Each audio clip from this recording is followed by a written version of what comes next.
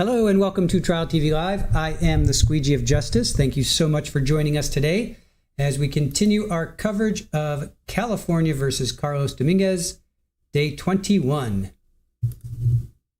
Hello and welcome to Trial TV Live. All right, hold on. I am the Squeegee of Justice. Thank you so much for joining us today. I think I've got some echo. Hold on.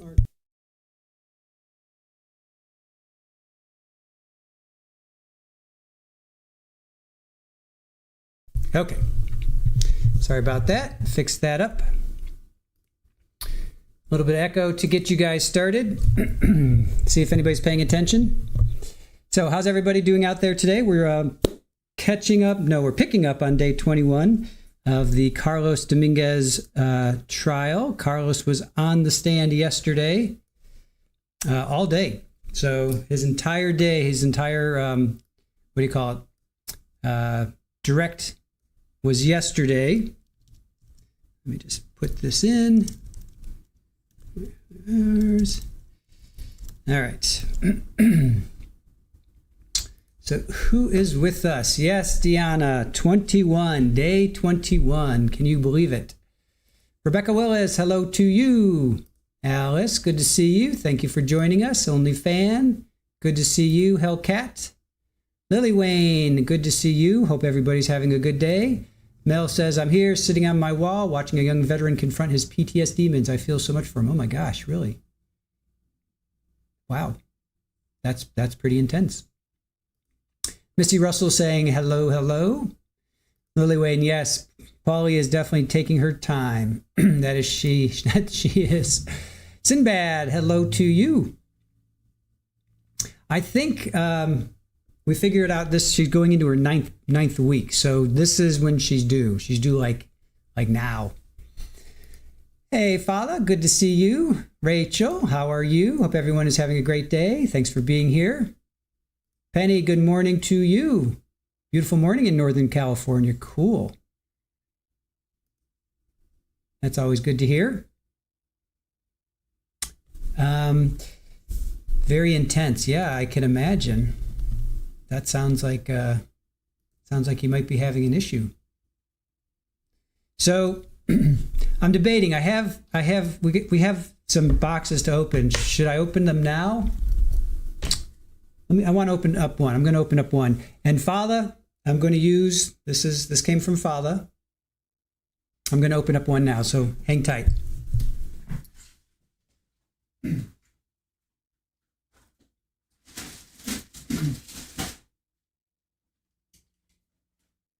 So Father, I'm using, this came from Father. All right, so we're going to open this up.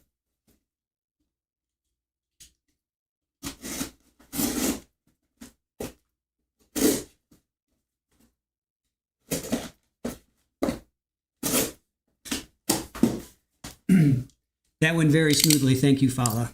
Appreciate that. All right. Let's see who this is from.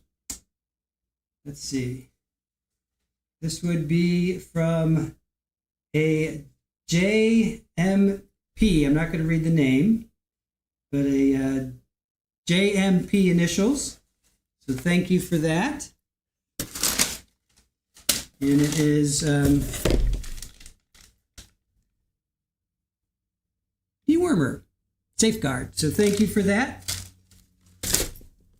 JMP, appreciate that very much.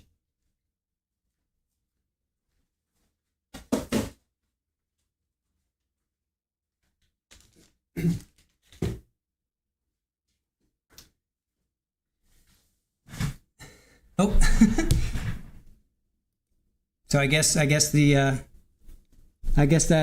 oh, you forgot that you sent these? Yeah, you sent these. I thought the yellow would be appropriate. That way I won't cut myself. Hey Ken, good to see you. Thank you for joining us. Let's see, hold on. I want to get up. Just Shamrock, there you are. Are you boots on the ground today? I'd love to know what your thought is of yesterday. That was you. Do you want me to? Yeah. Thank you, Father. Thank you. Thank you for this. Thank you for the dewormer. Appreciate it. And I have I have 3 more to open up, so we'll get to those maybe at lunchtime. I'll open up another one. So thank you for that. Those are obviously our gifts for Polly and the kittens, just in case they need that. Rebecca, new to your channel, came from Law and Crime. Thank you, Rebecca. Appreciate you coming in and hanging with us. Hopefully you will find us a little bit more tolerant, considerate, and respectful than Law and Crime. We have a lot of people that came in from Law and Crime, and it's the Wild West over there. So thank you for joining us. Yeah, don't knock a good box cutter. They come in handy. I hear you, Ken. So does a paperclip. Paperclips, I hear. Yeah, no, I will not. I'm not going to. I will not. Nanar, how are you? Good to see you. Thank you for joining us. Always good to see you. Penny dropping some rainbows. I like that. Little sunshine, rainbows, and glasses. Tried to change the note. Obviously, it didn't work out that way. It's okay. Your secret is safe with us. Yes, just Shamrock. Diana, the emotional toll is real. Take care of yourself. You deserve some pampering.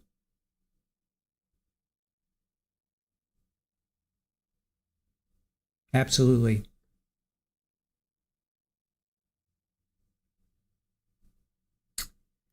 Penny, 88 today. Not too bad. Getting to the low 90s. You have a pool and you are retired. That sounds wonderful. Oh, you're a little, I got to see your little profile picture. Oh, Suber's here. There you are, Suber. I didn't see you. Thank you for joining. Always great to see you. Penny, I want to check out your profile picture. Is that a little dog? Oh, oh my gosh. Penny, that's really cute. Your profile picture is really cute. That is so silly. I love it. Yeah, we behave a lot better here. Yes, we do. Sorry. For those that are new to our channel, this is Super Ball over here, right? So this is Super Ball. She's in her little cat cloud. One of our fantastic mods gave this to us. So she's in her little cat cloud. This thing swivels. So that's Super Ball. So she gets fur all over. So my mouse sometimes gets fur in there. So if you hear me go, that's what I'm doing. I'm just blowing the fur off, and there's this fur all over. So again, for those that are new to the channel, we have Super Ball. She's a feral cat, has been with us for 6 years. We got her South Florida when we were down there. We've since moved out of South Florida, and we had 2 new feral cats about this time last year. It was like towards the end of June, just kind of appeared. One of them was Polly. She's a female. She's now pregnant. And the other one is Rafa, and he came about a week after Polly. And at first we thought Polly was a bobcat, so because of her ear furnishings. So she has since gotten pregnant. She's 9 weeks pregnant, so we're expecting her to give birth any day now. And some wonderful folks in our chat and our mods have sent us gifts. So I am opening them up as we get closer and closer to birth. So that's a little background. Oh, and Drunky the Bear. And speaking of Drunky, let's see. Drunky sent us that.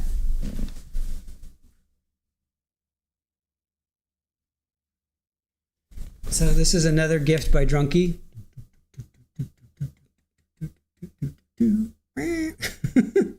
That was sent to us by Drunky.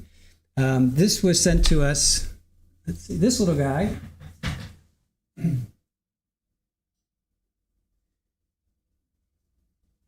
This was sent to us by one of our fantastic mods. So that's Slim Pickens back there. Let's see.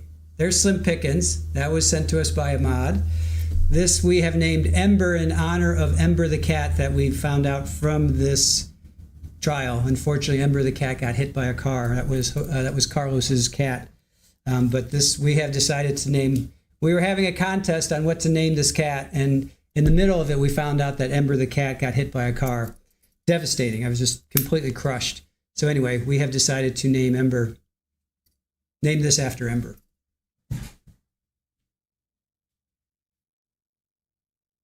So, so there, for those that are new to the channel, you are caught up. All right. Willow Johnson. Well, we have in our description, send us, you know what, and Drunky took that literally. So, all right, I got to pay attention to the feed here, you guys. Let me get us over here. Oh, and again, if you're new to the channel, we usually, not usually, we do this. These are the cast of characters in this sad play that is California versus Carlos Dominguez. Carlos is the defendant. He's now 22, and he stabbed David Henry Breaux, far left there. Unfortunately, he didn't survive. Stabbed Kareem Abu Najm. Unfortunately, he's no longer with us. And then stabbed Kimberlee. She survived. So those are the three victims. Kimberlee actually testified. David's sister testified. Kareem's mother testified. Very, very heavy testimony. All three of them have been very heavy.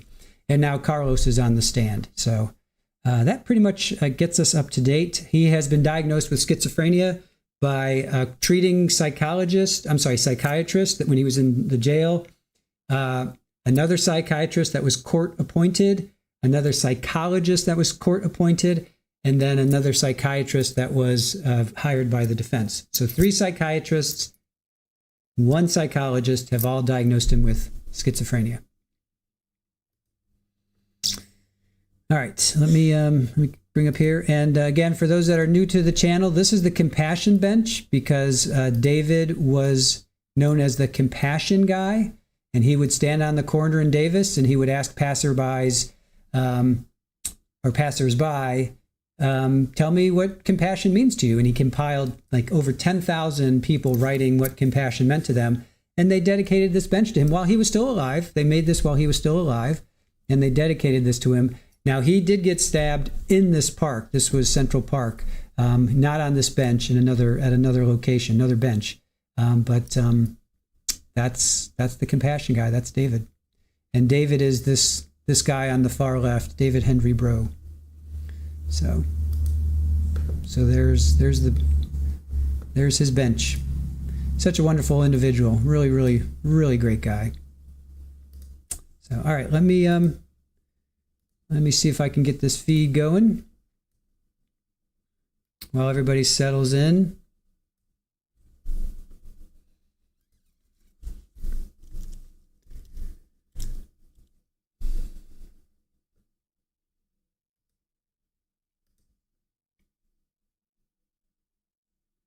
Yeah, they always wait. Oh, here it is. It's 12:30. Where is the feed? There's always that moment of, oh, don't crap out on me now. Where's the feed, guys? It's 12:30. Oh, we also have Newton Ward. He's the camera operator. So if you see Newton Ward in our chat, he's the camera operator. So definitely say hello to him and go to his channel. Oh, here it is. Hold on. I think I got it here. Oh, that's terrible. Let me just wait here. Newton was kind enough they cut us off, meaning the feed cut off Friday, but Newton was still recording. So we played what we lost, meaning Carlos was saying, yes, I want to testify. Yes, I want to testify. So definitely go give him some love. It's Newton Ward, just like Newton Ward. I was watching a lot of his videos yesterday. He's really incredibly talented individual. Okay, here we go. We got a feed. All right, just give me a moment while I pull this up.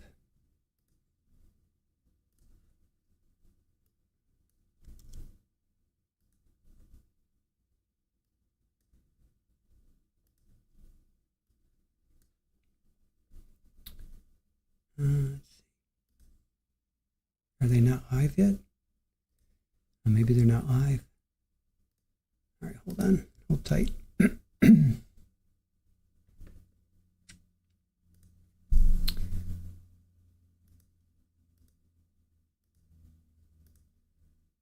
Come on. All right. Oh, just bear with me here.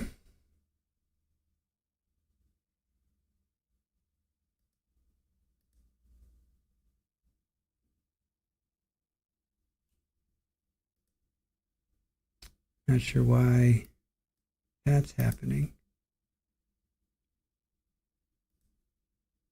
I guess they haven't kicked in yet.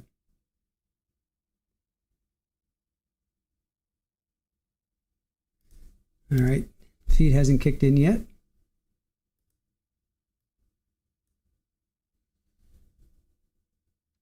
Ah, Newton, you're up to 130. Awesome. I think you were at 104 yesterday. So thank you guys for giving Newton the love that he deserves.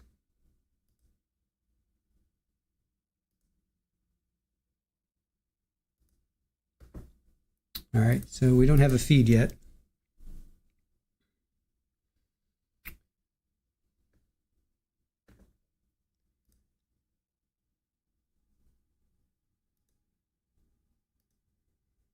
Oh, here we go. Nope. All right, I guess we just have to, we got to hang tight till their feed kicks in.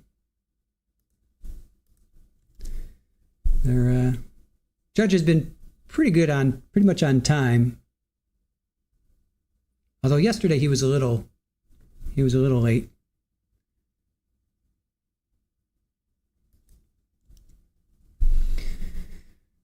But this is what we go through, trying to bring these off the beaten path trials for you. This isn't broadcast on the main channels. This is the local channels covering it, but they're the only ones. So sometimes you just have to white knuckle it until they actually kick a feed in,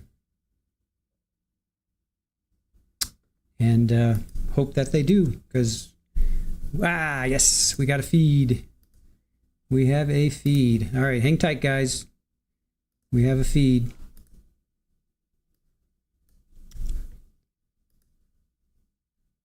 And he's on the stand, so just give me a second. Let me get this.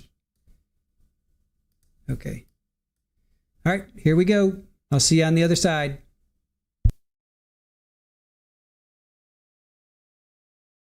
Subject to direct examination, so when he gets seated, then we'll offer the witness to Attorney Hutchinson.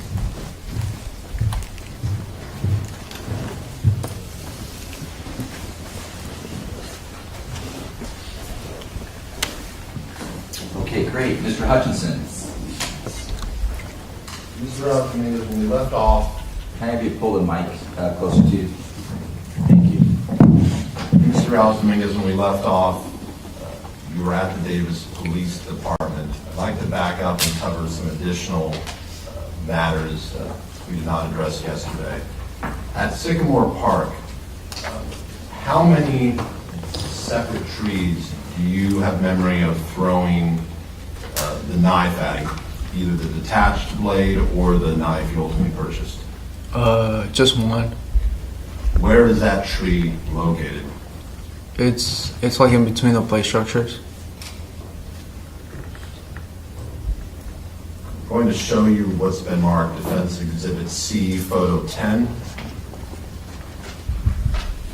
Do you see the tree that you would throw the knife at or the detached blade at in this photo? Yes. Using your laser pointer, could you identify which tree it is? This tree right here. So it's the tree on the right of the photo, closest to the play structure? Yeah.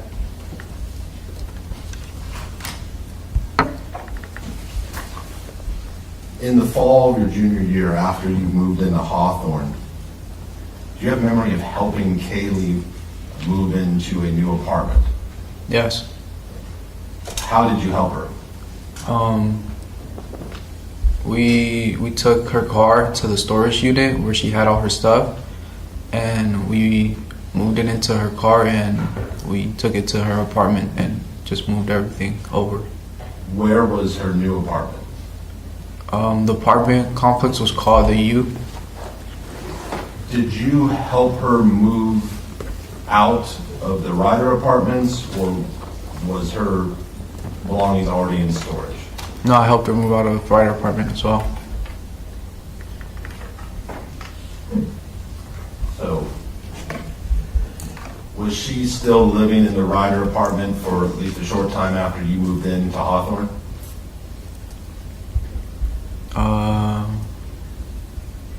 I don't remember.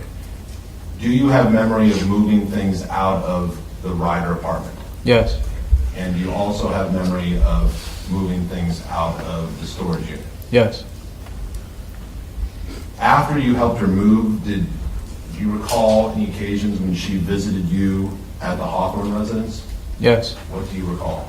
I remember she came and we went out to get Panda Express, and we came back and watched the show in my room. At this point, did you believe there was any chance that you and Kaylee would resume your romantic relationship? No. Did you still want to be friends with her? Yes. Do you recall giving Kaylee a Christmas gift, either shortly before winter break or after winter break, your junior year? Yes. What do you recall getting her? I remember it was a long sleeve Playboy shirt and a piece of lingerie. Why did you buy Playboy? By Playboy, what do you mean? The company Playboy, like it's like a bunny with ears. Did this long sleeve shirt have the Playboy logo on it? Yeah. Why did you purchase Kaylee a shirt with the Playboy logo on it?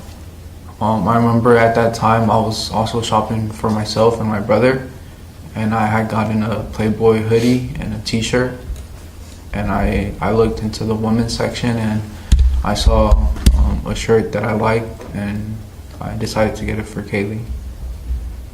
Did you get her, you said you got her some lingerie? Yeah. Where did you get that from? From Playboy as well.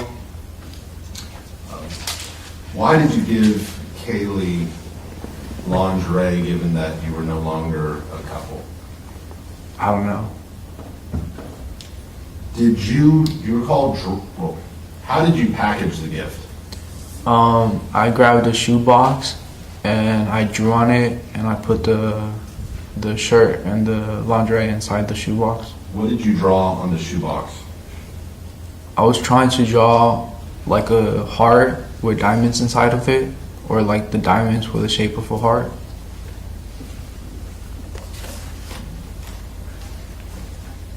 So can you give a little more detail? Did you draw a big heart? Yeah, it was like with little diamonds. I tried to make a heart out of it. Do you recall Kaylee testifying that she believed it was either a devil face or some sort of demon face? Yes. Was that what you were trying to draw? No.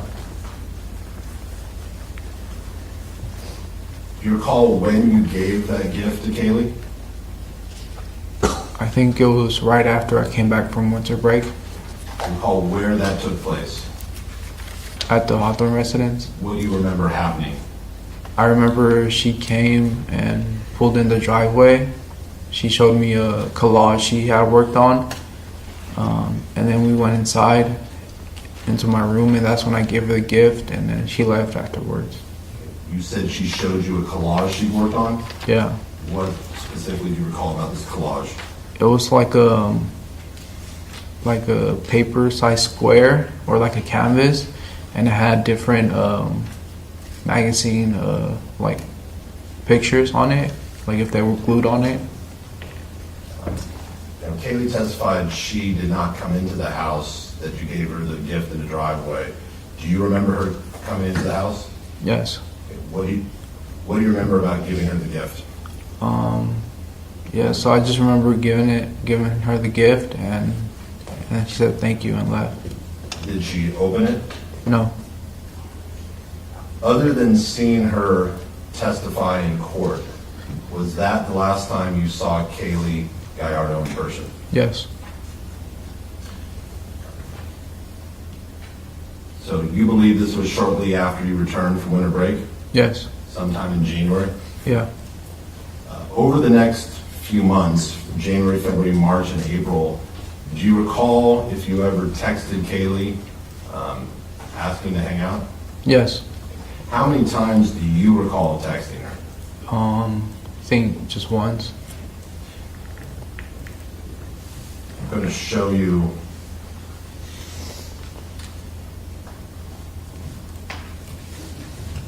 just one moment.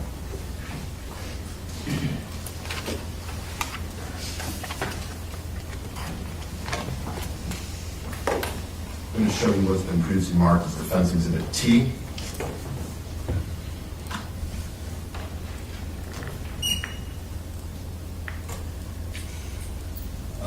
Mr.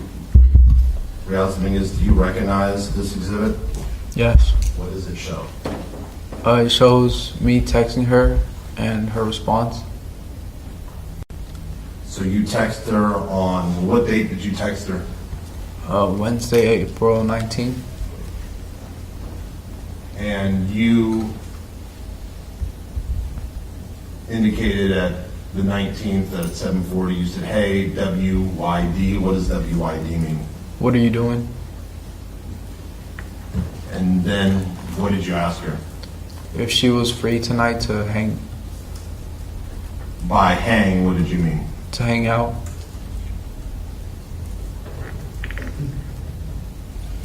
When did she respond?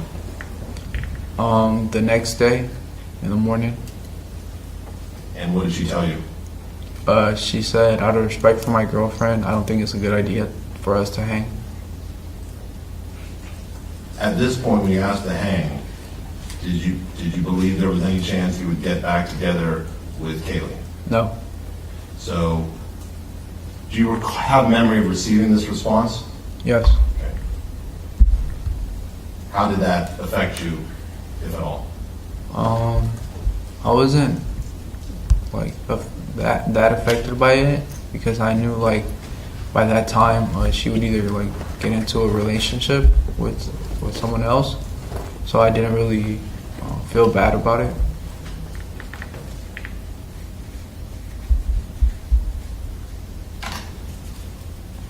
Now, I'd like to return to the Davis Police Department. You watched the video here in court. Yes. I want you, in answering these questions, unless I specify, I'm asking about your independent memory of the interview, not what you saw in the video. You Okay. understand? Yeah. You said you remember Detective Ramos meeting you at the back of the patrol car. Yes. What do you remember next? Then I remember walking into the interview room. And do you remember speaking with both Detective Ramos and Detective Muscardini in the interview room? Yes. What do you specifically remember talking about? I just remember them telling me that I had stabbed 3 people and that I had killed 2 people and attempted to kill another. How many times do you remember them telling you that? Pretty often. What else do you remember about that interview? I remember that they asked for my Instagram account, and then I remember Detective Alex Torres walking in to do the nail clippings.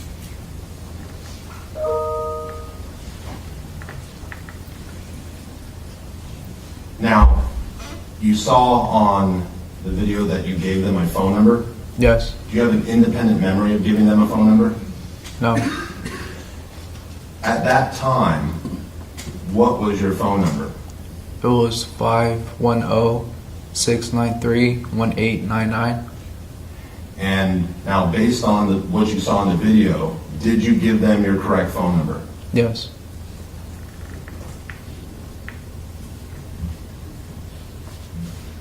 Do you have independent memory of them asking you for your email address?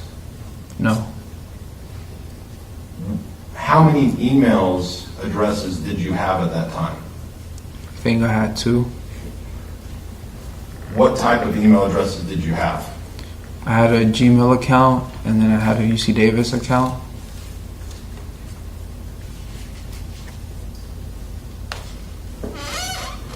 Do you remember what your UC Davis email was? Yes.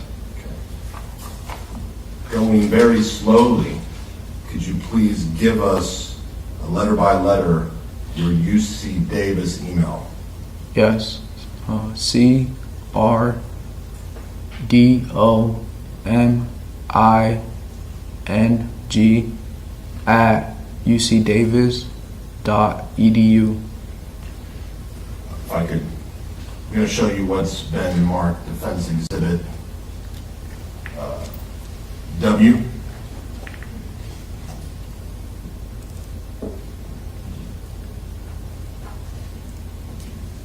Mr. Rouse Dominguez, do you recognize this exhibit as the Excel spreadsheet showing the appointments you made? Yes. Just a moment. Can you see the phone number here? I have to zoom in probably. Yeah, I can't really see it. Can you see it now? Yeah. Okay. What phone number is that? It's 510-693-1899. Was that your accurate phone number at the time? Yes. And based on what you saw on the video, is that the phone number you gave the officers? Yes. And next to it, we see the name CRDOMING. Do you see that? Yes. Okay. What is that? I think that's the beginning of my email account for UC Davis. So to make that your email, if you put @ucdavis.edu after that, would that be your email? Yes. Did you also have a Gmail account? Yes. Do you recall what your Gmail address was at that time? Yes. Going very slowly, could you give us your Gmail address? CARLOS.REALES00@gmail.com.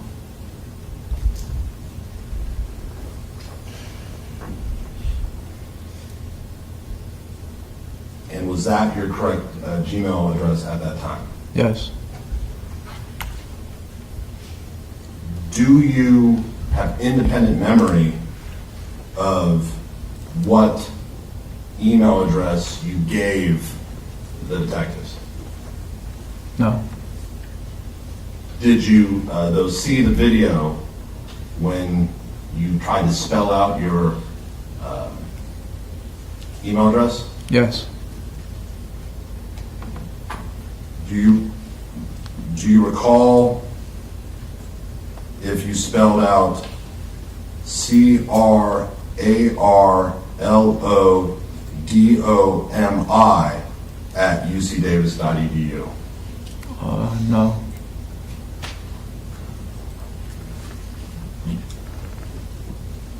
Based on your recollection of the video, was the email you gave them exactly your correct email based on the video? No. Did it appear to be close? Yes. You mentioned, do you have independent memory during the interview of them asking you for your roommates' names? No. Do you recall seeing on the video a time when they asked you for your roommates' names? Yes. Did you have a roommate named Phil? Yes. And what was Phil's last name? Phil Juan? Do you recall watching the video that you also gave them the name Darren? Yes. Do you know a Darren? No.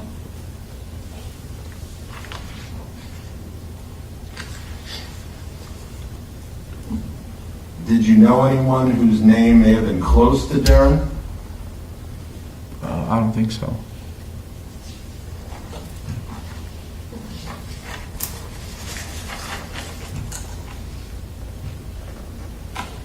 Now, after you were booked at Yolo County Jail, do you recall being in the cell in the infirmary? Yes. What do you remember about that cell? I just remember having a safety smog and a safety blanket. Did you have anything with you in that cell? Just my food. Did they give you any utensils to eat with? No.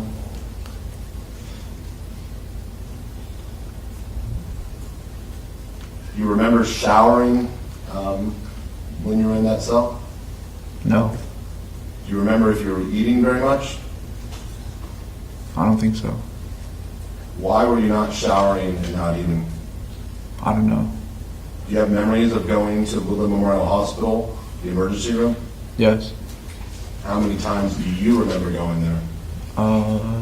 Twice. While you were in the cell in the infirmary, did you hear any additional whispers? Yes. What do you remember hearing? I just remember hearing the whispers, like if the TV had been left on and it was in the background.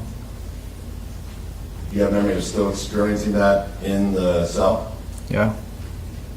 Did you see any shadow figures while you were in the cell? Not shadow figures, but I did see like a dot or like a circle, like filled with a shadow in the ground, and it was going back and forth doing a repetitive motion. Okay. Describe again what you saw on the ground. It was like a circle or like a dot that was black on the ground. How many times do you recall seeing this circle dot on the ground? I think I seen it for 2 days. Did you ever tell any of the mental health staff that you were hearing whispers and you saw the dot on the ground? No. At that point, did you believe you had schizophrenia? No. Do you have any memory of meeting me at the jail? Yes. Do you have any memory of the meeting at the jail when it was both you, myself, Shanna Blind, Sonia Rocha? Yes. Were you taking any medication at that time? No. When you met with us, and I'm talking about before you start taking medication, did you trust us? I don't think so. Why not? I didn't really know who you guys were, and yeah. Did you know that I was an attorney? Yeah.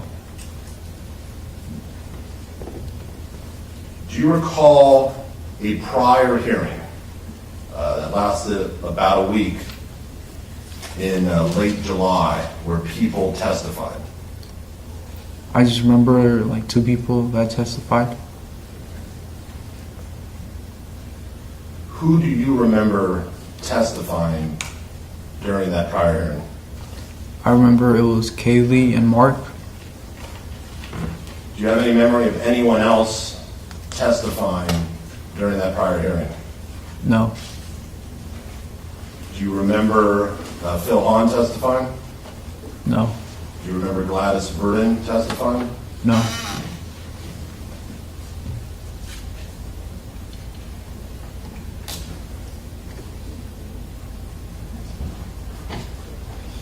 At some point, did you begin taking medication before you went to Tascadero State Hospital? Yes. After you started, and how long did you take medication in the jail, if you know, before you finally were transported to Tascadero State Hospital? I think it was less than a month. Before you were transported to the Tascadero State Hospital, did anything change about the conditions of the cell you were in? No. Did you recall being on suicide watch? Yes. Before going to Tascadero State Hospital, did they take you off suicide watch? Yes. Did certain things change when you were taken off suicide watch? Yes. What changed? They gave me regular clothes. They gave me a mattress and a blanket, and I was able to get utensils to eat my food. Did you stay in the infirmary? Yes. When you say regular clothes, do you recall seeing the jail clothing you were wearing at the hearings after you came back from the Tascadero? Yes. Is that what you're referring to in terms of regular clothes? Yeah. At that point, when you're off suicide watch and regular clothes, at that point, did you believe you had schizophrenia? No. At what point did you first begin to accept that you had schizophrenia? I think it was a couple months after I went to Atascadero. Now, do you recall when you first got to Atascadero, did you want to come back to Yolo County Jail very quickly? No, I don't recall. Did you recall while you were at Atascadero being concerned about Ember? Yes. What concern did you have about Ember when you were at Atascadero State Hospital? I just didn't know who was looking after him. So I was worried that he wasn't getting food or being taken care of. Did you have any ideas about who could take care of Ember if you were to return from the hospital? Yes. What were your ideas? That my parents could take care of him. Do you recall having any thoughts about you being able to take care of Ember? Yes. What do you recall? I thought I was going to be able to have him with me in the jail. When you got to Atascadero, at that point, did you know that Ember had been hit by a car and was killed? No. At some point, did someone at Atascadero advise you that Ember had been killed? Yes. Who advised you of that? I don't remember her name, but I just remember it was a woman. Was she a doctor? Yes.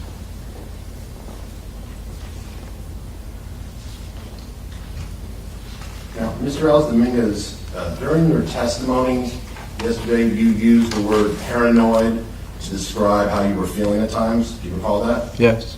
Is that a term that you discussed with doctors when you were at Atascadero State Hospital? Yes. What do you mean when you use the word paranoid? Yeah, like you get like a feeling that something bad is going to happen and you start to get overwhelmed. And when you used the word paranoid yesterday, is that what you were trying to communicate? Yes. You've heard that doctors testify that people who experience hallucinations, delusions, once they're medicated, they develop some insight, they can put things together and recognize what really happened. Do you recall hearing that? Yes. At some point at Atascadero, did you have that experience? Yes. What did you come to recognize? I started to realize that the people that I thought were shadow shapeshifters that I had stabbed were actual people. And as you sit here today, what is your recognition of who those people were? I realized it was David Breaux, Kareem Abu Najm, and Kimberlee Guillory. Now, Mr. Dominguez, throughout this trial, have you observed instances where witnesses testified to things they didn't actually see? Yes. Did you recall during testimony where witnesses such as Phil Juan were guessing as to what they thought happened? Yes. In your testimony yesterday and today, have you been careful to only testify about what you actually remember? Yes. Even though you do not remember having a knife in your hand when you ran at the shadow figure at Central Park, based on everything you've seen, is it your belief that you had a knife in your hand? Yes. Even though you don't have a memory of having the knife in your hand when you lunged at the shadow figure at Sycamore Park, based on everything you've seen, is it your belief that you had a knife in your hand when you lunged at the shadow figure? Yes. And based on the evidence you've seen, is it your belief that you had a knife in your hand when you punched through the tent near 2nd and L at the shadow figure? Yes. Mr. Dominguez, as you sit here today, do you have any positive symptoms of schizophrenia? Hallucinations, delusions, disorganized thoughts? No. Do you still have negative symptoms of schizophrenia? Yes. What negative symptoms do you still have?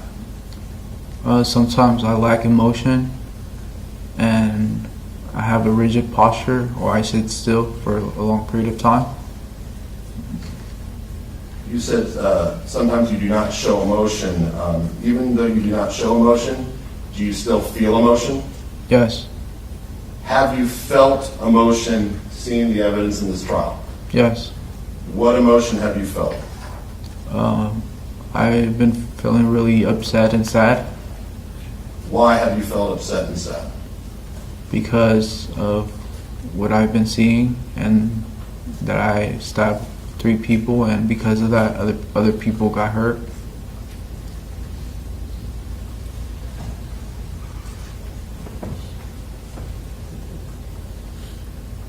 Do you recall Dr. Reed's testimony where she described something you told to her that she thought was indicative of a 10-year-old thinking? Do you recall that? Yes. Do you recall Dr. Reese testifying, when I asked him about what he would like to do in the future, he looked somewhat hopeful and told me he would still like to go back to UC Davis at some point. He would like to be a psychiatrist so he could help other people. But when I asked him how specifically he planned to do that, or when he can do that, because he's in the middle of a legal proceeding, he could not answer me. So that showed to me a level of cognitive thinking that he would be able to hope for something, but he lacked the ability to plan step by step. Do you recall her testifying to that? Yes. Mr. Dominguez, do you want to be a psychiatrist, a medical doctor, and have to take all the science pre-meds, or do you want to be a psychologist? A psychologist. When you spoke to Dr. Reed, were you able to give her a step-by-step plan as to how you would become a psychologist? No. Why not? Because it would be unrealistic, because of the situation that I'm in. I'm being charged with 2 counts of murder and 1 attempted murder. I'm undocumented and I have schizophrenia. But even though it may be unrealistic, would you like to one day become a psychologist so you could help people? Yes. I have nothing further. Thank you, sir. Thank you. Okay, thank you, Mr. Hutchinson. That was direct examination. Mr. Vanderhook, cross.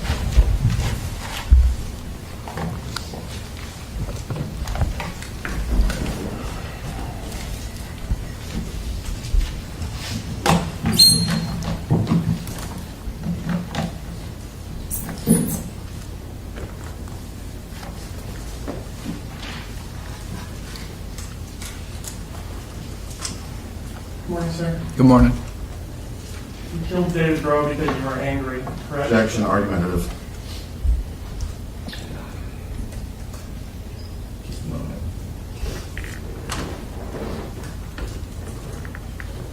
No, I'll allow it. Go ahead. You killed David Breaux because you were angry, correct? Are you asking if I remember that or if I accept that? You killed him because you were angry, right? I don't remember killing him. And you killed Kareem Abu Najm because you were angry, correct? Are you asking if I remember that or if I accept that? Is that why you killed him? No.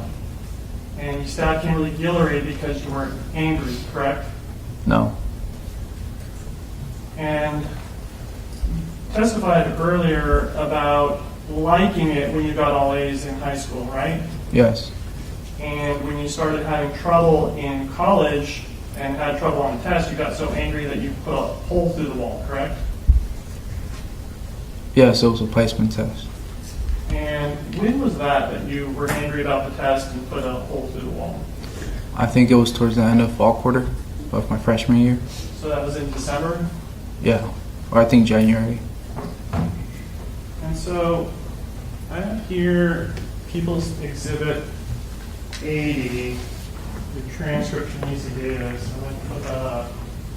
This was your chemistry placement exam, right? Yeah.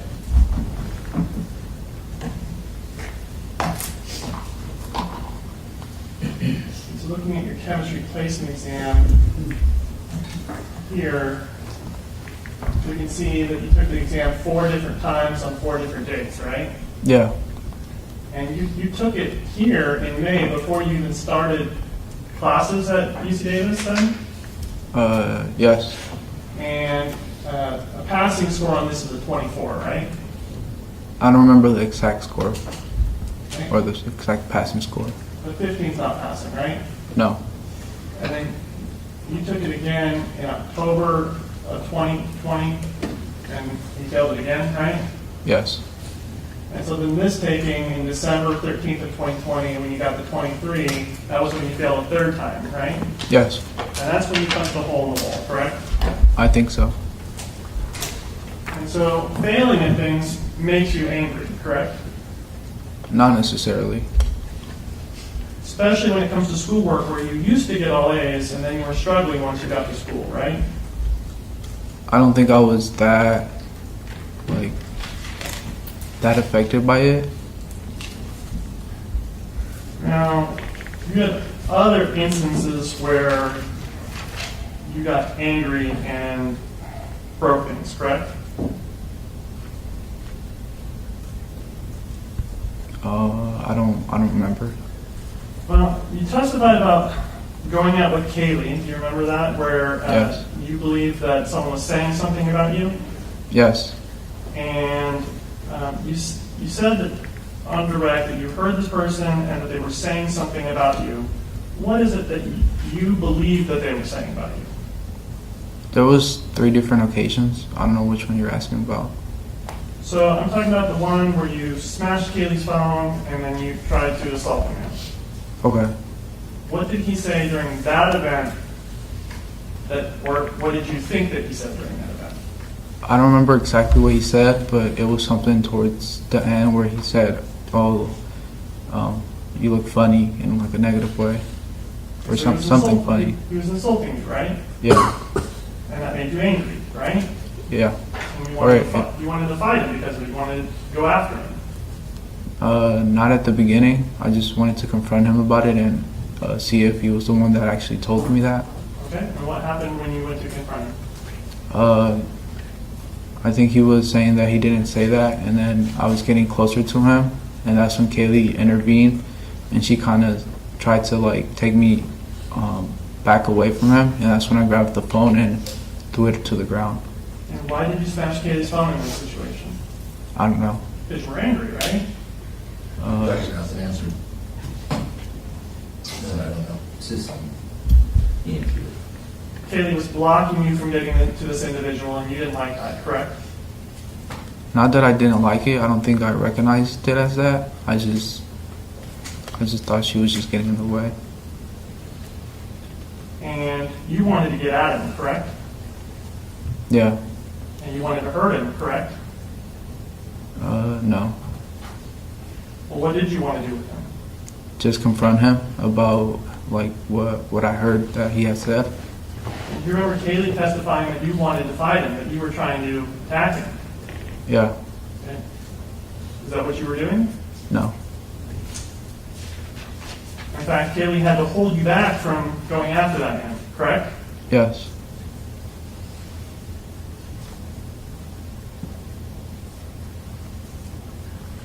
Do you know of anything about that situation that would cause Kaylee to misperceive what was going on or be wrong about what she observed? Objection, speculation, lack of foundation.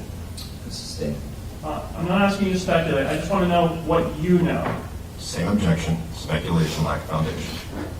Yeah, you need to be more specific, so sustain.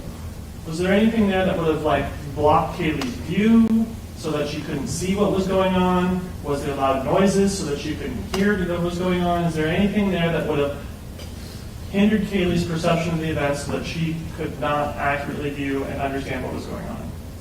I don't think so.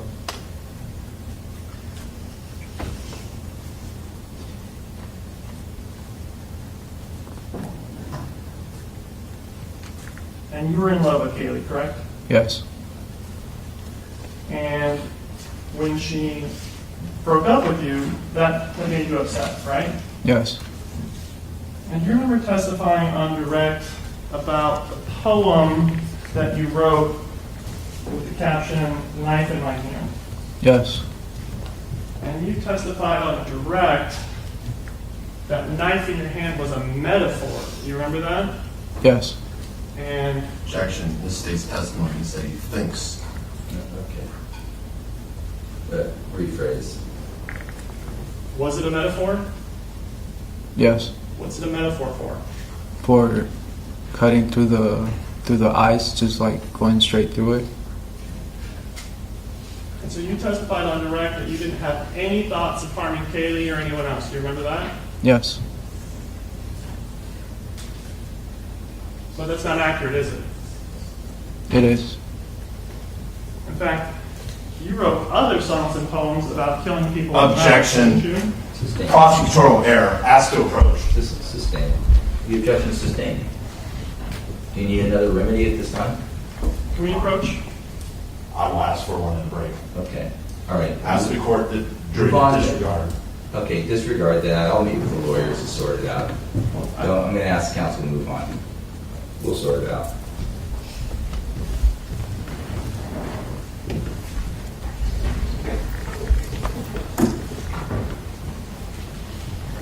You were thinking about killing people, correct? No, I wasn't.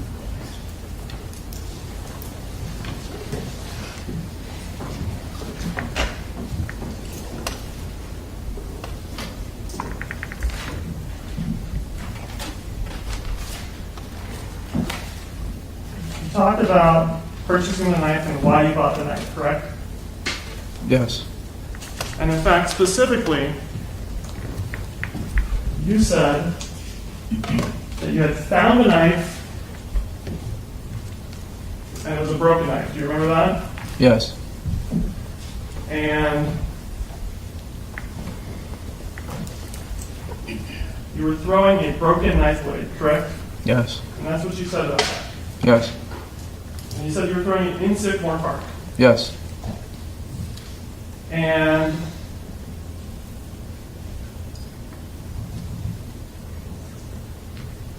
when you were throwing it in Sycamore Park, you were trying to stick it in a tree, correct?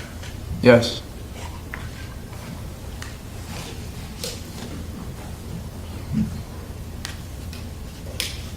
And it was, eventually, you testified that it was dull and not sticking, correct? Yeah, or at least I thought that was the reason it wasn't sticking. And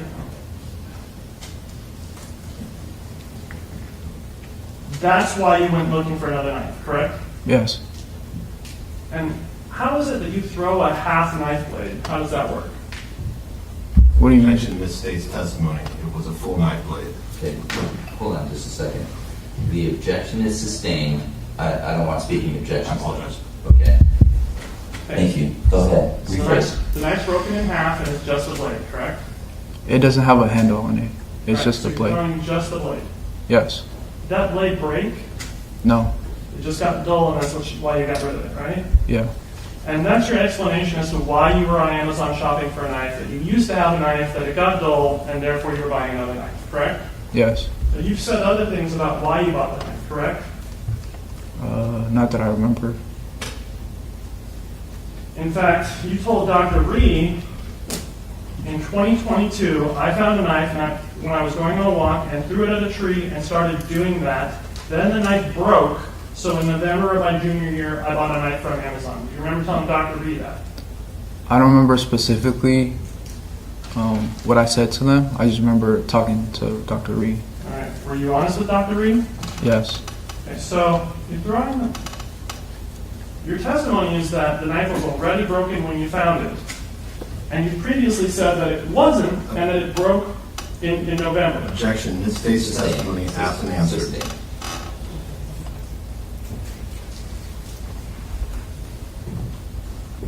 You told Dr. Reed that the knife broke in November of your junior year, correct? Objection, it states the testimony asked and answered. Sustained. The reason why your story is changing about finding the knife and it breaking versus being dulled is because that part is fabricated, correct? Objection, argumentative. Sustained.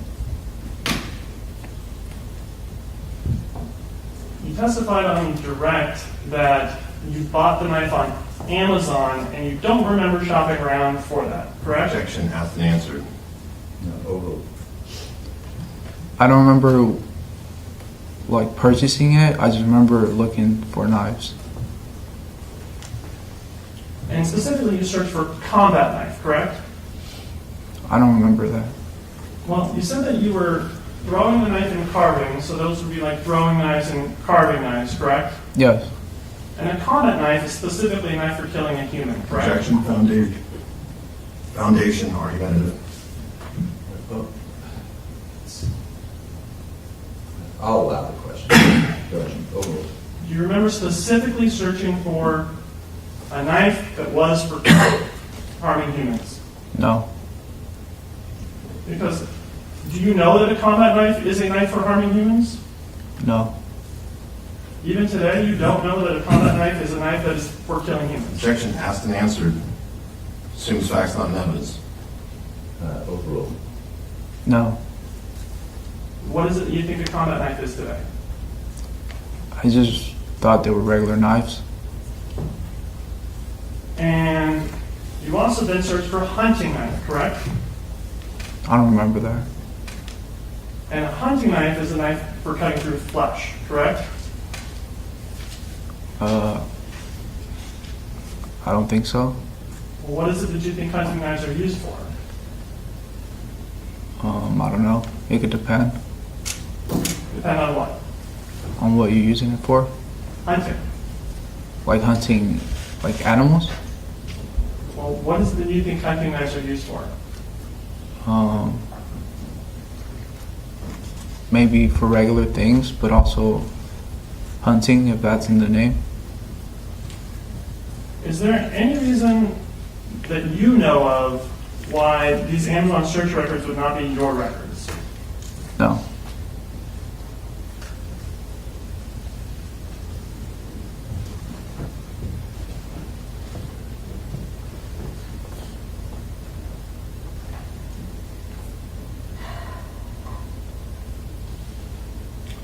What was going on at the time that you bought the knife on Amazon?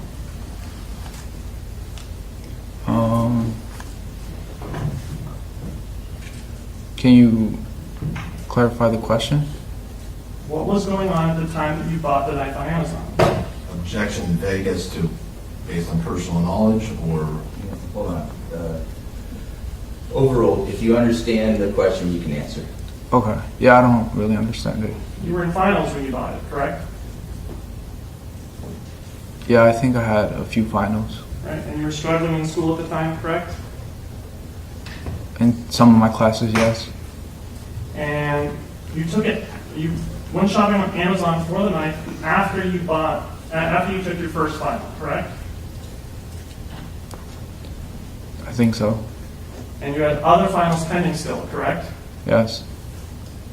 So why were you out shopping for knives instead of studying for your other finals? I don't know. It's because you were planning on hurting people with those knives, correct? No. And at the same time, you were having your issues with your roommates about rent, correct? I think that was later, in December. Well, you bought the knife in December, right? objection, asked and answered. Overruled. According to the Amazon records, yes.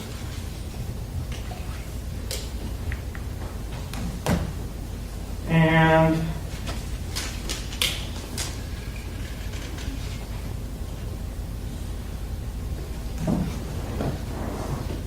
you had this conversation with Christian Ortega about rent, right? That was the falling out about rent. Yes.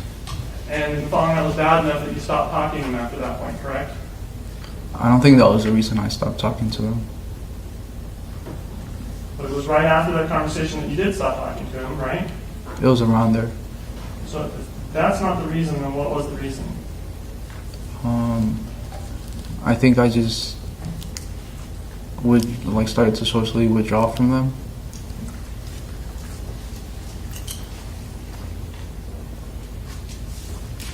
Was this when you broke the toilet? I don't remember breaking the toilet. Do you have any reason to believe that it wasn't you that broke the toilet? Objection, speculation. Overruled. I thought it wasn't me. I thought it was someone else. And this was around the time when you got in the argument with Mark Capito and Phil Hahn, correct? I don't remember getting into an argument with them.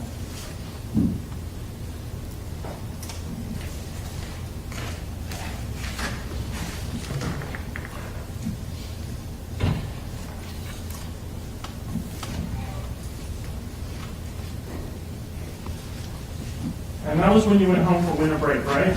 Yes. And you testified that you had no idea how you would get home from winter break if your dad hadn't driven you, right? Correct. But isn't there a train that goes straight from Oakland to Davis, the Capital Corridor? Not that I know of. Not in Oakland. I was in Tracy.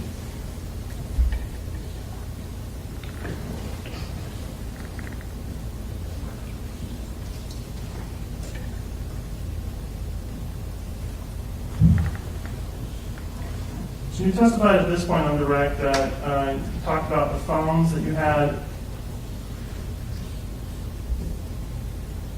Oh. Can we approach?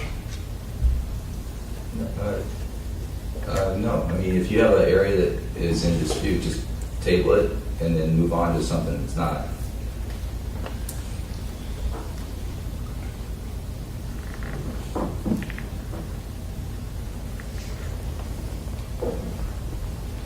Okay, you testified about having two phones, right? Yes. The iPhone XS Max and iPhone 11, correct? Yes. And the iPhone 11 is newer than the XS Max, correct? Yes. Why is it that you have these two phones, the 11 and the XS Max, if you didn't, if the 11 is newer? Why are you using the XS Max? So my XX Max, it was cracked, and I wanted a new phone, so I ordered it. I ordered a iPhone 11, but then that one got cracked, and I couldn't log in. I couldn't use the passcode. Like it didn't register my fingers, so I just left it, and I started using my X Max again. So you were not using the iPhone 11 at all? I think I had it for about a week before it broke, and I couldn't log into it anymore. And you were saying there was login issues on the phone? Yeah. What did you do with the phone once you had the login issues? I just left it in my bed. How long was this phone in your bed? I think until the FBI collected the evidence. Just help me understand, if the phone isn't working, why do you keep it in your bed? I usually kept my phone under my pillow, and I kind of just left it there. I kind of forgot about it. And you couldn't get in his phone? No. Did you set a passcode to the phone? Yes. I'm not going to do it.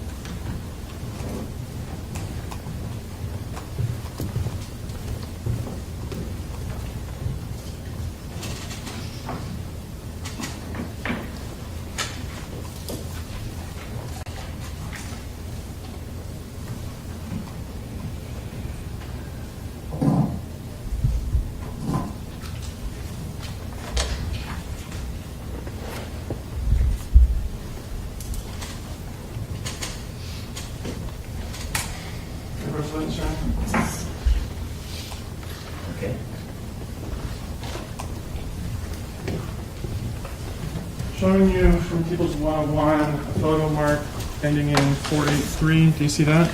Yes. Is that your iPhone 11? Yes. And it's on your bed, Yes. but you're not using it. Correct.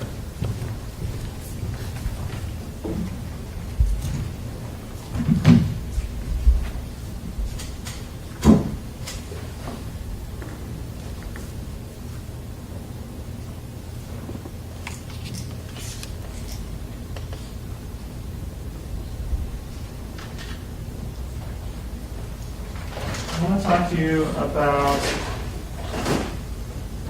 throwing the knife at Sycamore Park. You testified about that. Do you remember that? Yes. When did you go to Sycamore Park to throw the knife? It would be after my classes, so around nighttime. Would it be dark out? Sometimes. And sometimes during the daytime? Yeah. Sycamore Park is a pretty busy park, right? Yeah, I would say so. And did other people not see you throwing this park and knife in the park right by a play structure? I don't think so. Do you know of anyone who saw you? Did you see anyone noticing you throwing this knife at Sycamore Park at the play structure? Back in Vegas at the time. I remember one time there was a guy, he went to the swing, but he didn't tell me anything or ask me or anything. And you would throw this knife at night? Yes. I mean, would the knife ever get lost when you missed? Sometimes it would be hard to find, but I would eventually find it. Okay. And you said that it was during this time that you carved the face in the tree? Yes. And that's the only carving you made there? Yes. You previously made an inconsistent statement about when you carved that knife or carved that face in the tree. Can you clarify the question? Didn't you tell Dr. Reed, page 16, that from the second incident, I remember it was a Saturday, I woke up around noon, I went to the park to escape the whispers, and I went back to the park again, just carved on the tree an eye and a face, and threw a knife at a tree. I don't remember specifically what I said to her. So you told Dr. Reed that you carved the face in the tree the same day that you killed Kareem in the park.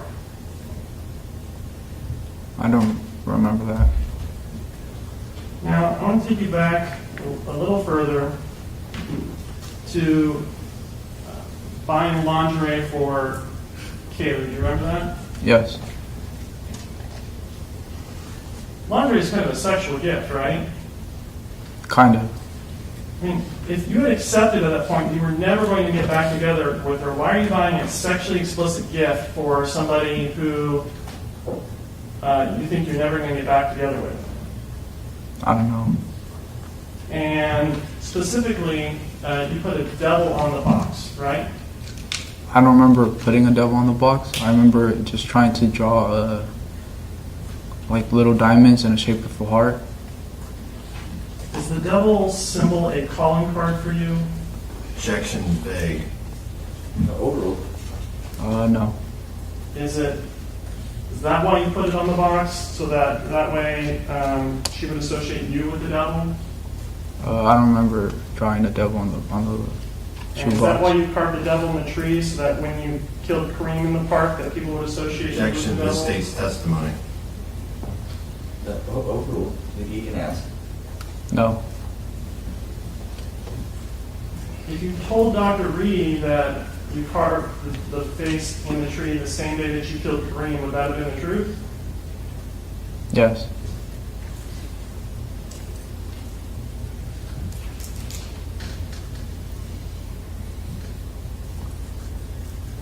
And you told these things to Dr. Reed in December of 2024, just a couple months ago, right? Yes. So you had already been medicated at the time you're having this conversation, correct? Yes. And so there's no real reason why you would have gotten that fact wrong when you're talking to Dr. Reed, is there? No, I think because I did work on it for other days, so I think I was just like I think I assumed that and just told her that that's when I worked on the carving. You specifically told her that it was on the Sunday where you killed Kareem. Objection has been answered. Overruled. You can answer. Can you repeat the question? You specifically told Dr. Breen that the time that you carved the face was the same time that, the same day that you killed Kareem, right? I don't remember specifically what was said. I just remember talking to her.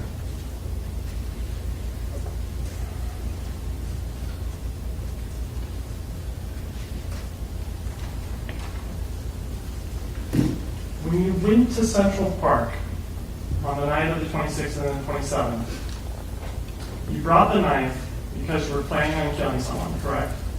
No.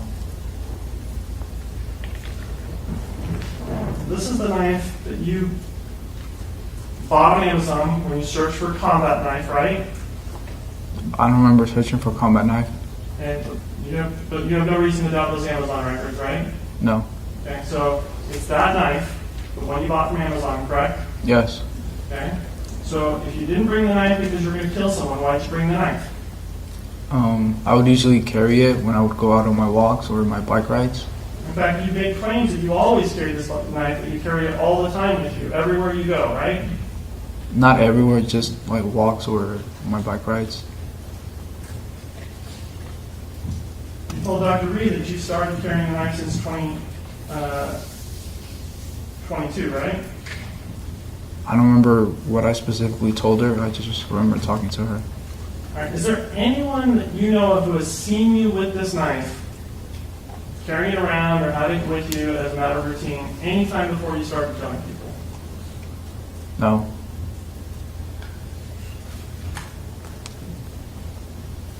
Now, you testified on direct that when you stabbed David, that you went out because of whispers. You remember that? Yes. And you testified about being on a bench, right? Yes. Tell us about that, please. Yeah, so I remember I was on a bench looking at a tree. I remember it was like a baby tree, still have like a barrier around it or to support it. And I think that's when I started to hear voices clearly saying, you won't go up to him, you won't go, you won't, you won't. And I started to get paranoid and started to look around. And that's when I seen a shadow figure on the bench next to me, or the bench over. And that's when I like lunged at him and kind of blinked out. All right, so I'm going to pull up, I think, people's 2A. 2B. I'll put this on the overhead.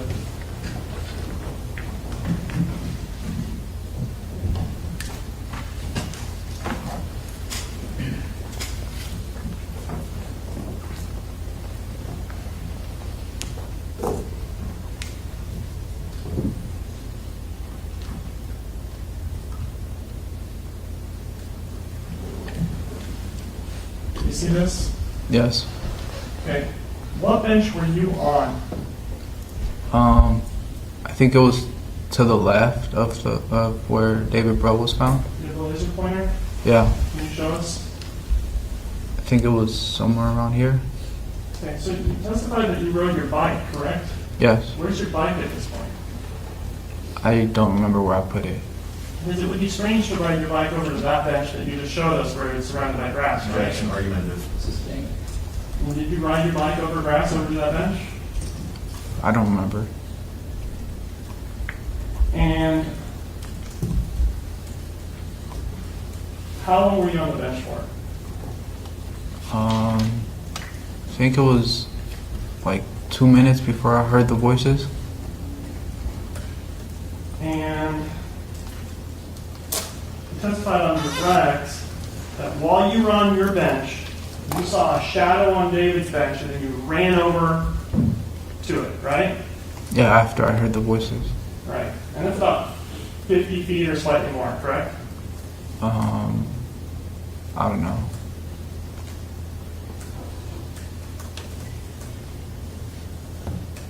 And you made a lot of inconsistent statements about this, right? Objection, argumentative. That's sustained. Yeah, I mean, you can ask him about statements. when you were at Pasadero, you told those doctors nothing about going out to get whispers. You told them that Objection, prosecutorial error, request to approach. Okay, no, just a moment. Just a moment, let me make a note. Hold on, folks.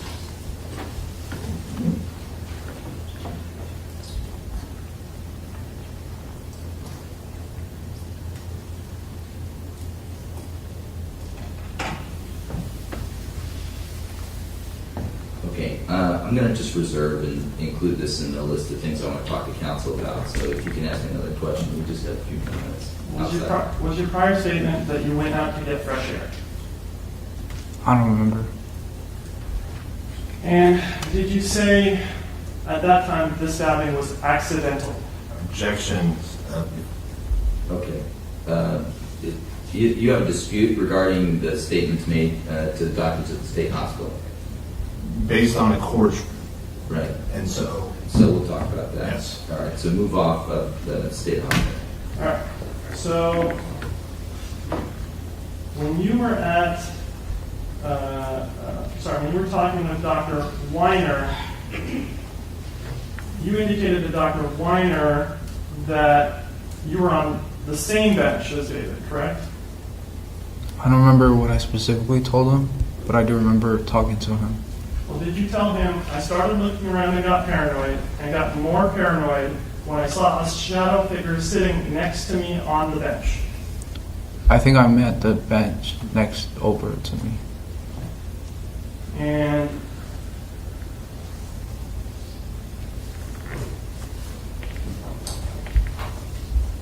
when you talked to Dr. Vincent, you said, the voices seemed to be evading you, and you saw a shadow figure next to you. I think I was trying to explain how it was like on the bench that was next to the bench that I was in. And so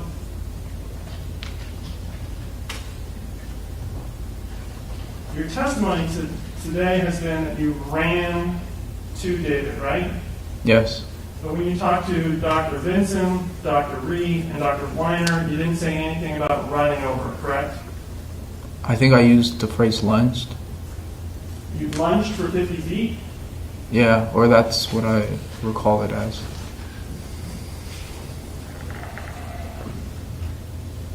Now,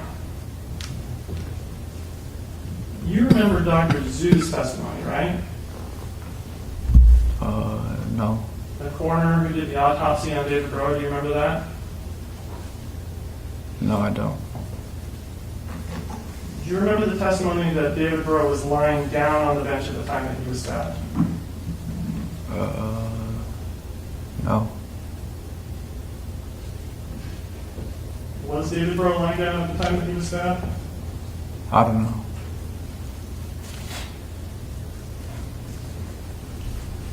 Okay, good place to take a break because we have a few things to talk about. So, thank you, Mr. Dominguez. You can return to counsel's table. Okay. So, to the jury, I'm going to work with the lawyers on a few evidentiary matters, and so I'm going to try to get it done in a few minutes. And so this is a 20-minute break. Let's try to be ready at the top of the hour. Remember the three-part admonition: don't discuss the substance, don't form any opinions, don't research, and I'll see you in a little bit. Thank you, folks. Off record.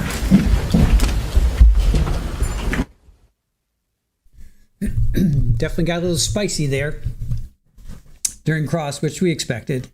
You know, that's what we expected. State is not going to go at Carlos with kid gloves, right? We expected them to come out swinging. Oh, that's nice. Seriously, really. All right, so let's go over what we've heard so far. So under direct, we have he moved Kaylee out of the Ryder apartment into a new apartment. He remembers moving Kaylee's belongings out of storage and her apartment. After she moved out, they went to a Panda Express. He came back and they came back to eat. He didn't think they would be romantic, but he wanted to be friends still. They talk about the Christmas gift, which was a long sleeve Playboy shirt and some lingerie, which we heard, I think it was pretty sure it was a thong, if I remember correctly. He was shopping for his brother and himself, and he got a Playboy hoodie. Not sure where the lingerie came in. He may have said, but I didn't catch that. He was okay. So then he put it in a shoebox, and this is where the state now is crossing him on. He was trying to draw a heart with diamonds, and somehow that came out as a devil's face. I don't know. Which the gift was in. So that was winter break. So he says Kaylee came inside, but Kaylee said she did not. So he said she had a collage with different magazine photos on it. I guess she gave that to him. So he gave her the gift and she left, and he remembers her coming in even though she testified that she did not. Interesting. He never saw her again. Then they talk about that text message about you free tonight, you down to hang. You know, she says, out of respect for my girlfriend, I don't think it's a good idea. Let's see. He wasn't affected that much, and he didn't feel bad about Kaylee saying no. He remembers walking into the interview room with Detectives Ramos and Muscardini. He remembers them saying he stabbed 3 people and deleted 2 of them. He also remembers the nail clippings that Detective Torres took. He remembers he had 2 email addresses. So he remembers law enforcement asking about roommates, but he doesn't know a Darren, even though he gave that name. He doesn't know why he wasn't showering or eating. He remembers going to the hospital twice. He didn't see the shadow figures, but he saw a circle or a dot moving back and forth on the ground for 2 days. So that's interesting. So he saw these shadow figures up until the time he was arrested, and then after he was arrested, he didn't see them anymore. He didn't tell the mental health workers. He does remember meeting Mr. Hutchinson, which is his counsel. He remembers only Kaylee and Mark testifying at a prior hearing and not others. He took meds less than a month before being transferred to state hospital. He knew he was on watch then, and then they gave him regular clothes, mattress, blankets, and utensils. He was a few months at the state hospital. That's when he realized that he had schizophrenia, and I guess he's accepted it now. He was concerned about Ember. Ember's the cat, remember? He thought his parents could take care of the cat. So he was concerned because he didn't know who was looking after him. He finally found out about Ember while at the hospital. He realized the people that he stabbed were not shadow figures, but they were real. And then he names all 3 of them, David, Kareem, and Kimberly. He believes he had a knife in his hand in all those attacks based on the evidence he's seen. He says he still has negative symptoms, which he describes as lack of emotion, rigid position. He sits still for long periods of time. He says he still feels emotion, and hearing evidence and testimony, he feels upset and sad because of what he's been seeing, and because he stabbed those 3 people, and because of other people have gotten hurt. He wants to be a psychologist now because he wants to help people. He realizes it's unrealistic because of the charges he's facing, because he has schizophrenia, and because he is undocumented. Yeah, that's funny, Bach. I was thinking the same. I have eye floaters too. So, you know, it is what it is. That's what he's telling us. We all have our opinions. Let's see. So under cross, you killed David because you were angry. Objection, argumentative, overruled. He doesn't remember deleting David. Are you asking if I remember that or if I said that? He didn't stab Kareem or Kimberly because he was angry. He failed chemistry 3 times. Is that why you punched a hole in the wall? He says failing at things doesn't make him angry. He wasn't affected by failing, because high school he had a 3.8. He got mostly A's, got 1 C and maybe one or 2 B's. College, he did not do well at all. He was in the 2s and below. 3 different occasions when he thought someone was saying something about him. So then they talk about the time where he smashed Kaylee's phone. That's the one where he confronted the guy because he thought he said, "You are funny." Why did you smash Kaylee's phone? He doesn't answer that. Why? Let's see. You wanted to get at him? He says, yes. You wanted to hurt him? He says, no. He just wanted to confront him. Were you upset when Kaylee broke up with you? He said, yes. So then they talk about the knife in the hand poem that he wrote. Is that a metaphor? He says that's a metaphor for cutting through the ice. He had no thoughts of harming Kaylee. Here's where, he's State says, Vanderhoek says, you've written other poems about deleting people. And Mr. Hutchinson screams, objection, prosecutorial misconduct. And then Vanderhook kind of walks back and is not happy there. He says the knife was dull. So then they talk. So he ended up not asking him that question. That's what they're talking about right now. And they talk about the knife was dull, not sticking. He says, at least that's what I thought. That's why it wasn't sticking. And then how do you throw a half a blade? That's objected to. And judge says, sustained. I don't want speaking objections. He was on Amazon because the knife got dull. He told Dr. Reed that the knife broke. So he doesn't remember saying that. There's 3 straight objections right in a row. Those are all sustained. Then they talk about this combat knife. So that was objected to. That was overruled. A lot of objections. Of course, Mr. Hutchinson is objecting left and right. Do you remember searching for a knife specifically for harming humans? He says no. What do you think a combat knife is? And he's like, I just thought it was a regular knife. What about a hunting knife? He says he doesn't remember that. Are they used for cutting human flesh? Carlos says, I don't know. What is a hunting knife used for then? Regular things and hunting if it's in the name. I see him shutting down, right? When he's confronted with something that maybe makes him look bad, he kind of shuts down. And maybe he doesn't remember. That's why he's shutting down. Maybe he's shutting down because, I don't know. I'm not sure, but that's just my perception. It does seem like when he doesn't know the answer, he definitely he shuts down for whatever that could be his coping mechanism, or who knows? I don't know. I'm speculating here. Why are you shopping for knives instead of studying for finals? He says, I don't know. He doesn't remember getting into the argument with the roommates. Why? Then they talk about he has 2 phones. Why use the older phone? Because he said, well, that one was cracked, so he ordered iPhone 11, and then that one got cracked, so then he had to go back to the older phone.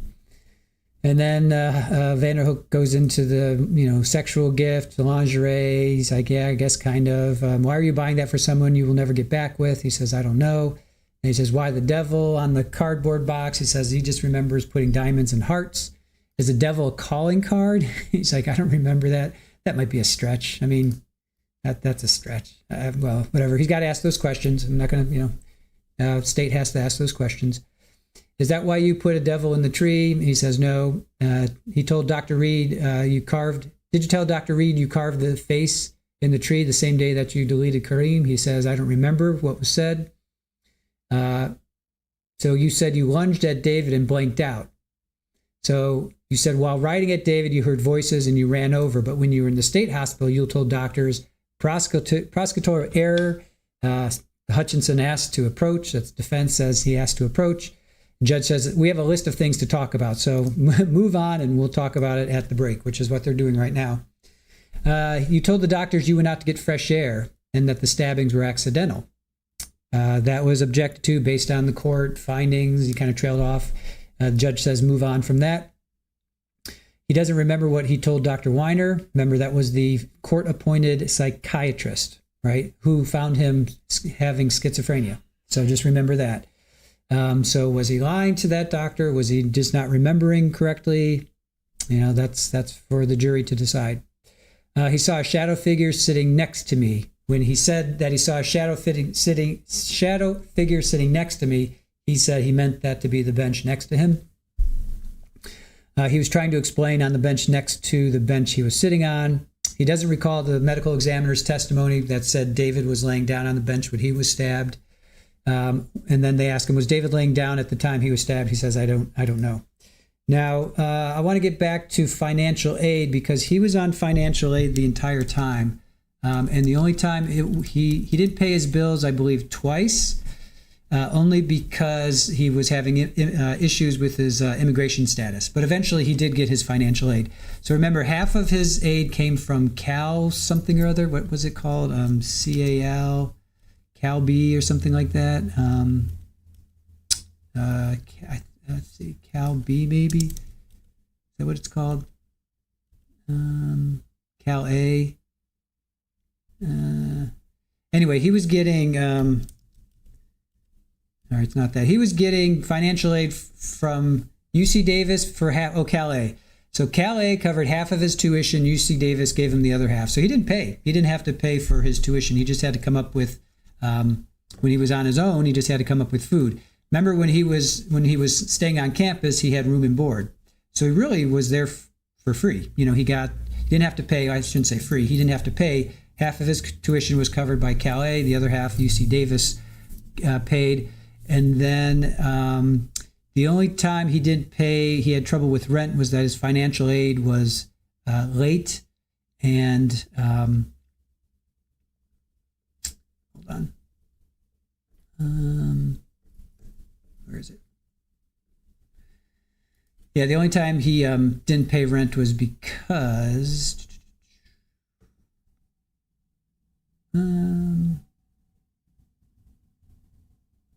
he had issues with his with the financial aid and his immigration status. That's the only two times that he had trouble paying. So he was on full scholarship, basically, half from UC Davis, half from tuition. I'm sorry, half from Calais. So, all right. So there we have it.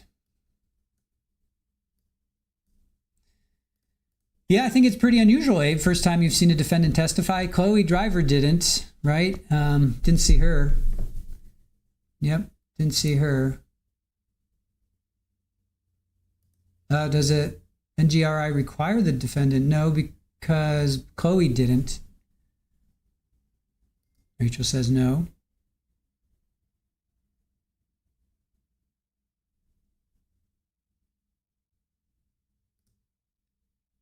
Shirley, good to see you. I don't think I said hello to you. Thank you for joining us, and thank you for enjoying the recaps. Penny says financial aid would have to be repaid. Not sure about Cal Aid. So you have to pay back your college tuition? I didn't know that. I thought that was free. Say Widespread says, I had a similar financial situation in college. I had half scholarship, filled out the rest with financial aid and loans. Newton, it's like Mad Max Thunderdome in here. Oh yeah, you're seeing what they're going through. Oh, can you take out your cell phone and record them? No, just kidding. Just Shamrock asks, are you sure the non-Calais part wasn't a loan? A full free ride doesn't seem likely. I'm only going off of what he said. Just Shamrock, that's what he said. So there's no way that I can verify that. That was just what came out of his testimony. So I'm only going off of what he said. I do not know. I don't know.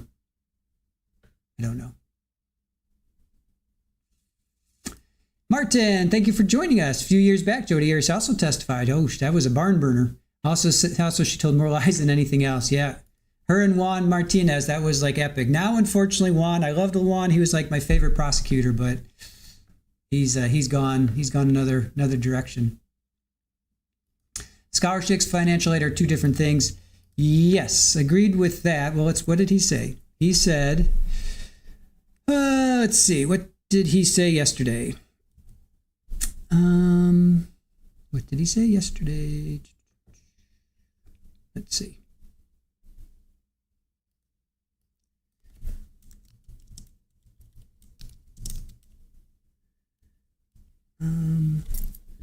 He said, quote unquote, Cal A, or aid, I guess, covered half tuition and UC Davis gave him the other half.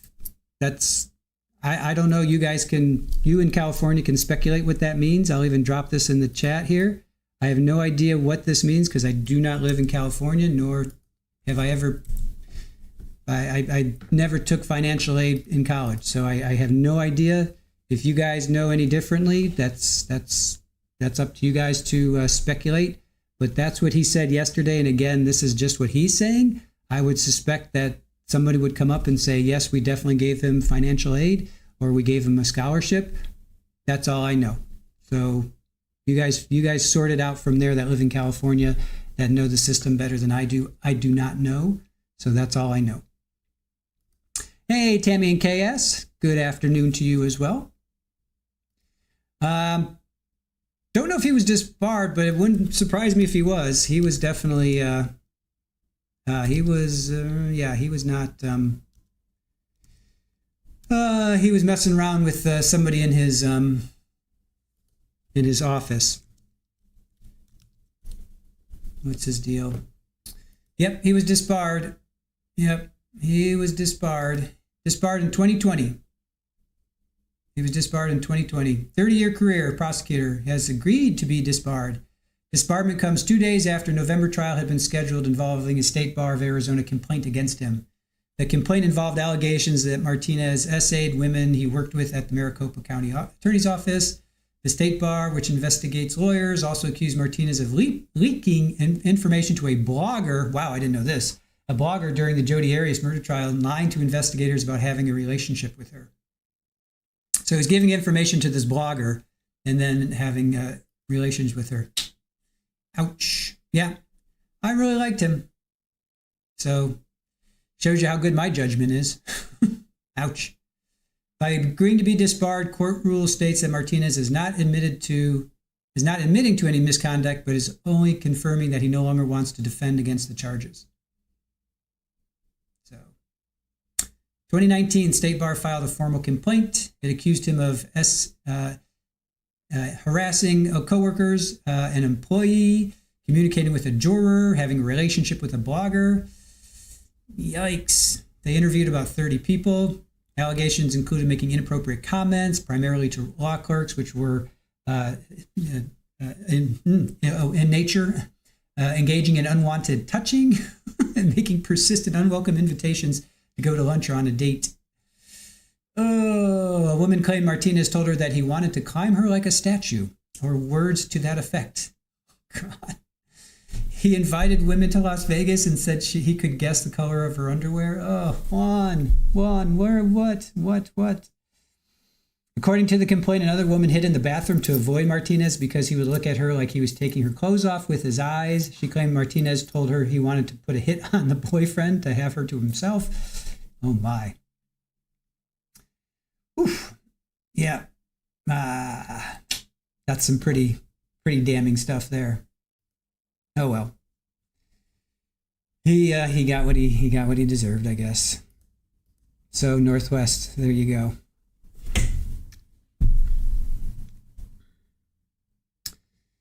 And if you haven't already, please go and sub to our new friend, Newton Ward. I want to climb you like a statue. I'm sorry to laugh, but if somebody told me that, I'd be like, seriously, dude? Seriously? Who writes your one-liners? I mean, who writes your one-liners? Baca, Juan Martinez, he tried Jodi Arias back in 2011, 2012, something like that. Remember Jodi Arias?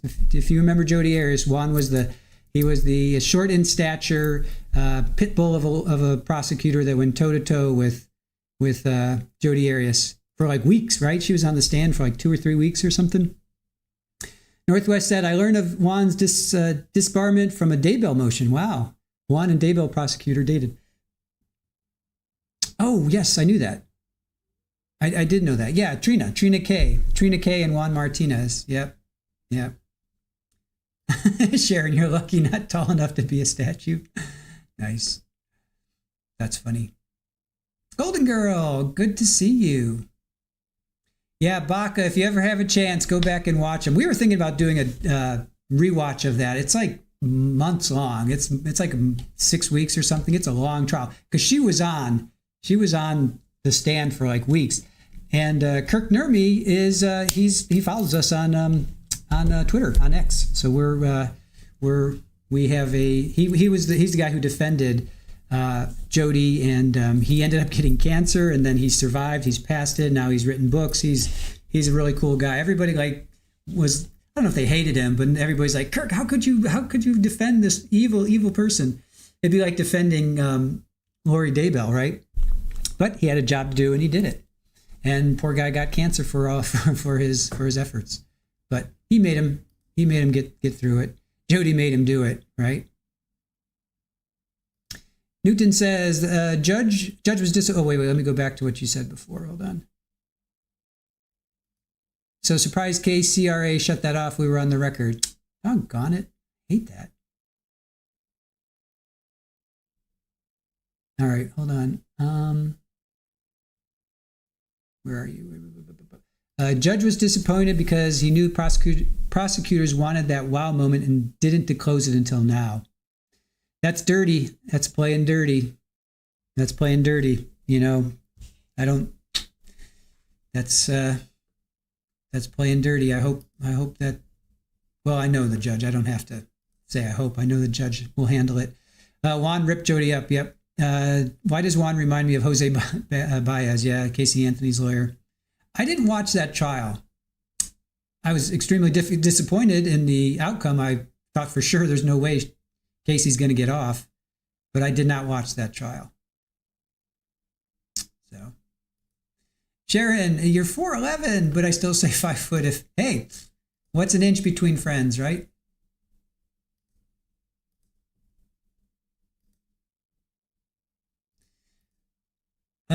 New evidence, yes. Golden Girl, there was a prosecutorial misconduct, prosecutorial error. Defense, Mr. Hutchinson was really racking up a lot of objections because there was some things that were brought in by the state. The state said specifically, one of them was, let's see, hold on, let me pull it up.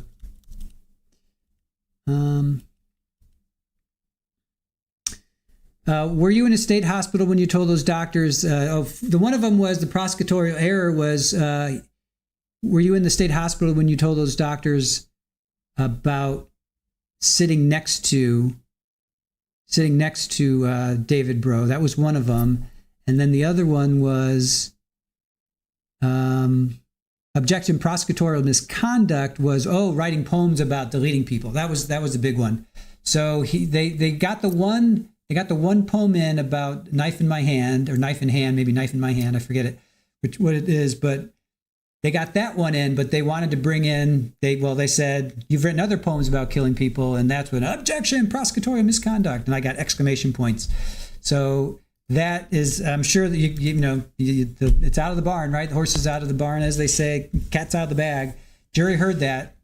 But you know what? Being a musician, I'd be like, yeah, it's a poem. It's a poem. That doesn't mean that doesn't mean anything. It's a poem, I wouldn't put any stock in that. I would go more on the evidence of, he stabbed these people versus him writing poems. Does that show intent? I don't know. My attitude, or my opinion, I should say, and it's just my opinion, is that I am not a psychiatrist. I am not a psychologist. So in cases like this, I have to base my opinion on what the experts say. And the experts, every single expert that has shown up so far, which is 4 of them, all 4 of them has said, this kid has schizophrenia. He had it then, he had it now. So what am I supposed to do with that? Do I say, that's it, throw him in prison, lock away the key? Throw away the key? I mean, yeah, sure. I'm sure there's people out there that feel that way, and rightfully so. There's other people that feel, no, put him in an institution and, let him feel the remorse. Let him feel the regret. Let him, somehow, understand what he did. Because otherwise, he's in that. He's going to be in a prison no matter what.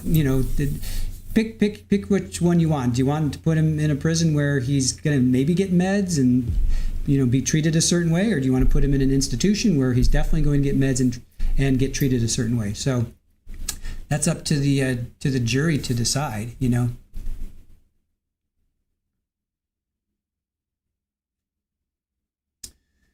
So, you're welcome, Alice. Same with you, Golden Girl. Is Carlos coming back after the break? Widespread, let me look into my crystal ball. I have no idea. I would hope so. He's still on cross. So, okay, Rachel, if I ever get a bad feeling or observe subtle signs that someone might be dangerous, I end the session and get out. Always trust my gut and clinical judgment. Absolutely. But the people I see now are on their best behavior. If they act out with me, it has serious consequences. Northwest said, state should have worded it, have you written about poems about deleting people? Yeah, they came at him pretty aggressively, right? So you think he overplayed his hand there? He could have gotten that in, Northwest. He could have been a little bit more subtle.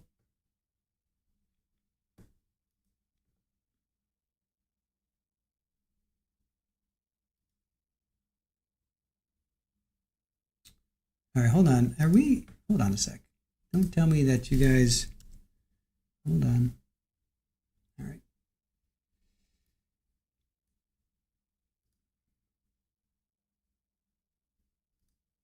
You think he overplayed his hand? Yeah. He came in pretty hot, that's for sure.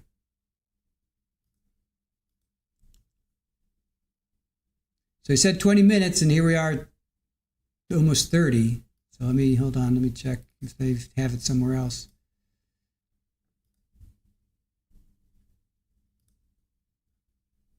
Around the country right now,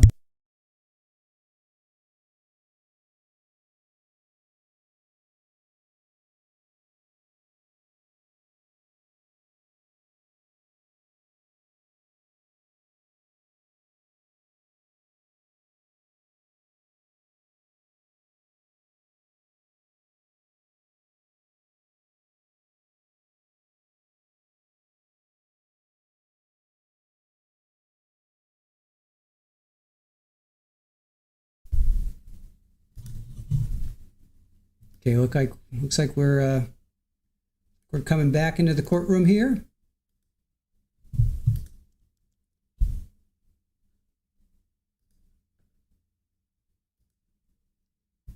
All right. Ralph Dominguez, if I could have you retake the witness stand. And we're on cross-examination by Attorney Vanderhook. Let's give the witness a minute to sit down.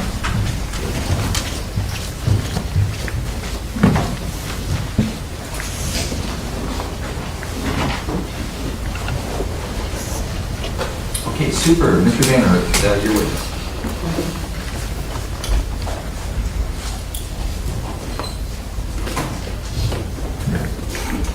Mr. Dominguez, we talked earlier about the iPhone XS Max and the iPhone 11. Do you remember talking about that? Yes. And we talked about the iPhone 11 that was on your bed, but is not a phone that you use. Correct. What's the passcode to that phone? I don't remember. So, you have a phone that you keep on your bed where it's readily accessible, that you don't use, and you don't know the passcode to. Correct. I want to talk about the events that took place leading up to the murder of David Breaux. You were struggling in school, correct? I think so. Did you have doubt on that point? No. Were you in court when we went over your transcript and we saw how you were on academic probation and subject to academic disqualification for multiple semesters? Yes. Pretty much from the start of your college career, correct? I think so. And you had to file an appeal for your academic disqualification on one prior occasion, correct? Yes. And then in the last full semester that you completed, you got straight Fs and 2 withdrawals, right? The quarter? Yeah, for winter quarter 2023. Yeah. And you had filed an appeal on that, correct? I think so. Right, so you knew that you were on the verge of being kicked out of school, correct? Not kicked out of school, but placed on academic probation. Disqualification is that you're out of the school. Do you remember talking about that and that it was different than probation? No, I remember that it was academic probation. Okay, so when you filed an appeal, you didn't understand that you were about to be kicked out of school? No. You were also trying to rekindle with Kaylee, correct? No. And you had just bought her lingerie in December, and then 1 week before the killings began, if you get that overhead, I'm going to file equals 43 began. You texted her to try and meet up with her again, right? Yes. And you loved her, right? Yes. And so, if it could rekindle, that is something you would have wanted, right? Yes.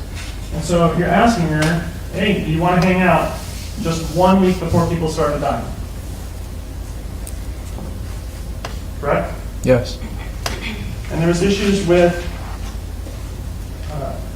money, correct?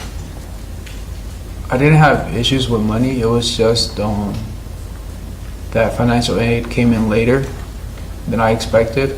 So it was just delayed. I think it was 84K. Like the public published and sustained record. I haven't seen it. Have you seen it? I've seen it, but I'm not sure which party is showing. Just the first page. Okay, well, just let me see it. The subpoena record, I'm sure it's fine, but let me just take a look at it. So I know. Thank you. And you're showing the first page? Yes. Right, that's fine. And you said it was 84 or something? I think it's 84A, right? Okay. You want to zoom in.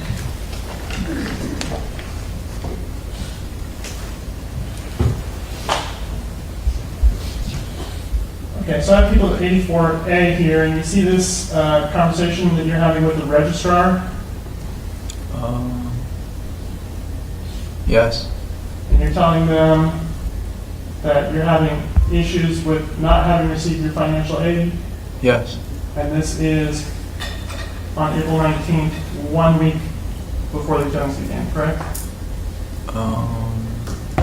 Yeah. If we look down here, it says April 19th, 2023 at 12:10 p.m. Hey, my financial aid hasn't been received yet for the 2023 to 2024 academic year. I was wondering if you can help me out with this. Thank you. Right? Yeah. And at the same time, you were trying to schedule appointments of counseling and get counseling appointments with people at UC Davis, correct? Yes. That's because you knew that you were on the verge of getting kicked out of school, right?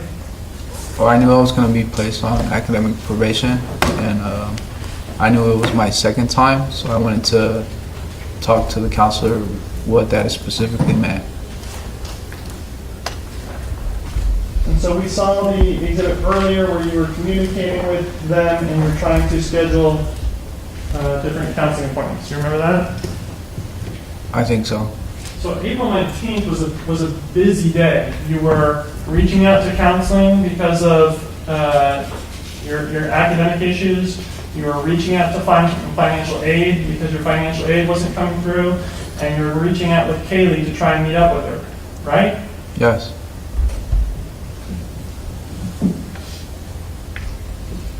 And so then 1 week later, on the 26th, when you're at Sycamore Park, what was the lighting like in the park? I'll say it was pretty dark, but I didn't have trouble seeing. Sorry, and then 1 week later at Central Park. What was the lighting like at Central Park?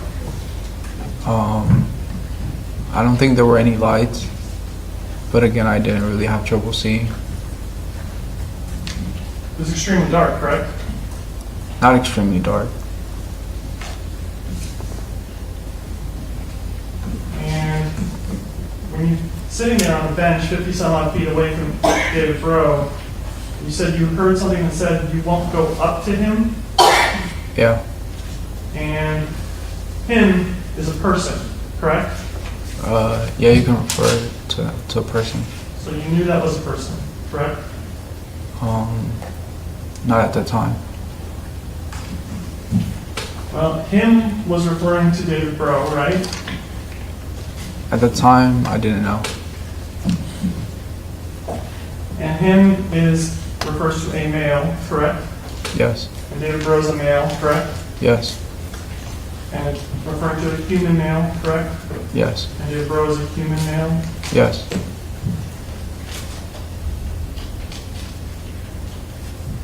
And you didn't have your phone with you? I don't remember. And you brought the knife. Yes. And you carried the knife to Sycamore Park, right? Yes. How did you transport the knife to Sycamore Park? Sorry. How did you carry the knife to Central Park? I would have it in my pocket. And it was in its sheath? Yes. And so the sheath is important for the knife, correct? Yes. Because it's sharp? Yes. And the sheath prevents you from cutting yourself with the knife, correct? Yes. And so you would put this sheathed knife in your pocket, because if you didn't have the sheath, it would just cut through your pocket, correct? I don't think so. And at this time, you were carrying it in the sheath, correct? Yeah. And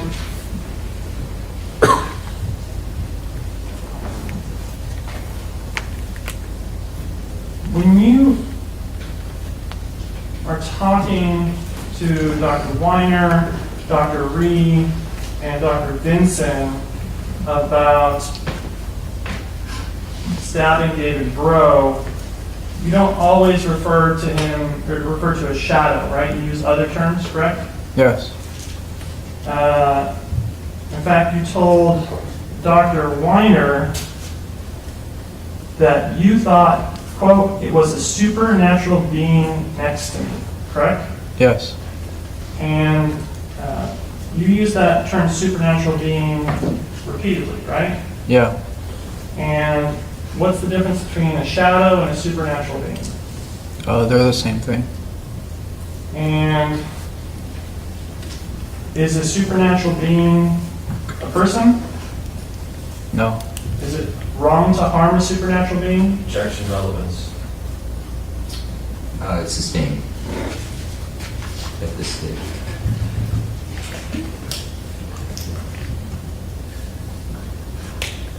So a supernatural being is not a person.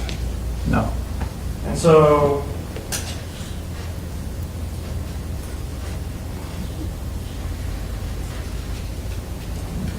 when you say it was a supernatural being next to me, how is that not referring to you being on the same bench? I think I was talking about the bench, that it was next to me, or it was the bench next to me.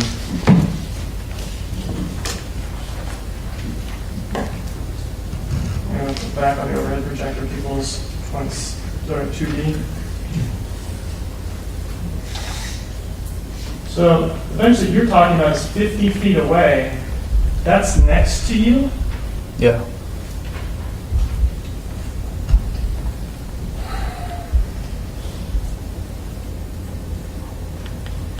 And in fact, with Dr. Vinson, you again referred to it as a supernatural being, correct? I don't remember what I specifically said, but I do remember having a conversation. Come on. Okay. I don't remember. Specifically, did you ask or tell her, I thought it was a supernatural being? I don't remember. Mr. Reyes Dominguez, can I have you Yeah. maybe pull up that mic a little bit? See how this it's flexible like that? Yeah. Just turn it up a little bit, it'll catch it better. Okay. Yeah, thank you. Yeah, that's good. Yeah. And so, your testimony today is that you, or perhaps yesterday, is that you saw this shadow 50 feet away and then ran at it, and then you blanked out, right? Yes, I don't remember how far it was, but I do remember seeing it. And this reference to running towards it, you didn't mention that to Dr. Weiner, Dr. Ree, or Dr. Vincent, correct? No, I think I used lunge, and they were the same thing. Running 50 feet towards something is the same as a lunge? Yeah.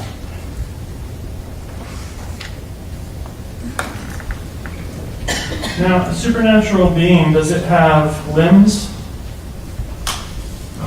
No. Objection vague as to I don't know what that means, that's sustained. This figure that you saw, David Breaux, did you see that he has limbs? No.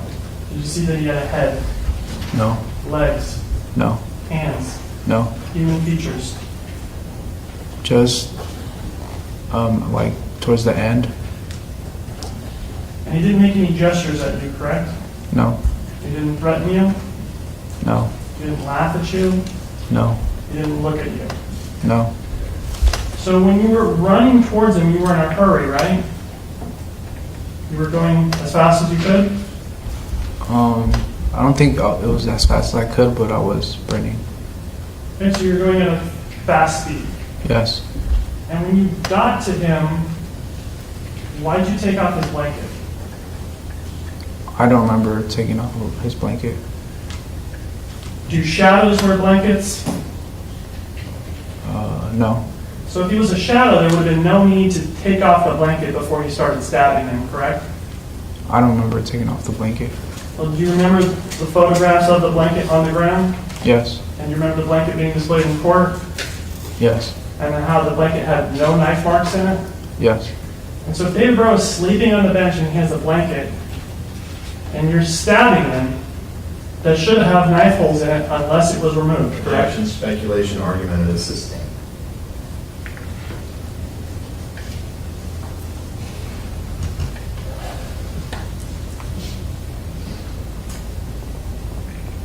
Now,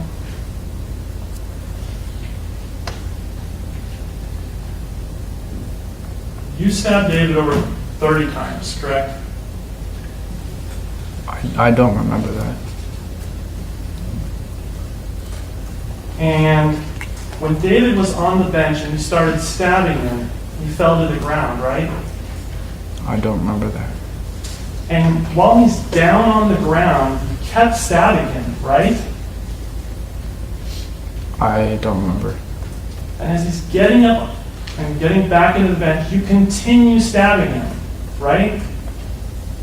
I don't remember. In fact, when he's trying to defend himself in the seated position, you even at one point put the knife right through his hand, correct? I don't remember.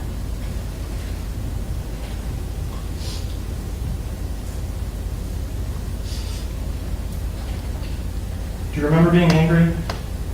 No. And after this, you went home, correct? Yes. And you had just stabbed someone many times, correct? I don't remember. Well, from the evidence in court, are you convinced that you stabbed someone many, many times in Central Park? Yes. And so at this point, you've left the sheath behind at the scene, correct? I don't remember. Well, do you remember the evidence of the sheath being left behind? Yes. And do you have any information that leads you to believe that that isn't your sheath? No. Okay, so if you no longer have the sheath and you're carrying this double-edged sharp dagger, how is it that you get the dagger home? I don't remember. Was it in your hand? I think I put it back in my pocket. Which pocket? My right pocket. Your pants pocket? Yeah. And this sharp dagger didn't go through your pocket? I don't think so.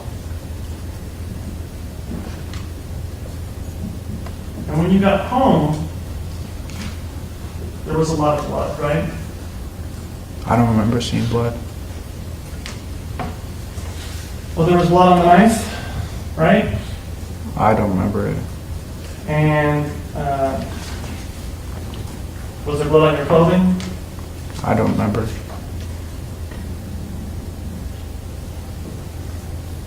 And the night or the morning after you killed David Breaux, shortly before 5 in the morning, you powered your phone back on. Do you remember that?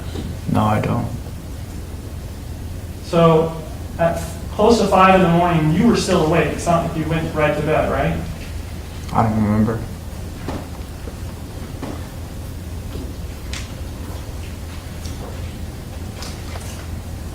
And the next night, you went out and you conducted some reconnaissance over at Sycamore Park, correct? Objection, argument is sustained.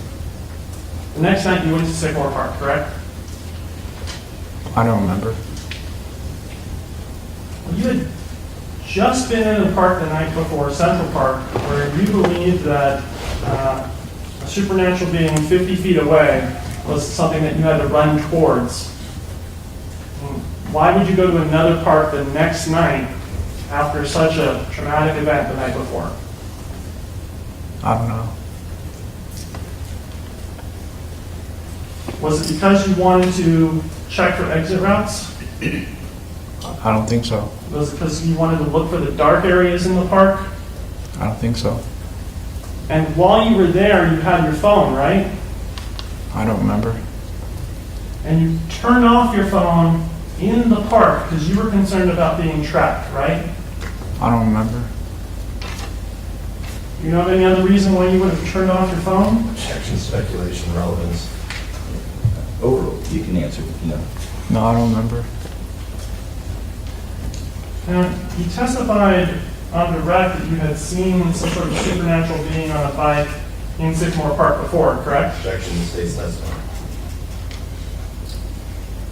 Overall, if you understand, you can answer. Can you repeat the question? Yeah, on direct you testified that in March you saw an individual on a bike that was a shadow, with a big gaping maw, making a gesture, pointing and doing things like that. You testified about that happening in March, correct? Yes. All right. And that was, your testimony is that that was in Sycamore Park, correct? Objection, state's testimony. Well, sharpen your question. Was it in Sycamore Park? It was near Sycamore Park. And so Sycamore Park is an area where you run into issues before then, correct? Just at one time. And so if you had just run into a supernatural being in Central Park, why would you if you just run into a supernatural being in Central Park, why would you the next day go to Sycamore Park where you also run into a supernatural being before? Shouldn't you be going to areas to avoid supernatural beings? Objection, argumentative. Overall, you can answer. I don't think I was worried about that. Well, I mean, if you weren't worried about supernatural beings, then why did you stab David over 30 times? Objection, argumentative. Sustained.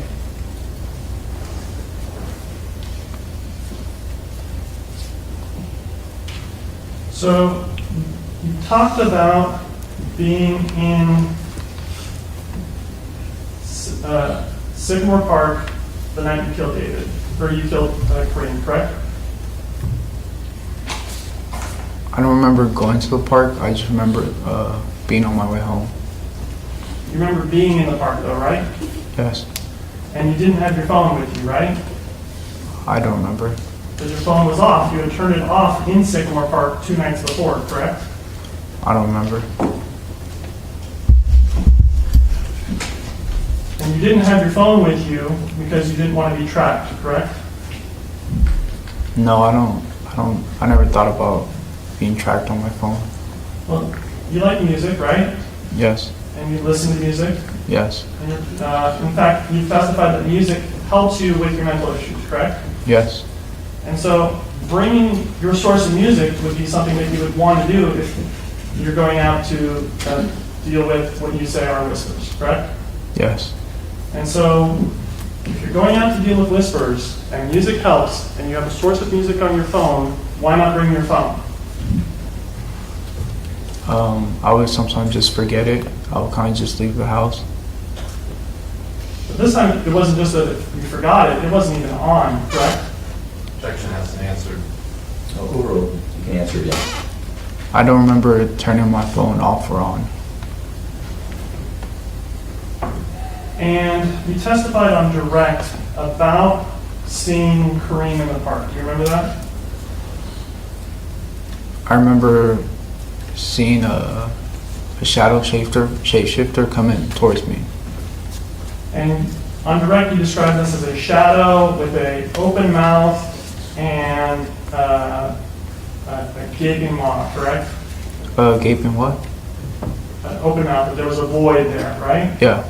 And then it was gesturing, pointing, and making some kind of arm gesture, correct? Yes. Making fun of you? Yes. Laughing at you? I thought so, yes. And you've talked to Dr. Benson, Dr. Weiner, and Dr. Ree about this as well, correct? Yes. And in those, you didn't use the word shadow at all, correct? I don't remember what I specifically told him. You only said supernatural being, correct? I don't remember what I specifically told him. Do you have any reason to doubt that you told Dr. Vincent, Dr. Weiner, and Dr. Reed supernatural being and not shadow? Objection, speculation, asked and answered. No. And this distinction between a shadow and a supernatural being is important, right? Yeah, I think they were the same thing.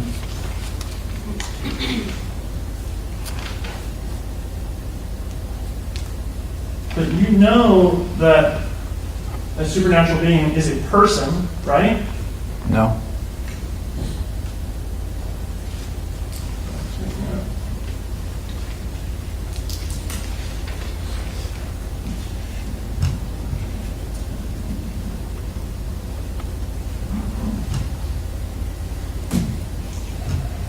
And so you don't like being laughed at, right? No. Makes you angry, correct? Not angry, but more like upset or like questioning why they would laugh at me. I mean, previously when someone was making comments about you or making fun of you, saying that you're a funny guy, you physically assaulted them, right? I don't remember it being physical, but I did confront them. And so when you see Kareem and you perceive him as laughing at you, that made you angry, right? I don't remember being angry. And you come to Sycamore Park with your knife, right? Yes. And you came there because you were looking for someone to kill, correct? No. And that's why you picked Kareem out of all the people in the world to be the one who killed, because you thought that he was laughing at you and you decided that he was your target, correct? No. If you weren't there to kill somebody, why did you bring the knife? I would use it to carve, or I would throw it to a tree to see if it would stick. You don't have it sheathed to the knife at this point, right? Correct. So how are you carrying this knife as an everyday object if you no longer have a sheath for it? I think I would just put it in my pocket. Now, when you go out to do things like run errands or perform tasks, do you bring the items that you need for those events? Yes. So for example, you talk about you used to have a car, right? Yeah. And if you were going to drive your car, you would bring keys with you, correct? Yes. And you talked about going to the store and doing shopping, right? Yes. And if you're going to the store, you would bring a wallet or cash with you, right? Yes. And if you're going out to clear your head and maybe listen to music, you would bring a phone with you, correct? Yes. Okay, but the only thing that you brought with you is a knife, correct? Yes. And that's because your plan was that you were going to use the knife on a person, correct? No. Because it was no longer just an everyday object that you could keep in your pocket like a phone or a wallet or keys. It was a dagger without a sheath that you had to be careful when you were carrying around. Objection, argumentative. I don't remember being careful. I just remember putting it in my pocket and just having it there. Right, but like if you reached in your pocket and grabbed a sharp dagger, you cut your hand, correct? No, not really. Is the dagger not sharp? Yes. And so does touching sharp things cut you? Yes. Okay, so if you touch the sharp thing in your pocket, you would get cut, right? Yeah, if you touched it. Right, and so you would have to be careful with this object so that you don't cut yourself, correct? Yes. And in fact, you got to be careful with it because it's got a sharp tip that it could go right through your pants and cut your pants open, correct? Yes. And so it's no longer an everyday object like phone, wallet, or keys that you can carry around. It is requiring special consideration, special precautions so that you don't cut your pocket or cut your hand, right? Yes.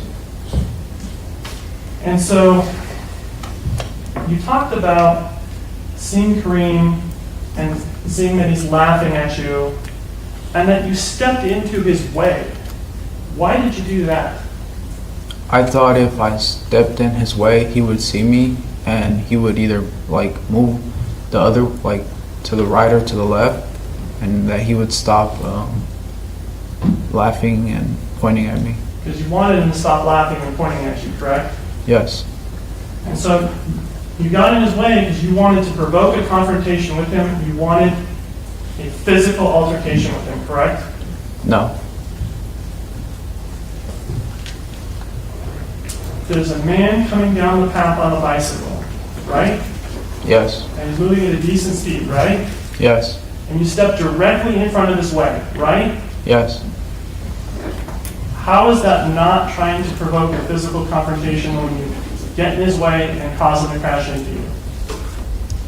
When I got in his way, there was a few feet between us. So if he seen me, he would have been able to move to the left or to the right. If there was a few feet between you, you also could have moved back out of the way, right? Yes. But you didn't, right? No. Because you wanted that collision, you wanted to get in a confrontation with Kareem, correct? No.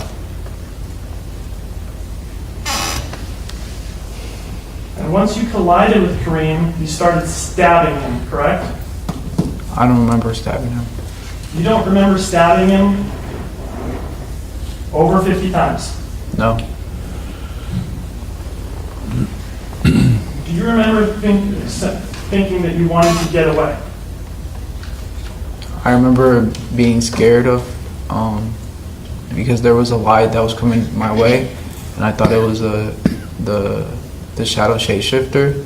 So I got scared and took the bike and went away.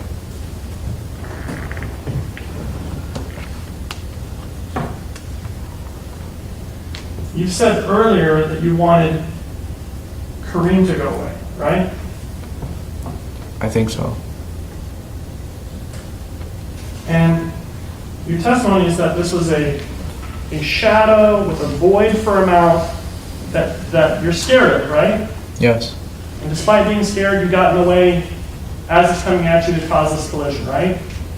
I didn't want to cause a collision. I just wanted him to stop what he was doing. But if you're scared of him, why do you want him to stop? Because I didn't like, or I wanted him to stop because it just didn't really like, I felt bad that he was making fun of me. Because you're angry. Not angry, but more scared. And when you testified about being scared of a bicyclist earlier, you just let that person go on by, right? No, I turned away. I turned left. I turned away from the bicyclist. No physical confrontation, right? No, They didn't follow you, chase you, anything like that, right? no, And so you had that same option here where you could have turned and moved somewhere else, gone somewhere else, avoided it, right? not really. I was in the bike path. You were in the bike path and then you intentionally stepped in their way, right? Ask and answer. If you're scared of this shadow, why not just leave? Step off the bike path, do anything other than get in their way and force a confrontation. Because at that time in my mind, I thought if I got in his way, he would recognize me and he would either stop what he was doing or he would move to a different side so he could keep on going. And when he was doing it, you wanted him to stop was laughing at you, correct? Yes, Because he was making fun of you. I thought so, yes. And you remember lunging at Kareem, right? Yes. And you had the knife with you, correct? I don't remember having the knife with me.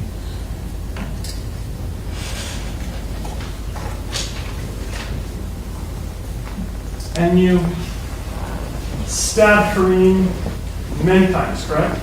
I don't remember that. And it's your testimony that you did this because you wanted to get away, correct? No, I didn't want to get away. Okay, then why were you doing it? I don't know. I mean, if you're scared of something, you should get away from it, right? Yes. But you didn't try and get away from it, correct? Objection, ask and answer. Sustained. You were in court when we heard the testimony from Dr. Massey, correct? Yes. And he testified about hearing Kareem screaming in the park, hearing the voice yelling for help. You remember that? Yes. And how he looked over his fence and then decided to go out and check, and then he walked over to the park, right? Yes.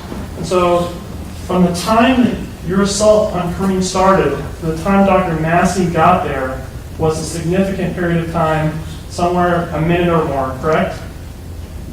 I don't remember. Right? But were you in court during that evidence? Yes. Do you have any reason to not believe that it was a minute or more? No. And during that time where Dr. Massey hears the assault, looks over the fence, and is looking at what you're doing, you didn't try and get away, right? I don't remember.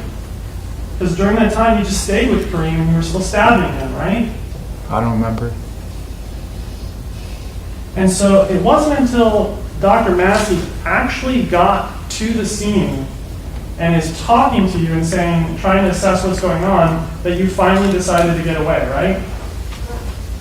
I just remember seeing a flashlight coming towards me, and I thought it was a shadow shapeshifter, so that's why I started to look for the bike so I could ride away. Do shadow shapeshifters carry flashlights? I don't know. So if Dr. Massey was a shadow shapeshifter, why would he have a flashlight? Objection, speculation, argumented. Sustained.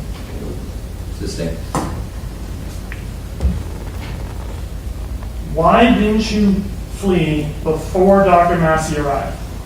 I don't know. Is it because you wanted to make sure that Kareem was dead? No. You saw the photos of Kareem on the path, right? Yes. And you saw the photos of where the wounds in his chest were, correct? Yes. And they were focused on his heart, his neck, and his head, correct? Yes. And you stabbed him specifically in the heart because you wanted to kill him, correct? I don't remember that. Do shadows have hearts? I don't know. Because if it was a shadow, there would be no need to be stabbing in the heart versus other places, would there? I don't know. And it was because that you knew that he was a person that you specifically stabbed him in the heart, correct? I don't remember stabbing him. And when Dr. Massey came, you fled immediately as he approached, correct? Objection, asked and answered. Sustained. How far away was Dr. Massey when you started to flee? I remember the light being pretty close to me. And you remember him talking to you? No. And then you picked up the bike and left, right? Yes. And it was Kareem's bike, right? Yes. And so you rode on that bike, correct? Yes. Do shadows own bikes? I don't know. And so because there was the bike, because it was a person riding the bike, you knew that Kareem was a person because you knew that he was riding a bike and shadows don't ride bikes, Objection, right? argumentative. I mean, I rephrase. The fact that Kareem was on a bike told you that he was a person, correct? No. In fact, when we were talking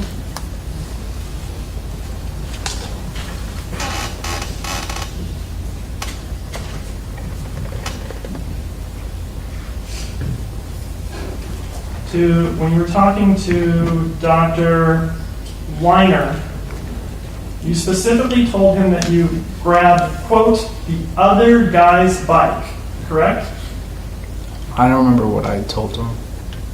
And other guy refers to a human, correct? Yes. And guy specifically refers to a human male, correct? Yeah. And Kareem was a human male, correct? Yes. And so when you say that you grabbed the other guy's bike, you know that it's a human male's bike that you are taking, correct? I think at that time I knew what happened, so I think that's why I said that I grabbed the other guy's bike. And as you're fleeing from Dr. Massey, you turn back and you speak with him, right? No. you say to him something to the effect of, "What do you want, man? Leave me alone"? I don't remember that. Do you remember Dr. Massey's testimony on that point? Yes. Do you know of anything that would have hindered Dr. Massey's ability to hear you say that? Like, was there loud noises like a train or anything else that would have impaired his ability to hear what you were saying? No. And when you told him that you used the word man, correct? I don't remember that. Because a man is a person, correct? Yes. So you knew Dr. Massey was a person at the time that you were addressing him when you were saying, "What do you want, man? Leave me alone." You're saying, "What do you want, person? Leave me alone." Objection, argument. Overruled. You can't. No. And then you rode your bicycle and you went over the bridge and then you went down to Crystal Grove, correct? I just remember leaving the bike on the bush and running back towards the footbridge.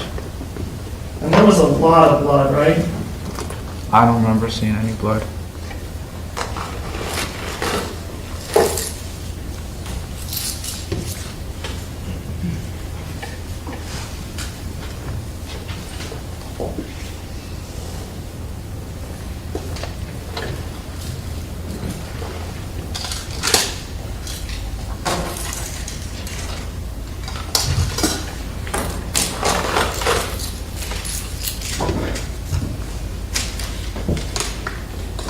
I think it's Exhibit 18.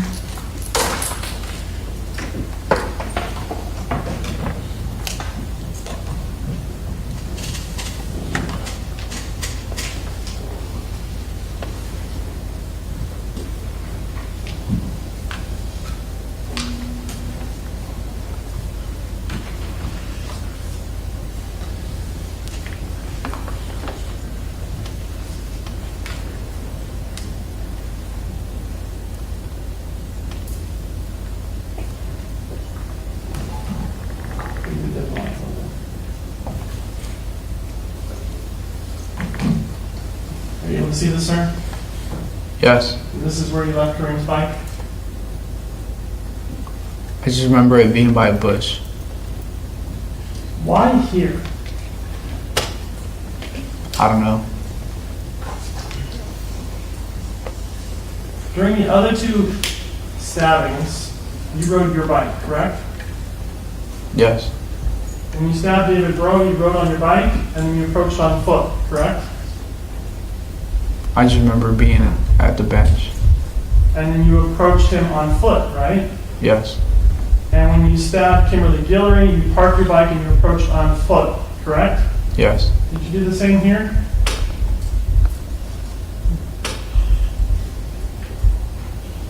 I just remember going home, walking. Why did you stick the bike here? Why did you abandon Kareem's bike here? If you wanted to get back home and you were already on the bike, why not just ride his bike back home? Objection, this state's testimony. Overruled. I don't know. If you were trying to get back home and you were already on a bike, you could get home faster on a bike, correct?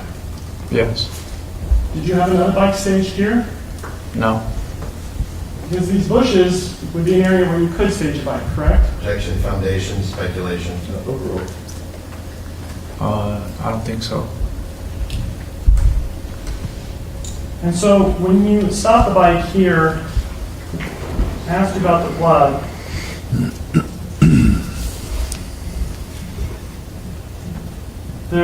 You saw photos of the blood on the water bottle, correct? Yes. And you're dripping with blood at this point, correct? I wasn't aware of it. In fact, we have here on the body of the bicycle, by this brake or gear cable here, it's got blood on it, correct? Yes. And when we look at other parts of the bicycle, like the handlebars, there's lots of blood there too, correct? Yes. And we can see blood here on the gear shifter cable, correct? Yes.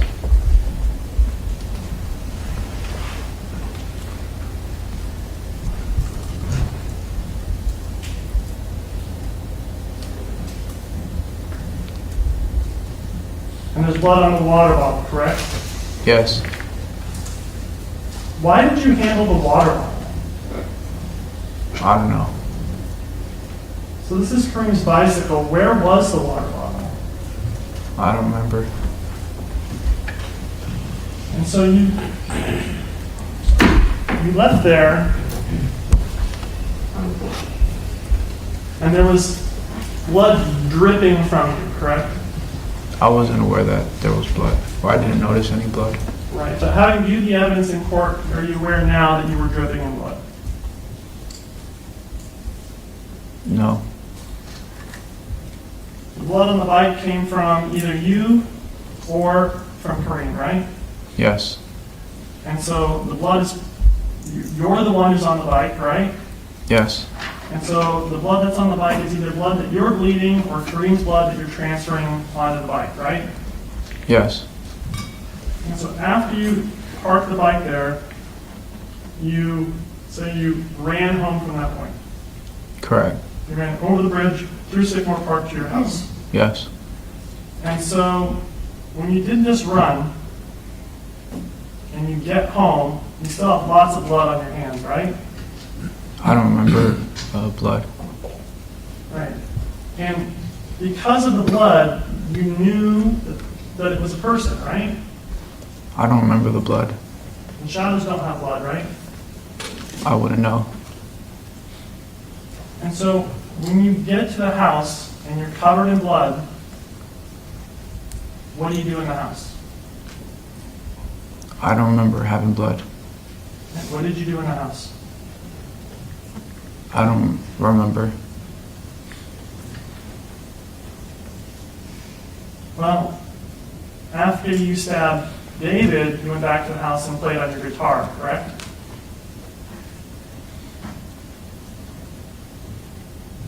Yeah.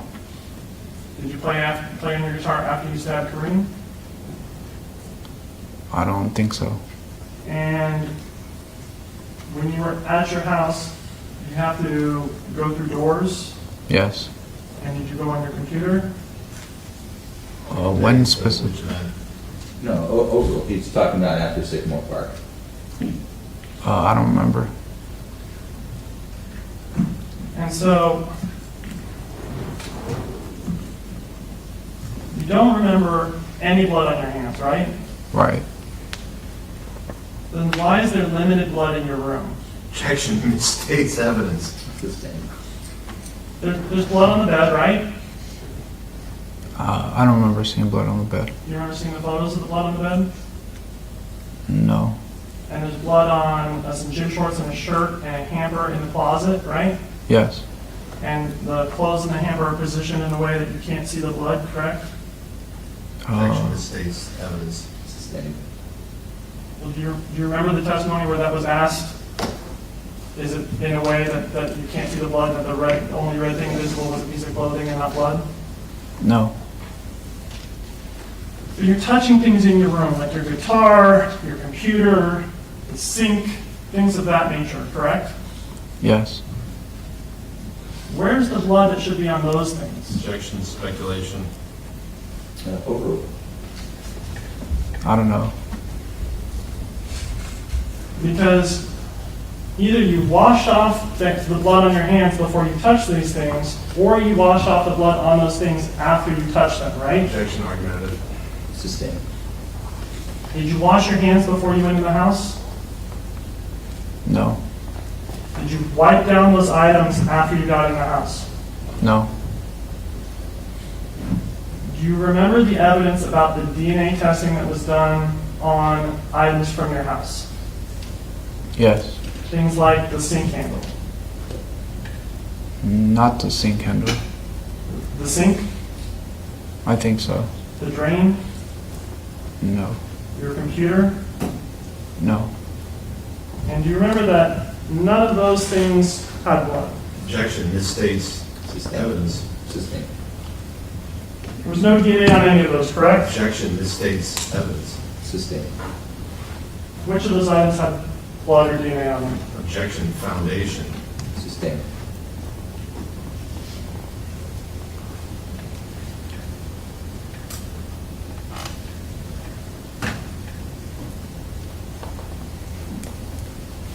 I have here People's 101. I'm going to show you 2 photos.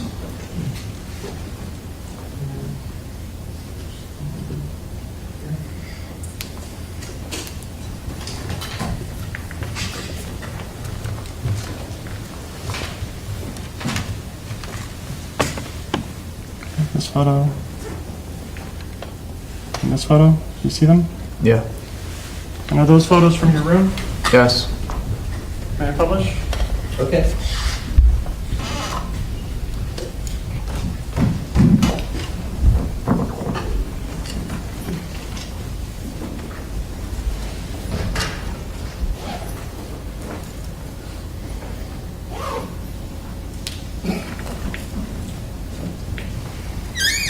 Okay, so if you didn't wash your hands before you came into the house, what items did you touch in the house?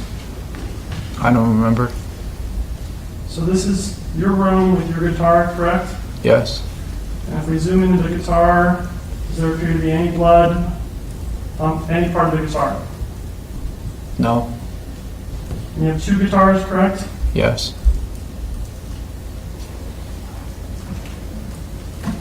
And anything on your other guitar?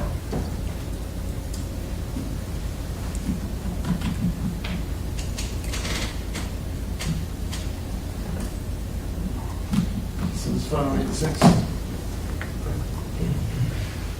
You see the second guitar? Yes. Is that your guitar? Yes. You zoom in, any blood on the guitar? No. And this white netting that's there right next to your guitars, no blood on that? No. And no blood on your computer? Objection, mistakes, evidence. What's his name?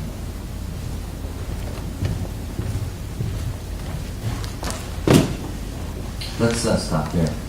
All right, Mr. Reals, Dominguez, thank you for your testimony. You can return to council's table. Okay, thank you. Thank you. Ladies and gentlemen of the jury, thank you. And we're going to be back at 1:30 for more evidence. And remember the 3-part admonition: do not discuss the case, the substance, do not form any opinions until you're deliberating, and do not research. And I'll see you this afternoon. Thank you. Off the record. All right. I think we're going to stay here just for a minute because they tend to sometimes come back before I go completely into my recap.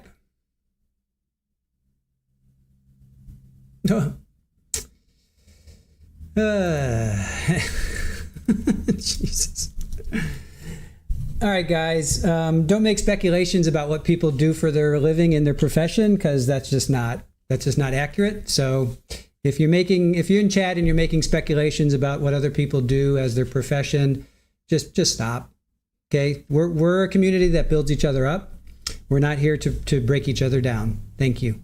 Why don't you, the parties meet and confer regarding that line of questioning, and then I'll take you at 125. I have an objection. I think on the record, if you want me to do that at 125. Yeah, 125. I'll go on the record. I'll take attention, and we'll cover that issue. Thank you. Okay, off the record.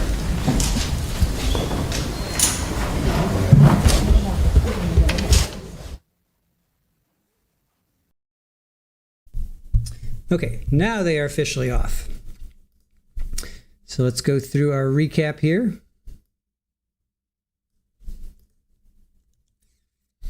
So Mr. Dominguez, Carlos is still on cross. So they talk about the iPhone on his bed. Yeah, what's the password? He doesn't remember.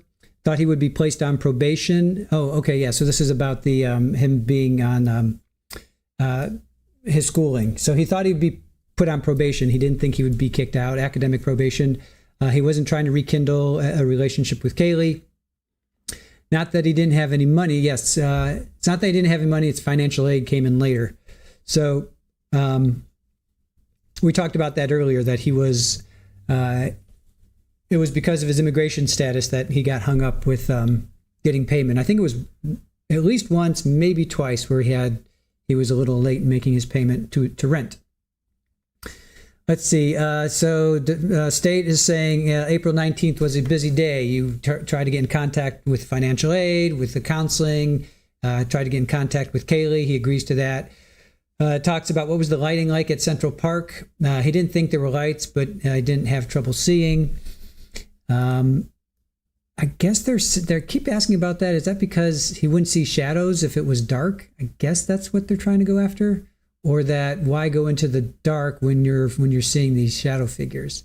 I'm not quite sure. I'm not quite following that line of questioning. So he talks about sitting on a bench 50 feet away from David Breaux. So you knew that was a person? He's like, no, not at the time. At the time, he didn't know that was a person. Him is a human male, correct? Yes.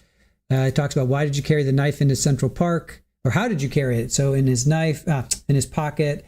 So he's talking about, if you didn't have the sheath, the knife would cut through his pocket. Let's see. So he thought there was a supernatural being next to him.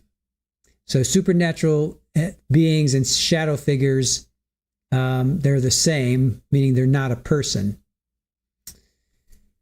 How is supernatural next to me, not on the same bench? Well, he's talking about it was the bench next to him, not like on the bench. Like he wasn't sitting with David. David was like, 50 feet away from him. Let's see. Why did you take it off his blanket? He says, I don't remember. Do shadows wear blankets? He says, no. But the blanket had no knife marks. Why'd you stab David over 30 times? He says he doesn't remember. He says he doesn't remember stabbing David while he was on the ground or as David was getting back up. Do you remember being angry? He says no. He went home afterwards. He says he put the knife in his right pocket. He doesn't remember seeing blood on the knife or the clothes when he got home. He doesn't remember turning off his phone. He says he just ran into a supernatural. The state asked him, you just ran into a supernatural being in Central Park. Why go into another park? And he says he wasn't worried about that. He doesn't remember going into a park. He says he just remembers going home and then all of a sudden he's in a park. Since music helps calm you down or helps you, why not bring your phone and play music? So he says he would forget it and he would leave it at home. He says he doesn't remember turning the phone off or on. You thought Kareem was laughing at you and you got angry at him and stabbed him. And he's like, no. He used the knife to carve or to throw at a tree to stick. The plan was for you to use the knife on a person. And he says, no. A dagger without a sheath, you had to be careful, right? He says, I don't remember being careful. I just remember putting it in my pocket. He didn't remember stepping in Kareem's way to start the confrontation. So how is it by stepping in front of somebody, not trying to provoke a confrontation? He says there was a few feet between us, so few feet between us, so if he saw me, he could have moved. That is a little weird. Some of his answers, they're odd. I'm just saying his answers are odd. That's all.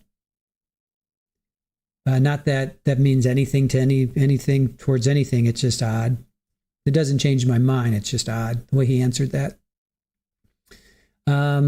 You wanted that collision and that confrontation? He says no. He doesn't remember stabbing Kareem. He said, if you're scared, why do you want him to stop? Says, because he really didn't kind of stumbled over this. If you're so scared, why did you want him to stop? So he said, because he didn't really I felt bad he was making fun of me, not angry. He was more scared. Again, I can't wrap my head around that answer. I'm not really quite sure, but I don't have to wrap my head around that answer because I'm not a juror, but that's just, still doesn't change my mind. That's just a weird answer. Why not leave? He says, because at that time in my mind, he would recognize me and move and stop laughing. So as Kareem's coming at him, he would recognize him and he would move. So then he talks about Dr. Massey talking to you when Dr. Massey was talking to you, that's when you finally decided to get away. He said, I saw a flashlight coming at me and thought it was a shadow shapeshifter and I wanted to get away. Well, in fact, that flashlight was Dr. Massey's cell phone. Then they talk about Kareem's wounds, to the chest, to the heart, to the neck. He doesn't remember saying to Dr. Massey, "What do you want, man? Leave me alone." Again, if somebody's in their right mind, why would they be saying, right? You remember how it was. So Dr. Massey described, so Kareem's here with his head here, and Carlos is here with his head here. That's how Dr. Massey described them. They were both, so Kareem's on his back. Kareem's on his back with his head here.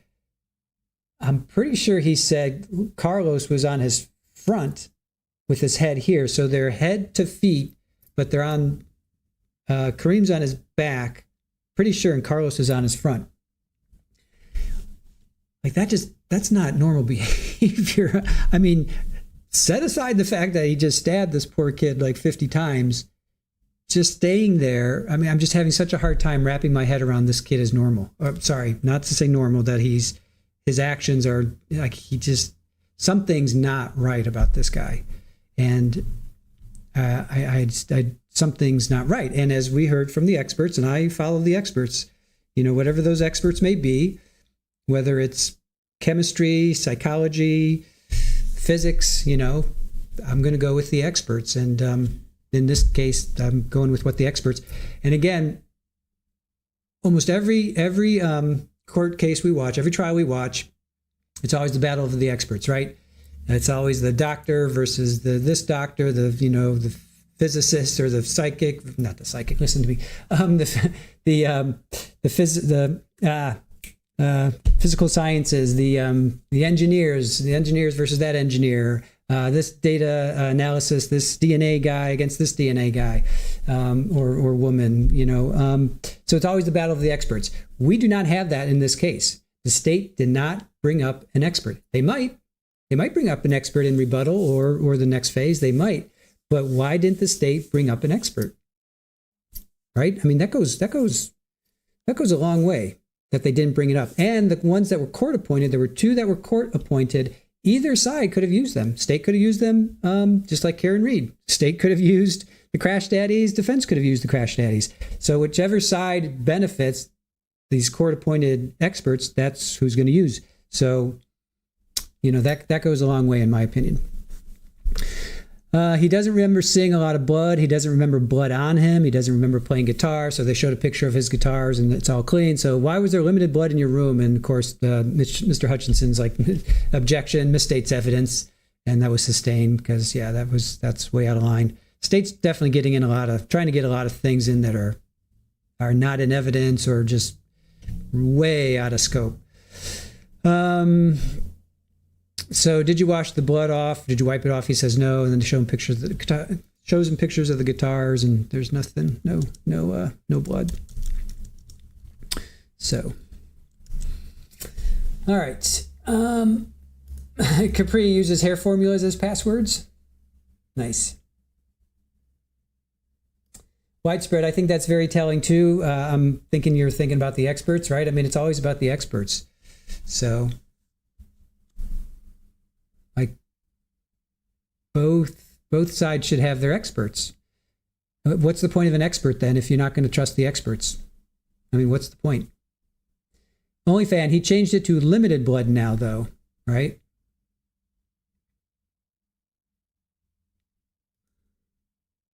Oh, okay. Irish Amy, you brought up a great point. I want to bring that point to the forefront.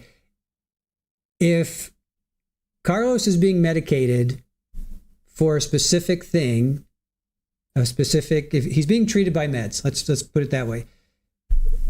Carlos is being treated with specific meds that treat a specific thing. Why would he be treated with that specific medication for that specific illness, if you will? So what did the mod say in my, let's see.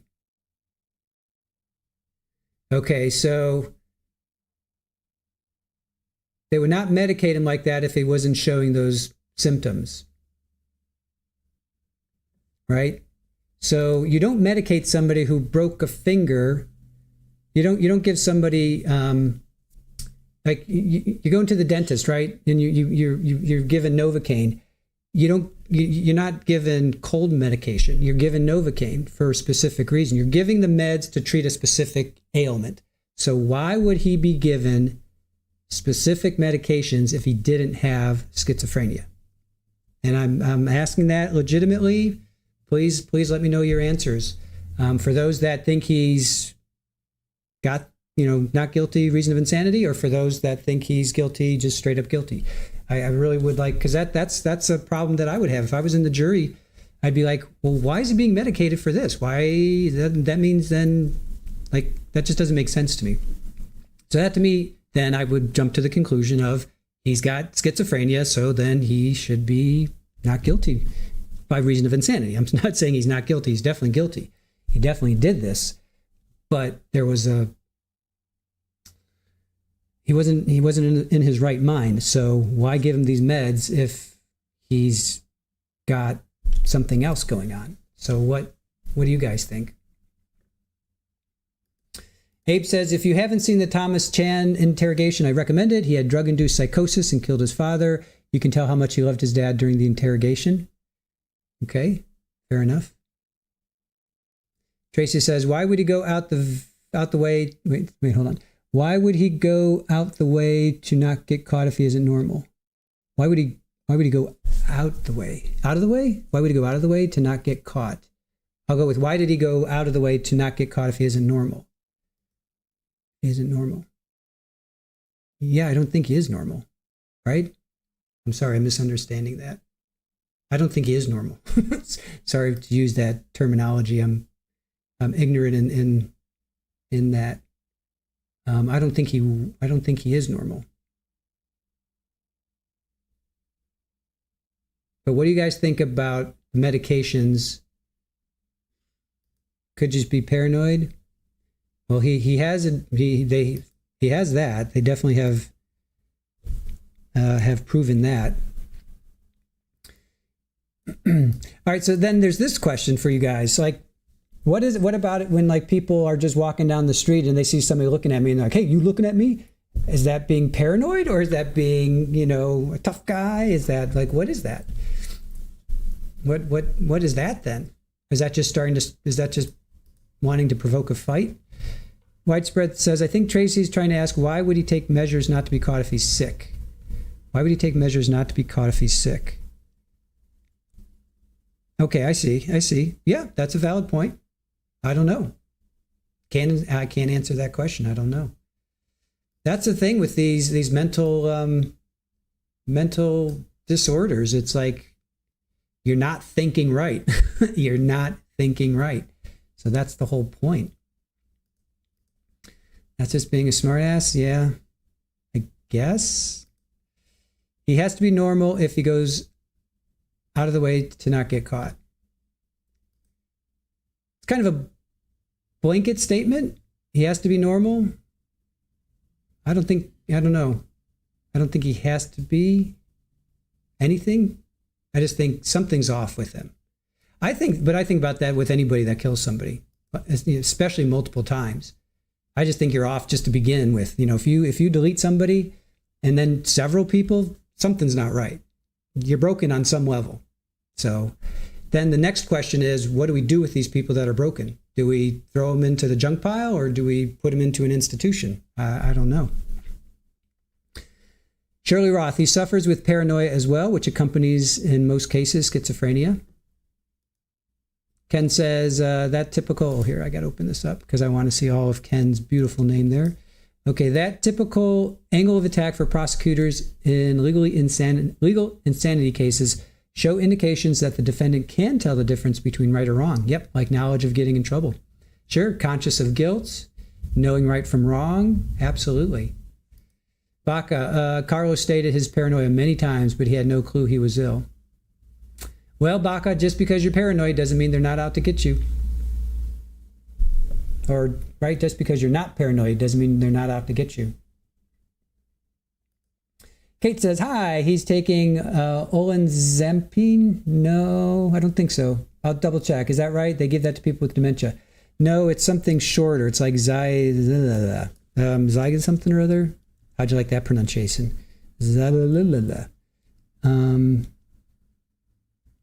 I'm never going to find it. It's a psycho something or other. It's kind of like psychotic, psycho something. I'm not going to find it, Kate, but I don't think it's that. It's something more, it's something shorter. At least that's what I remember it being shorter. Does anybody remember his meds? I don't remember it being that long of a word. Or maybe, oh, there were two. There was one, a generic, I think, and then there was that. Well, here, let me type that into my thing. Olanzapine. Yeah, no, I don't have that written down. Hold on a sec. Let me find, hold on a sec.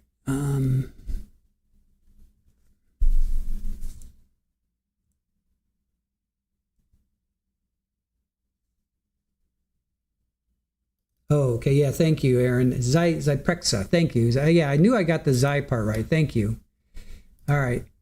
So it is also called that? Okay, thank you. Thank you, guys. All right, Alice. Yep. Okay, good. Thank you, guys. Zyprexa. Okay. So Zyprexa. Okay, I do have that. Yep, I would have been there in 2 seconds. You guys beat me. Has schizophrenia, takes meds, Zyprexa, since August 2023. So then, olanzapine, that's also what it's called? Is that another thing for it? Another word for it? Olanzapine and Zyprexa. So those two are the same. It's an antipsychotic. Olanzapine or Zyprexa is an antipsychotic that can treat schizophrenia and bipolar disorders. It balances the levels of dopamine and serotonin in your brain. So olanzapine is an antipsychotic medication that can treat several mental health conditions like schizophrenia and bipolar. It balances the levels of The substances can help regulate your mood, behaviors, and thoughts. The brand name is Zyprexa. Okay. So the brand name is Zyprexa. And, okay, so, yeah, brand and generic name. So the brand name is Zyprexa. All right. I'm going to put that down. Good job, guys. Let me put that down. Olanzapine. So that's the other thing. Okay. See how we learn together? That's what I love about this community. We learn together. All right. Yes, olanzapine. It's the same drug. We have it in the UK. I used to administer when I worked in care. Okay, cool. Yes, olanzapine. Okay. All right. Olanzapine brand name. I'm sorry. Zyprexa is the brand name. Olanzapine is the generic. Thank you, OnlyFan. And again, I like the way that we educate ourselves here. Very good. Thank you for that, guys. So, generic. Let me make my notes for that. Generic. Okay, cool. That's the brand. Okay, brand name. All right, cool. I always go for the generic. Yeah, that's true. Your generics are $1, brand name. Yeah, 10 times the amount. Now, can you imagine if the generic was $100? Your brand name would be $1,000. How can you afford that? All right. Is Fala with us? Is Fala? Is there a Fala out there? Fala. Is Fala with us? Oh, wait. Is Fala? Fala, are you there? Are you here? And I do like your, you changed your profile picture. So did Capri Law. You guys are changing your profile pictures. Looks great.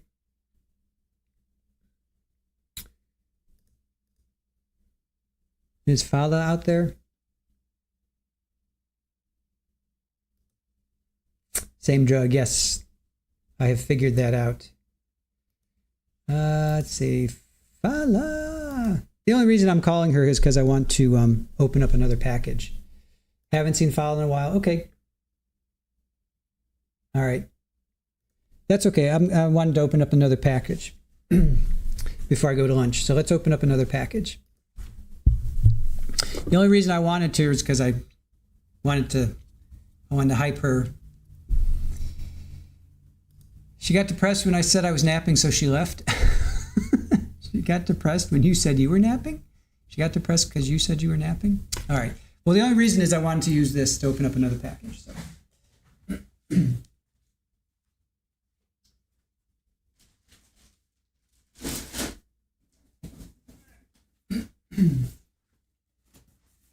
All right, so here's another package for the kittens for Polly. I'm using Fala's Rusty Trusty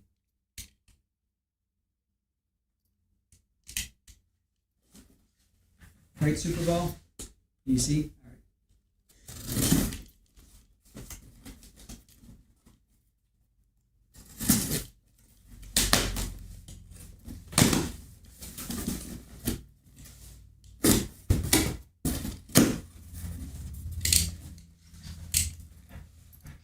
Thank you, Fala. All right, what do we have here?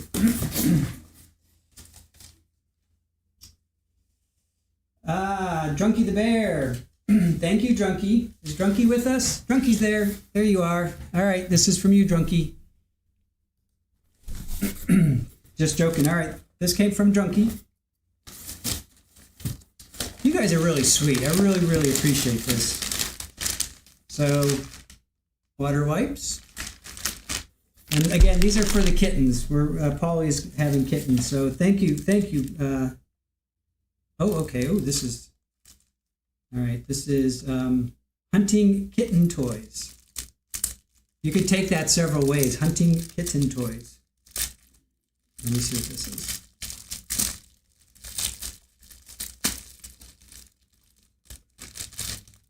Oh.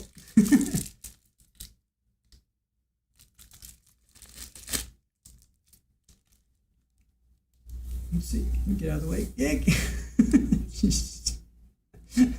I can't figure it out. Thank you, Drunky. This is really, really sweet of you. Thank you, guys.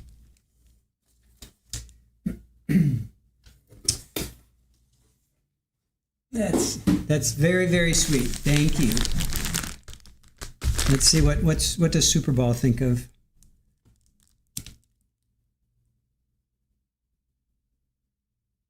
What do you think? I'll just leave it there.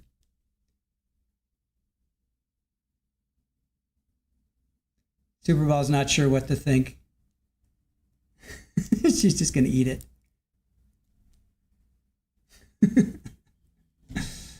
All right, let's open it up.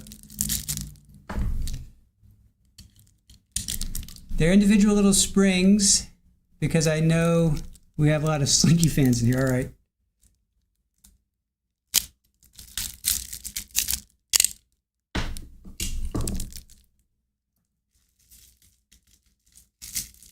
Oh, okay.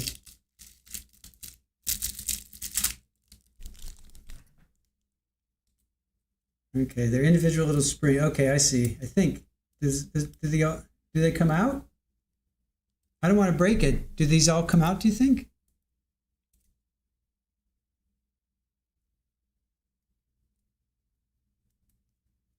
It's like one of those finger things. Chinese. What's that? Fingers. Do these come out, Drunky? What do you think? Toys, kitties are listening. So, Drunky, do these come apart or no? I'm not quite sure. What do I do with this? I'm not sure what to do with this. Does this come apart? Ah, okay. I don't want to break them. Okay, I got it. Ah, okay. Okay. So yes, you separate them. Okay. Okay. I gotcha. Okay. Finger cuffs, yes.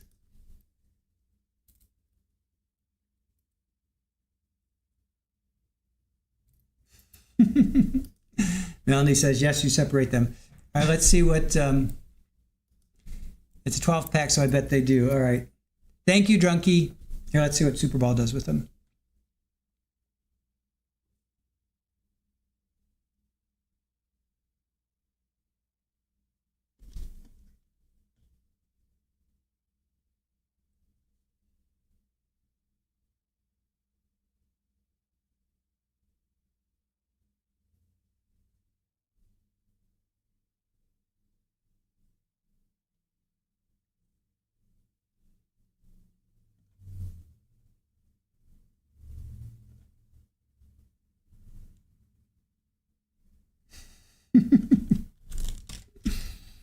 I guess you could do this, right?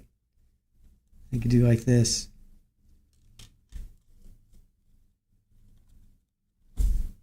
That's fun. That's fun.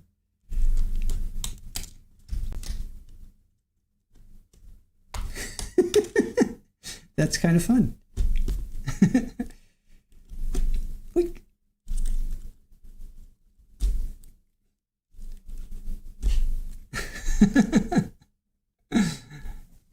I have myself a new toy. Thank you, Drunky.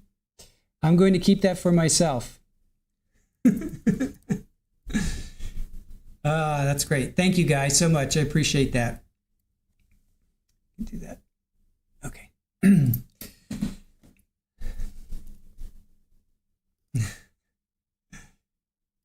Springs and magnets are the most fun you have with physics. There you go.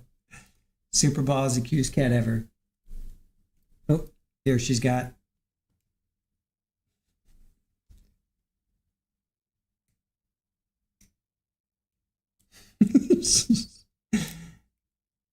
Probably should not let her do that, right? I don't know.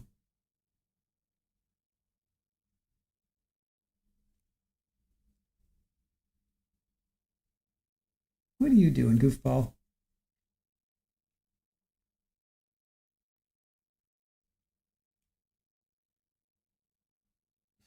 All right, let me have that.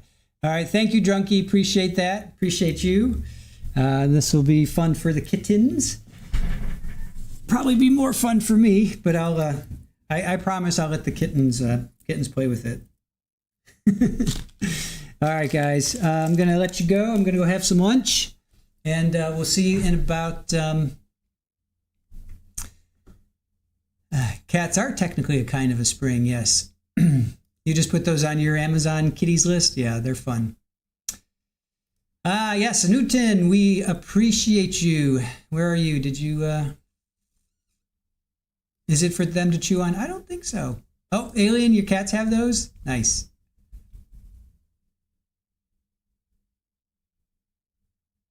I don't see, we'll just say, we're just saying hi to. Yes, I will. Okay, I'll let you guys go. I'll see you, well, it starts in an hour, so I'll be back in like 45 minutes or so. So thank you for the gifts. Thank you, Drunky. Thank you, Fala. And I have two more. I have two more. I'll open those up at another time. All right, guys, let me go back here, play some music. Let's get some music going. Music that is available. If you're a member, you can download this. We do, Aaron creates music for every trial. And this is one of, this is the one for Carlos. Oh, wait. Before that. She's getting all freaky deaky. Yeah.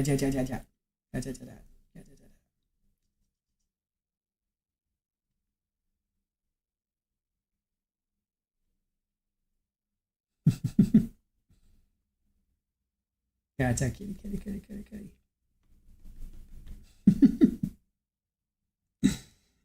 All right, guys. With that, I shall go grab some lunch and leave you with some music, and we'll see you in a bit.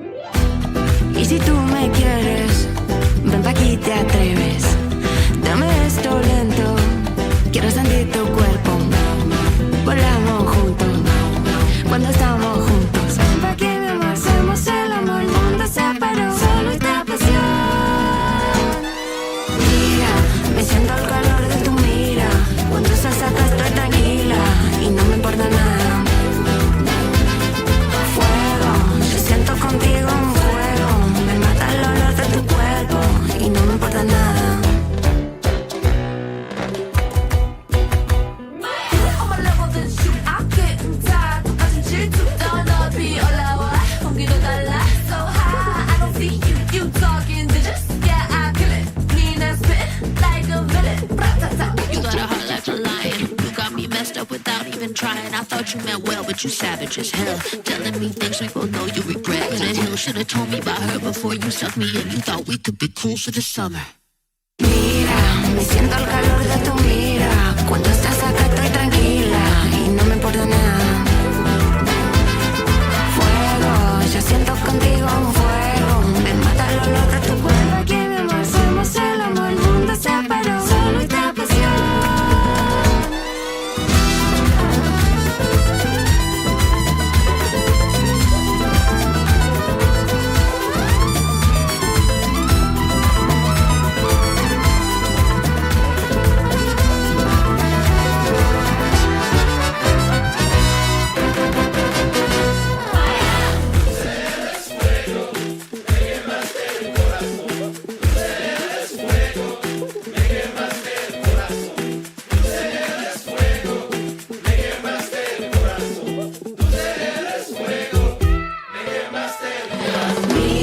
Me siento el calor de tu mira.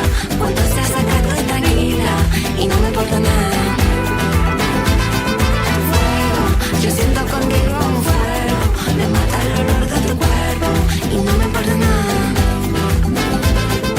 Mira, me siento el calor de tu mira. Cuando estás acá estoy tranquila y no me importa nada.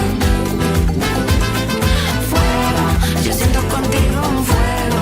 Me mata el olor de tu cuerpo. Aquí mi amor, somos el amor. El mundo se paró, solo esta pasión.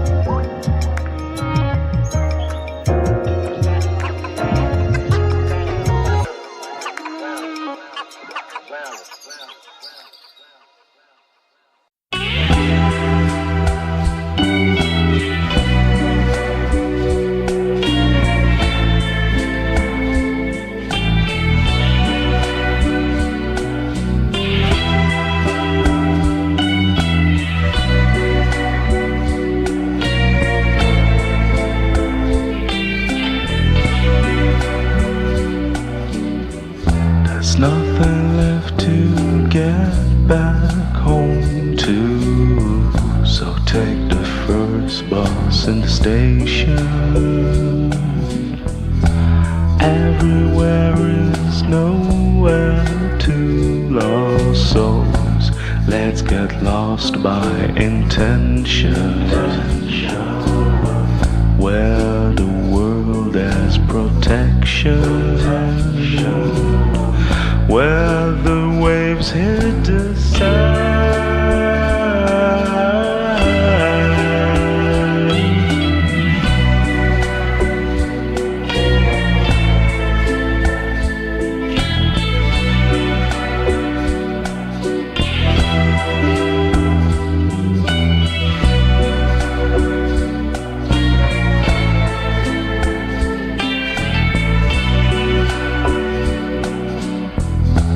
Naked bodies in the sun, scattered lips, arms and pebbles, sinking slowly as the mud at the bottom of the ocean. We're all light and emotion, drifting without a sound. Me and Mary and I walk into her room.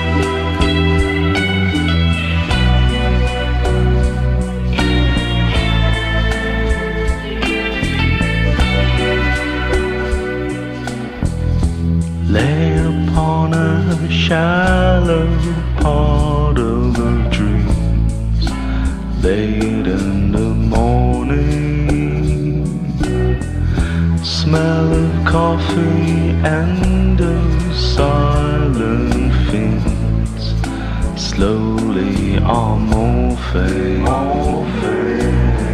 The recollections of drowning in each other's arms. Me and Marianne are walking to her room through those lonely streets at night under blood cherry moon, till we hit the ground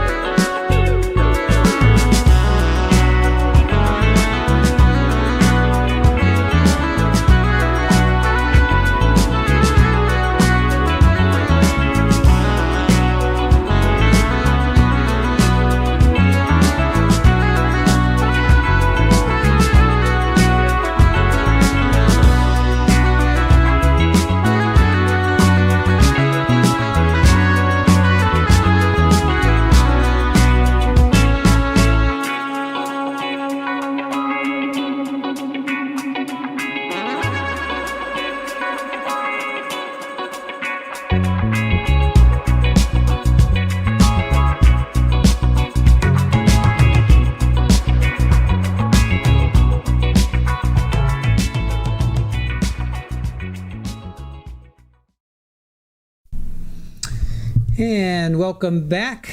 How is everybody doing? How's everybody's lunch break? Hope your break was enjoyable, whether it was lunch, tea, dinner, breakfast, wherever you may be watching us.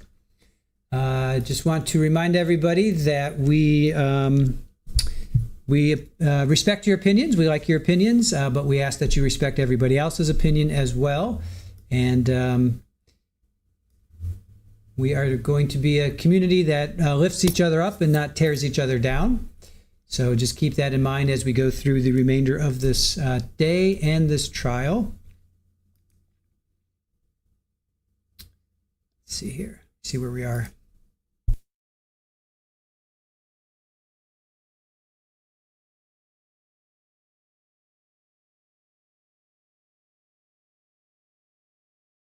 As we left, Carlos Dominguez was still on the stand, going through cross-examination.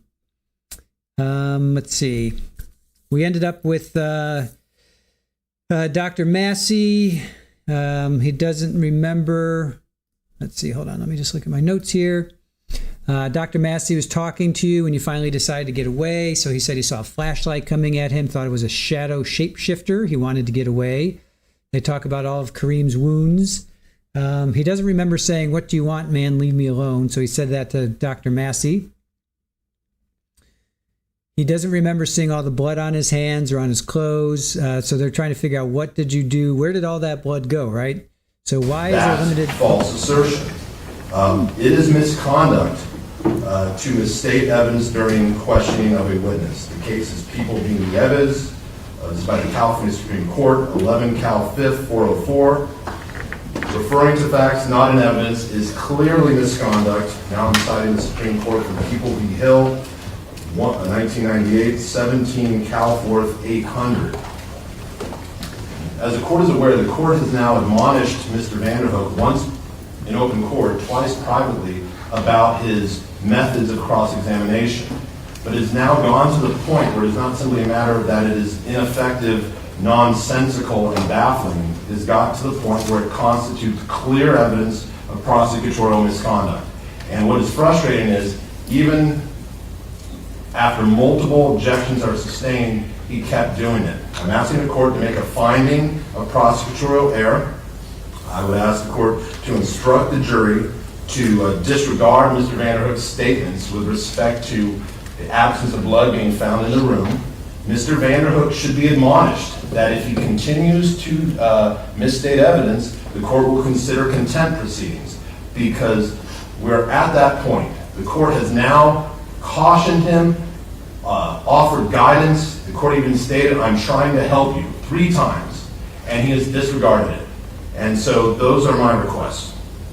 Okay, thank you. All right, for the people. Yes, Your Honor. And so during the questioning, I was trying to get it right. I was trying to figure out what I was getting wrong in the questioning. And then at the very end, to make sure that I was getting it right, I went over and I got the exhibit.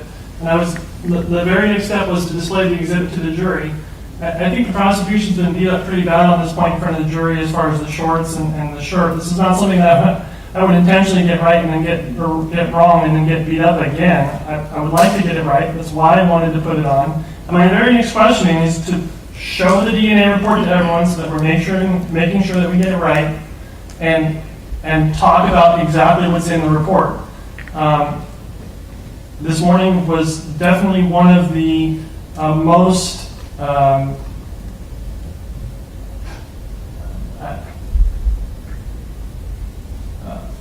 I don't know what the right word is.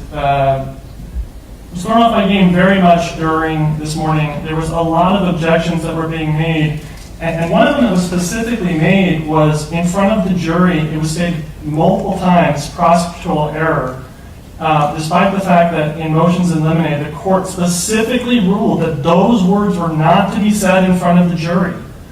And so,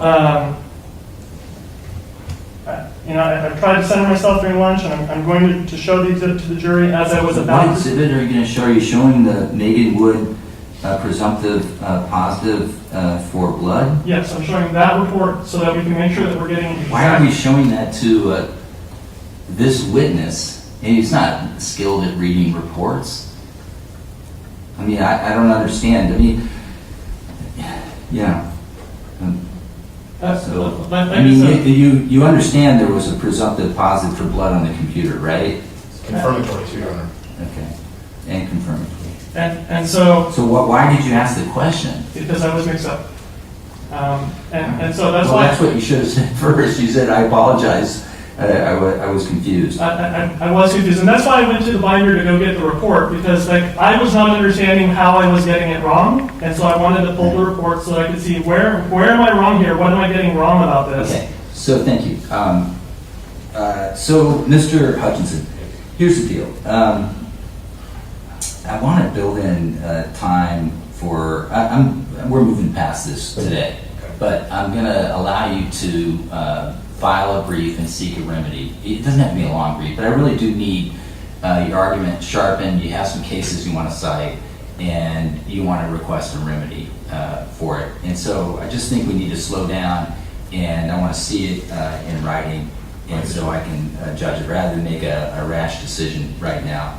And then I think you do need to, in that briefing, in both sides on the issue, address Mr. Vanderhoek's point about making a in-court objection of prosecutorial error. I want to understand where we're at regarding that. I would prefer not to have that objection, and if I already made an order to that effect,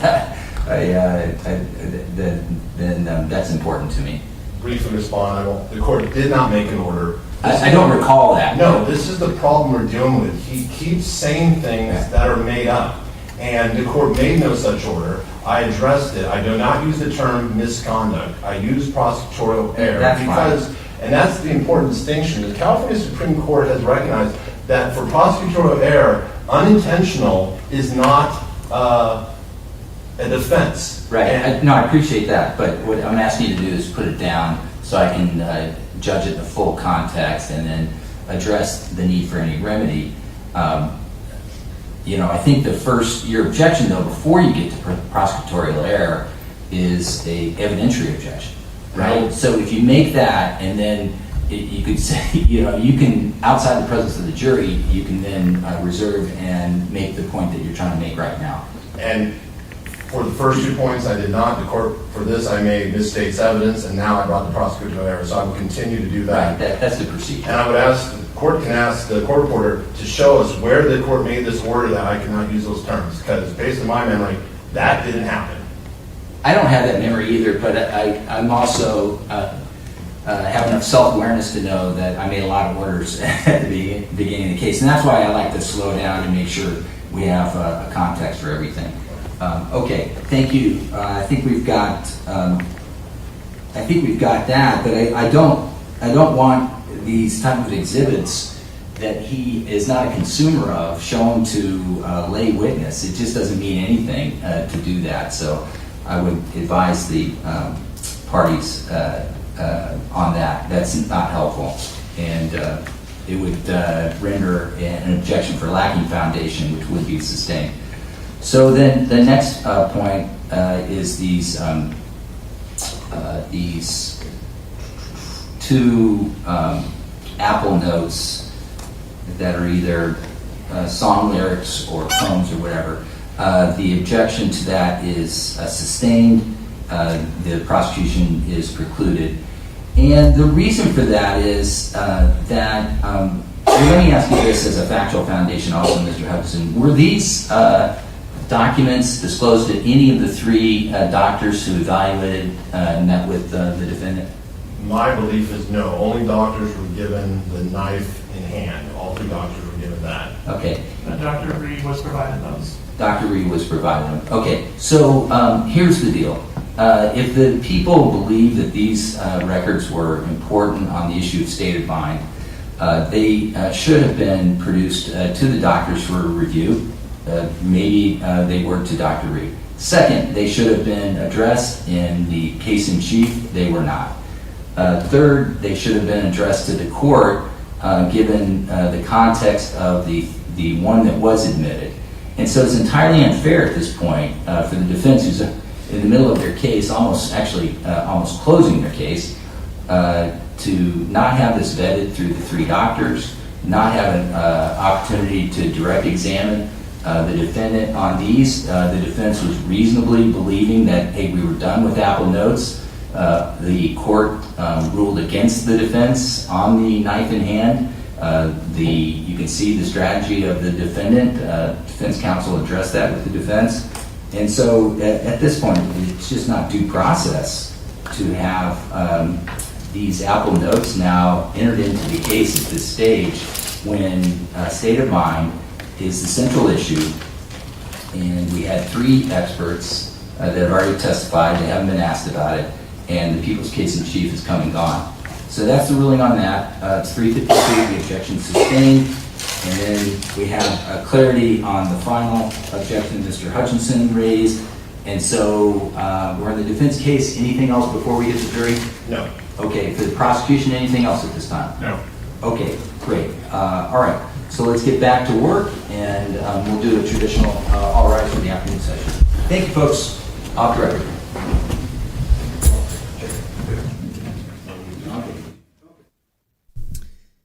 That was some pretty good good wrangling there.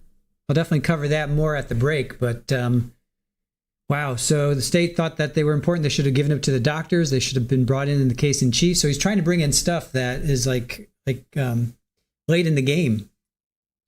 But I'll get to that. I'll get to that at the break.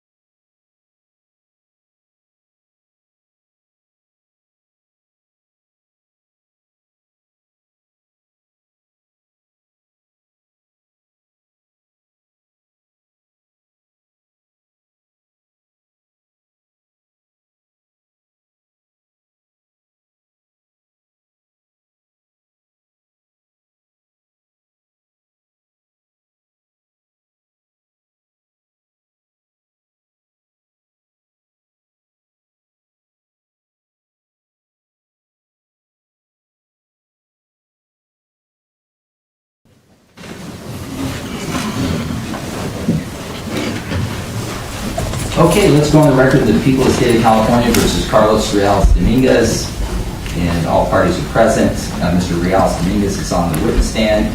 He's subject to cross-examination. I want to say good afternoon to our jury. Thank you for your patience. I had a few minutes of extra work I needed to do on the case with the lawyers, and we're ready to get back to work now, so thank you. All right, so Mr. Vanderhook, you're with us. Thank you. Good afternoon, sir. Good afternoon. When we were talking before the break, we were talking about what was found in your room. Do you remember that? Yes. Okay. And what was found in your house generally, right? Yes. And what was from the bathroom sink and the tub draining were not blood, correct? Objection outside scope. Foundation. Foundation sustained. And what was on your computer was in fact blood, correct? I don't know. All right. But you testified earlier about cutting your hand near your computer, correct? Yes. And so it makes sense that there was in fact blood on your computer? Yes. And you testified that that cut happened to your hand, and you said something about it being between your fingers. Where specifically was the cut on your hand that was between your fingers? It was between the thumb and the index finger. And this happened in your room by your computer? Yes. And so I have here people's 49.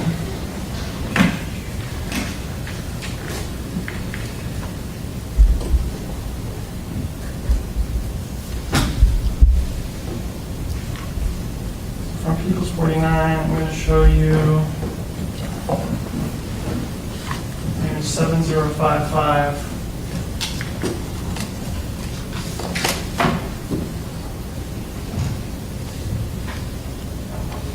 You able to see that, sir? Yes. And so, of the cuts on your hand, which is the one where you cut yourself in your room, causing blood on your computer? Objection, misstates the testimony. Or possibly causing the blood on your computer? The one on the left? All right, and using a laser pointer, can you show us which, or where on your left hand that injury is? Right here. Understood. So, on your right hand, it looks like you have some scrapes or cuts or something on your knuckles, as well as some injuries to the back of your hand. Do you see those? Yes. Where are those from? I'm not sure. If you were to use a knife to stab something, would you be using your right or your left hand? My right hand, I think. And so, I understand your testimony is that you didn't remember stabbing people, or in 2 cases you don't remember the stabbing, and in the third one you don't believe that you had a knife in your hand or don't remember having a knife in your hand. If you had done such a stabbing, would it have been with your right hand? Objection, speculation. It's sustained. You throw a ball with your right hand, Yes. and you write with your right hand, Yes. and are you just generally right-handed? Yes. Do you do any tasks with your left hand? No. I want to back up just a little bit. We talked about Sycamore Park. We talked about this person with the flashlight. Do you remember that? Yes. Did they make any threats to you? No. Make any gestures to you? No. Were they laughing at you? No. And then you talked about riding Kareem's bike away and then ditching the bike and then proceeding on foot. Do you remember that? Yes. Was there any part of you that thought to do that as a ruse to make it look like you went one way and then go another? No. When you carry the knife in your pocket, do you carry it with the point up or the point down? With the point down. And so the sharp tip of the knife would be down at the bottom of your pocket? Yes. And so you were living in Tracy at this time? Yes. And is there public transit from Tracy up to Davis? Can you repeat that? Take like an Amtrak bus from Tracy to Davis? No. So I want to advance a little bit. I want to talk to you about Kimberlee Guillory. Okay. Why was it that you left your home that night? I think it was to get rid of the whispers. And these are the whispers that getting fresh air helps you with, Yes. and that listening to music helps you with. Yes. Did you bring your music with you? I don't think so. And why is it that you left your phone at home? I don't know.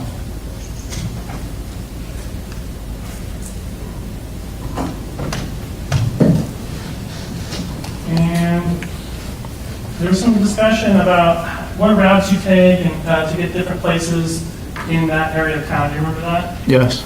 And how you would cut through the train tracks to get to Ryder Apartments? Yes. And the log that you would go to, you've been there on prior occasions, correct? Yes.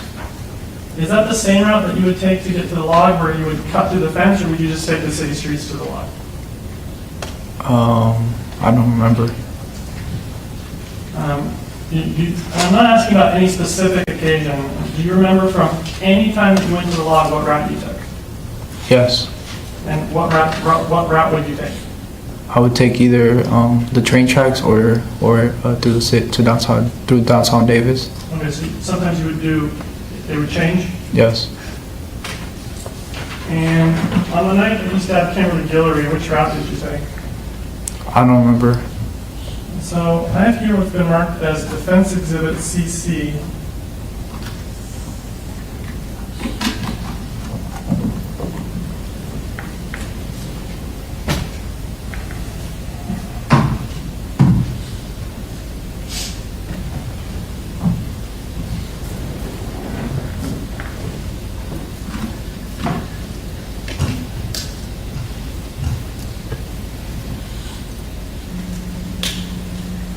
So there's 4 files. I'm going to go to file 1.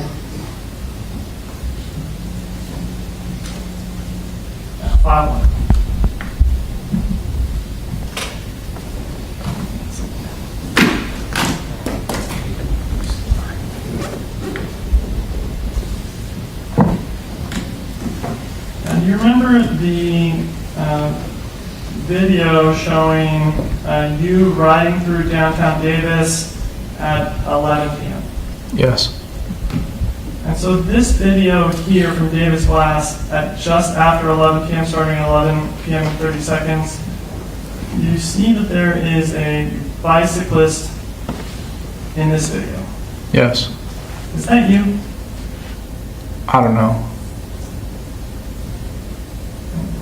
I'm going to switch videos. I'm going to go to Cables 26A. This is the video from 2nd and F.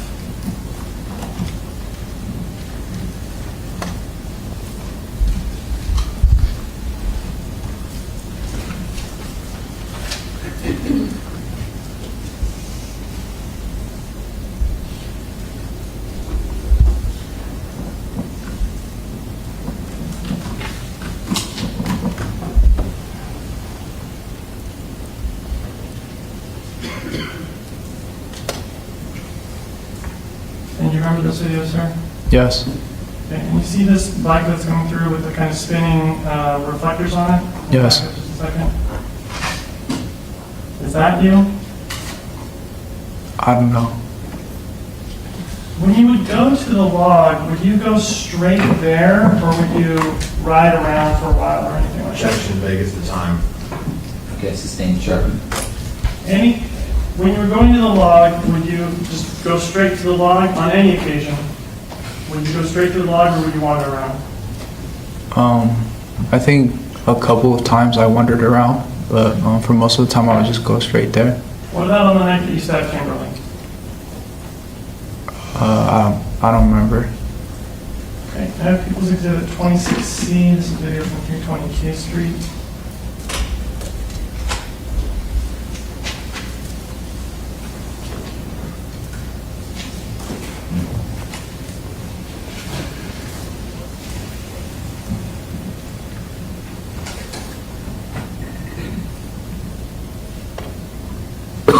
Video, I'm going to advance it to 2 minutes after 11. Pause there.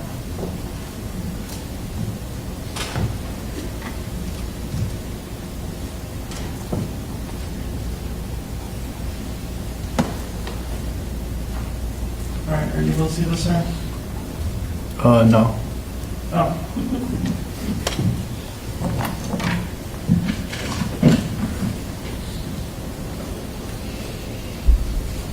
Are you able to see this, sir? Yes. I think we did the license briefing.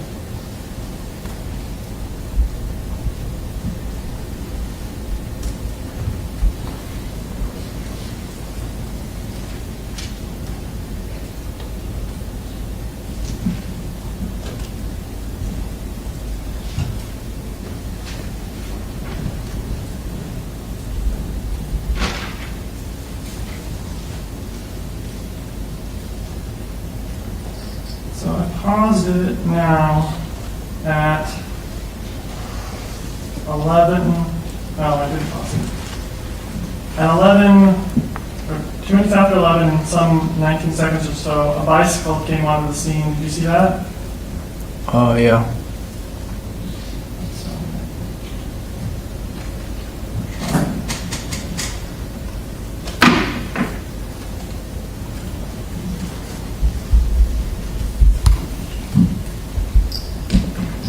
sorry, computer crashed.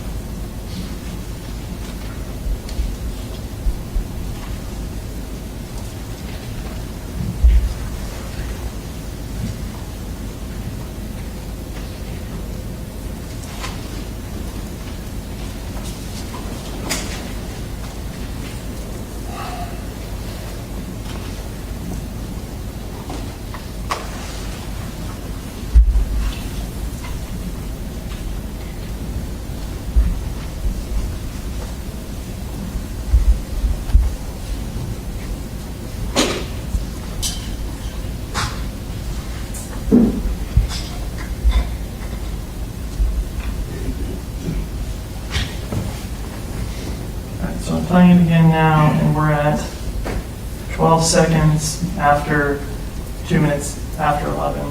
You got it up on the screen? Oh.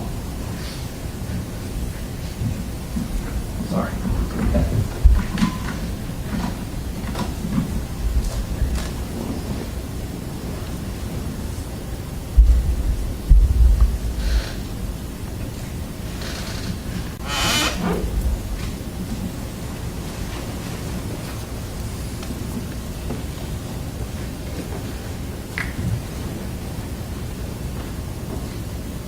And so, a couple seconds after 11, we had that bicyclist going by Davis Glass, and then 2 minutes after 11 and 17 seconds or so, we see this bicycle that went up and then went back again. Did you see that? Yes.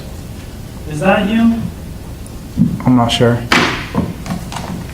Was that bicyclist, it went down 3rd Street, almost made it to L, turned around and went back, right? I just seen it go straight. Okay, bring it up again.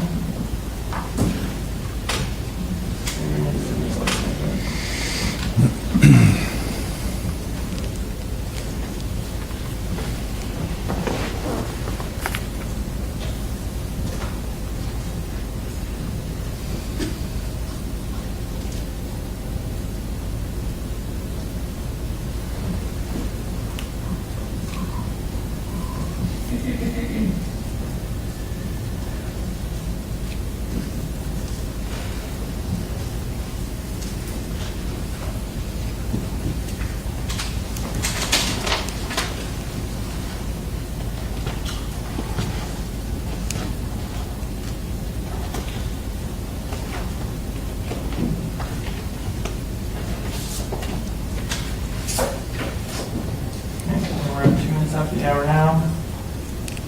Can we dim the lights, please? These lights right in front of the...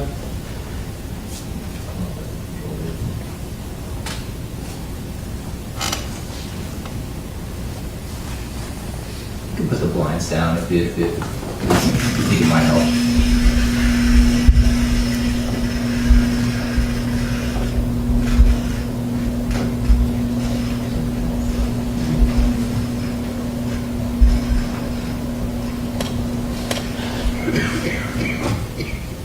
We haven't done this yet, but let's see. Hold on. Put the blackouts. Let's do that.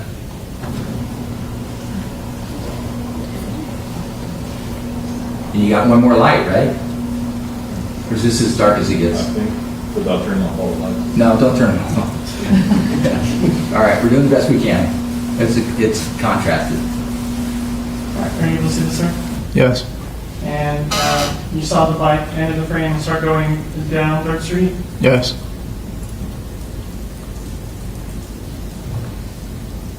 And you now see it turn around and go back the way it came? Yes. And you see the 2 reflectors on those wheels? Yes. And those reflectors look like the same reflectors on your bike? They do. Is that you? I'm not sure.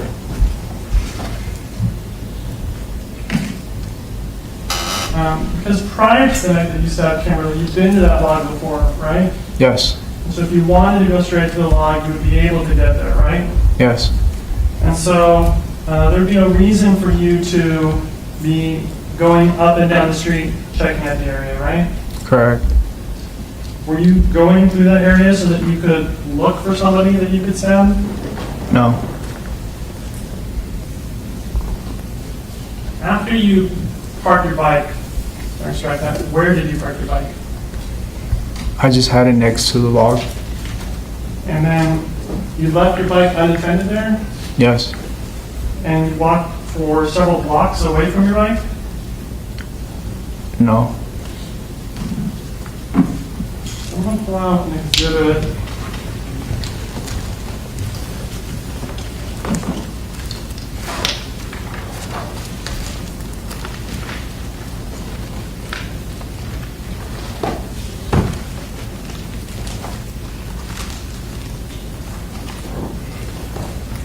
People's Exhibit 25A.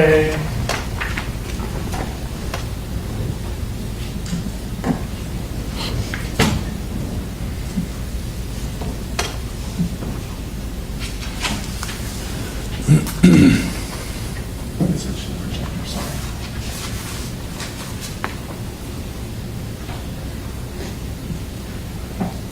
On 25A, you see this? Yes. Okay, so 3rd and L Street here, the log would be right over here at 2nd and K, right? Somewhere around there. And the thrift shop is all the way over here at I and 3rd, right? Yes. So that's a couple blocks, right? Yes. And so you left your bike unattended as you walked a couple blocks over to the SPCA Goodwill? I don't remember walking there. But you testified on direct that you walk around sometimes when you go to the log. Yes. You just don't remember this particular walk. No. And I mean, why is it that you would leave a nice bike like that unattended in an area where, you know, you're at the railroad tracks, you don't know who might be coming in? No, I didn't. I thought it would be okay just being there. And you heard testimony that there are other areas where unhoused people stay in this couple blocks, right? No. Were Jose and Aya testifying, or the officer testifying that he found Jose and Aya, I think, came by the car wash over here, or set up by the car wash? Yeah. And so there are other areas around here where unhoused people stay, right? Yes. And if you had ridden your bike either down 3rd Street or down the railroad tracks to get to the area by 2nd and H, why is it that you would then leave your bike, go on foot, and go over by the SPCA thrift shop? I just remember there was walking on the sidewalk, or when I would walk there, there would be like trees like hanging over it, and I just found that cool to walk through it. So when I would go on my walks, I would walk through there. Were you walking there because you were looking for someone to stab? No. Because you came down the tracks or you came down downtown at 11, right? Yes. And you're walking by the SPCA thrift shop at 11:12, right? Objection, lack of foundation, personal knowledge. Sustained. Well, did you see the video from the thrift shop and the testimony about its timestamp being for 11:12? I remember seeing the video. All right. Do you have any reason to doubt? So I have here from Defense Exhibit CC. Put that on the overhead.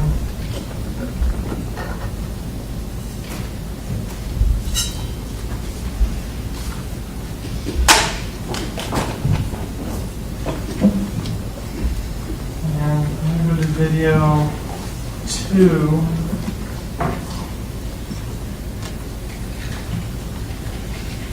Are you able to see this, sir? Yes.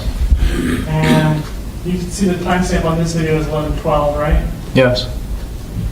And that there is a car or van going down the street, and then a sedan type car 5 seconds or so later. Yes. And then going to People's Exhibit.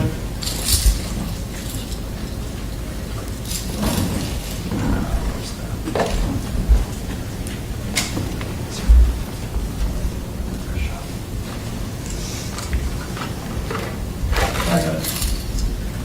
26D.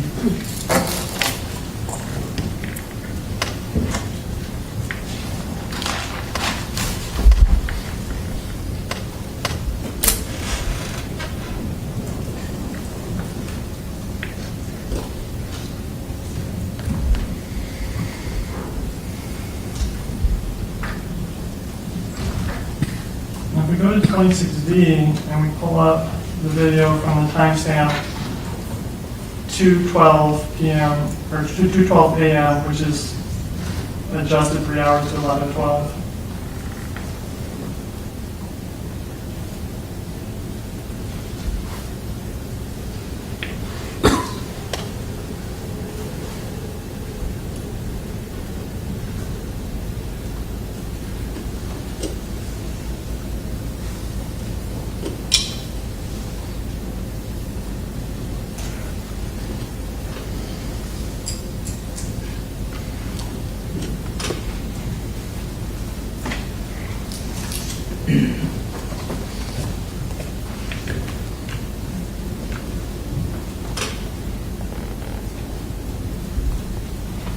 that video.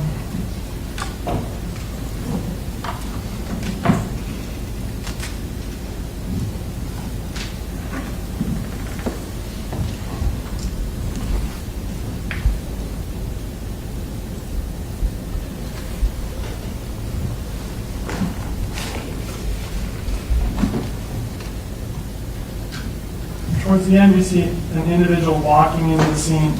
Did you see that? Yes. Was that you? I'm not sure. Are those the clothes you were wearing? I don't remember. Go to the next video in the sequence.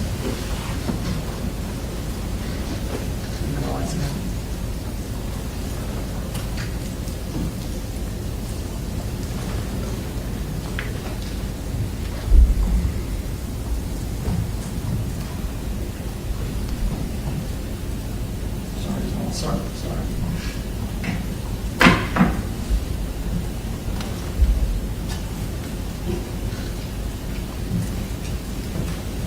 Go to the next video in the sequence, which starts with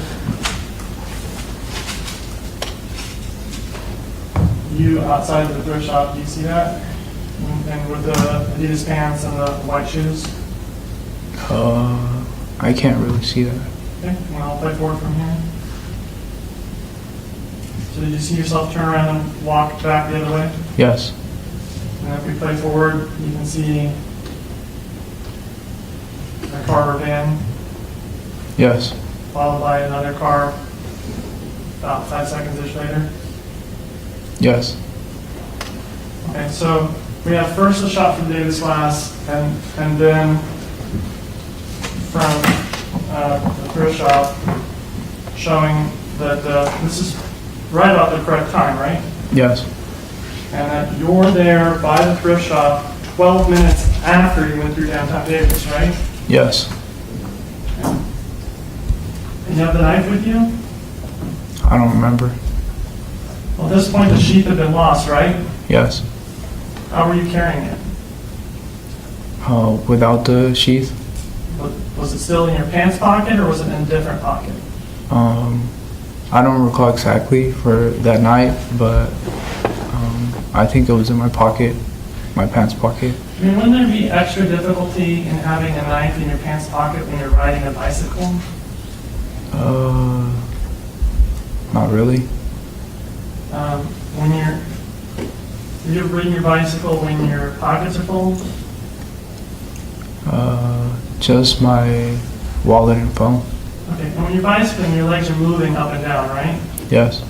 And so, if you're moving your leg up and down and you have the knife in your pocket, does that increase the risk that you're going to cut a hole in your pants? Yes. And were you taking any kind of special precautions there to keep it from cutting your pants pocket? No. And so, after you left the thrift shop, where did you go? I don't remember going near the thrift shop. Okay. What's the next thing you do remember? Objection vague as to from when. Sustained. And so you got there to the log, right? Yes. What do you remember after that? I just remember being at the log, and then I got up to walk, and I made a left turn towards 2nd and L. And when I was at the corner of the street, I made another left turn. All right. And how far into your walk were you? Objection vague as to How far, yeah. So you're at the log. Yes. Started walk from your log. Yes. How far were you along in your walk when you had issues with shadows? I think like 10 seconds or 5. And so pretty quick then? Yes. And describe that for me, what happened? I seen a shadow inside a tent, reaching out with his hand, telling me to come near it, or that's what I took it as. And I started to approach it, and when I was a couple inches away, the arm kind of came out at me through the tent, and that's when I flinched backwards and I threw my hand in front of me. Okay, and you just signaled that you,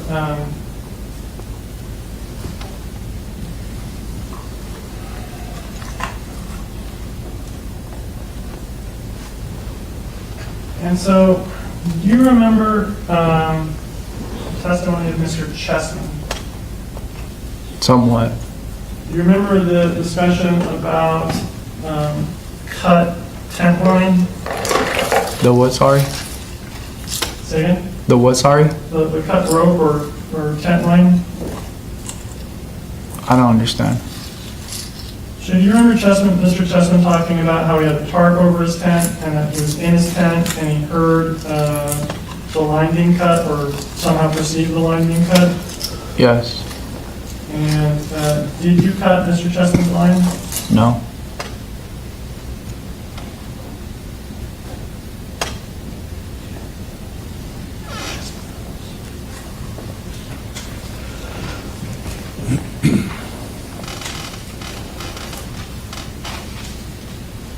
And when you were at the tent, you had to step off of the sidewalk, right? I don't remember. Well, do you remember how you got to that location that you were right in front of the tent so that you could do that punching motion? I remember it was because the shadow was telling me to come near it, or it was signaling me to come near it. All right, and so you went to the shadow? Yes. Aren't the shadows scary? Yes. I mean, in one instance, you had to run 50 feet out of shadow in order to stab it, right? I don't remember. Well, at Central Park, you said that you saw some shadow figure and you Objection asked and answered. He said he didn't remember, so you can refresh his memory. Do you remember testifying that you were at Central Park and that you saw a shadow and that you ran towards it from the other bench that was about 50 feet away? Yes. Okay, so in that instance, you ran towards the shadow because you thought there was some kind of aggressive action taking place, right? I don't know why I ran towards the shadow. And with your other descriptions of running into shadows, one on a bike near Sycamore Park and one in Sycamore Park, you described a gaping void and things of that nature, correct? Yes. And those are scary things, right? Yes. So shadows are scary, right? Yes. So if the shadows are scary, why are you going to the shadow? I don't know. I kind of was just doing what the shadow was telling me to do. But isn't that the whole reason why you had to act in the other two instances to stop the shadows from doing things to you? Well, this one was a different shadow. How's that?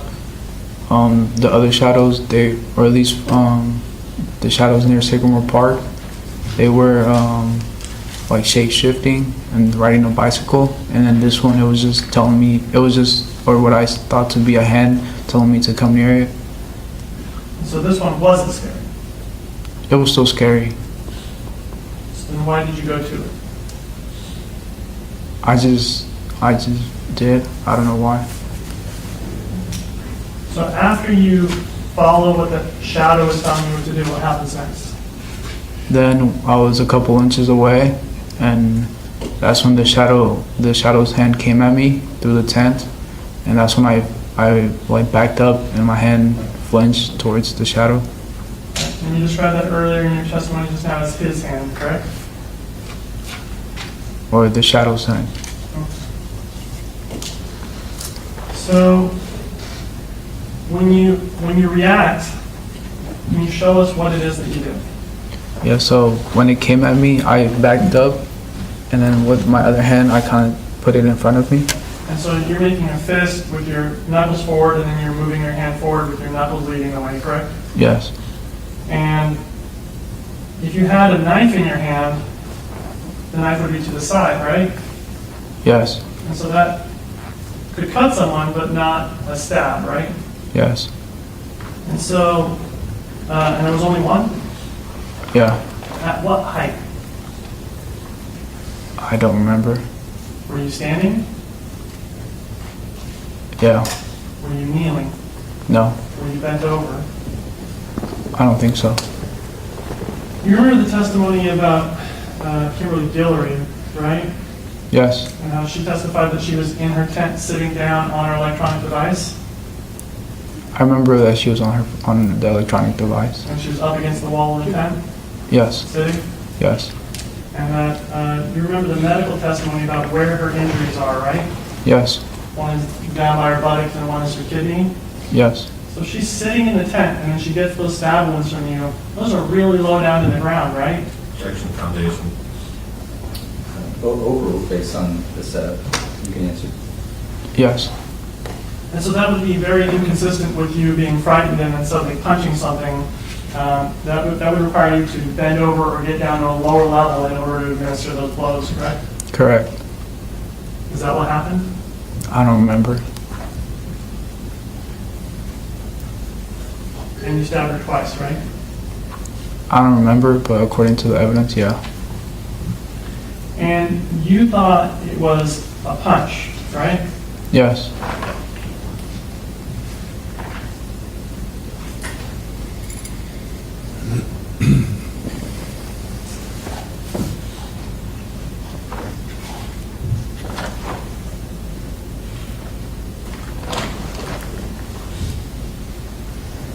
And you heard Kimberly also describe that as a punch, right? I don't remember. That she described that she was getting punched and didn't realize that she was being stabbed? I think so. And so your testimony is also that you thought you were bringing a punch and didn't know that you were stabbing. Yes. What happened next? Next, I heard a scream, and I got scared, and I went to my bike and started to bike home. So you went back around the building to your bike and you started to go home? Yes. Now, do shadows scream? I don't know. And in this instance, as in the prior stabbing, as soon as help was responding, you fled, right? I Section don't. foundation is the help responder. It is sustained. So in Sycamore Park, when Dr. Massey showed up, you fled. And in this case, when you hear a scream and there starts to be other people moving about in response to the scream, you flee, right? I just remember the scream. Okay? And so this is because you knew you were stabbing somebody and you knew that other people were going to intervene and you needed to get away, correct? No. And if you knew that you were at risk of getting caught because you had been screamed and you'd been detected, correct? No. In both instances, as soon as you were detected, that's when you fled, right? No.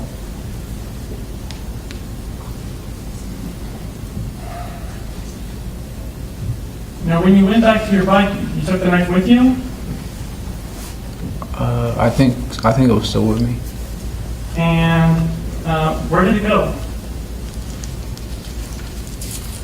I don't know. Did you put it in your pocket? I'm not sure. And so you got back on your bike and you rode over to 3rd Street and rode down? Yes. And when you were on 8th Street, you talked about almost getting hit by a car. Do you remember that? Yes. Did you cut through that block there between H and G? I don't know what block that is. So, going back to the map, and this is people's 25A.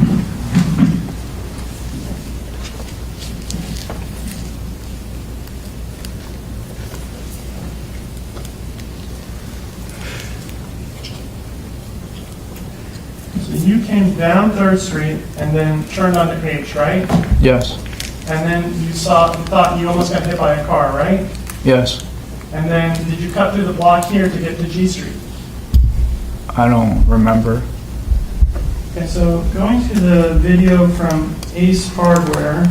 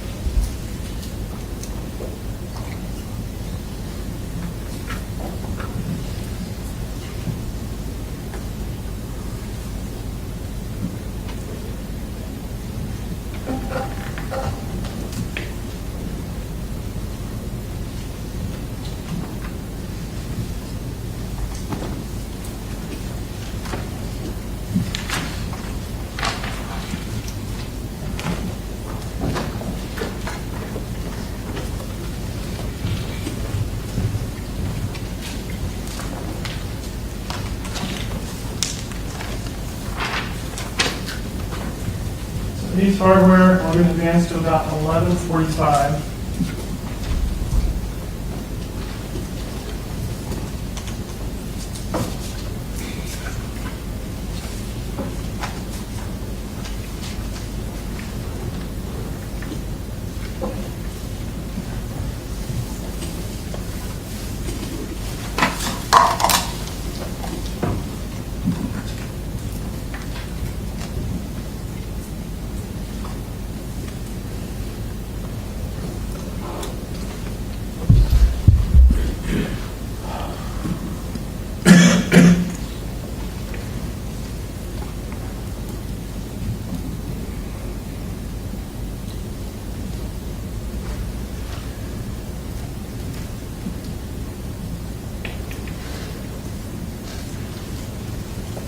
Just saw you ride on the bicycle down the street, right?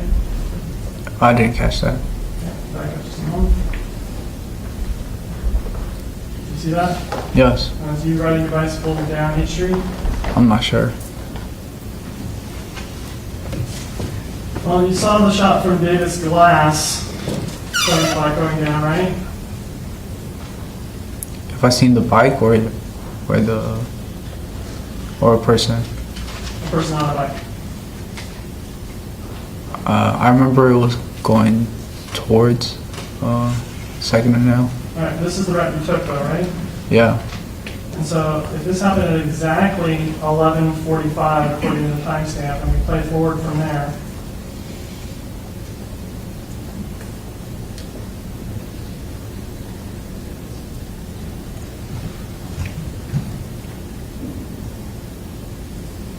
there's a car coming northbound. Do you see that? Yes. About 15 seconds, 14 seconds after the hour.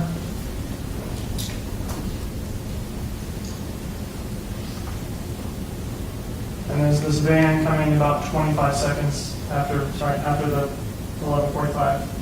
You see that? Yes. Was it the vehicle coming northbound that you thought almost hit you, or the van coming southbound? I thought it was a van that was coming towards me, but yeah. What were you doing in that block for the next 5 minutes? I'm not sure. Did you have any issues with your bike? Yes. What issues did you have with your bike? I remember when the car almost hit me, I moved out the way, and I kind of almost hit a wall. I don't know if it was a wall or a pole, and I stumbled back. I almost fell off my bike, and then I tried to ride it again, but I noticed the chain was off. And you spent about 5 minutes then working on your bike, right? I don't know what I was doing. All right. No issues with shadows during that time? No. And eventually, we were able to see that you came back out on the G Street at 2nd, right? Yeah. And that was after about 5 minutes, right? Yes. And so from the time of the stabbing, it's taken a minute or maybe less than a minute for you to get to your bike. And then it takes a little bit for you to get on your bike and ride up to 3rd Street, ride over to 8th Street, and ride down, right? Yeah. And then you're hiding, or you're located in that block for about 5 minutes, right? Yes. And so total time from the stabbing at this point is something like 6 minutes, 7 minutes, something in that area? According to what you're saying, yes. All right, and do you remember the testimony or the exhibit showing when the 911 calls came out? I don't remember exact time, but I do remember seeing the calls. All right, so the 911 calls are going to the dispatch center right around the same period of time, right? Yes. Protection Foundation. Moving straight. Grant. Do you remember that?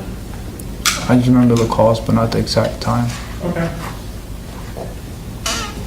Why is it that if your bike still wasn't working, you left that area? I just wanted to get home. Was it because of the sirens? No, I didn't hear any sirens. You didn't hear the police responding, anything like that?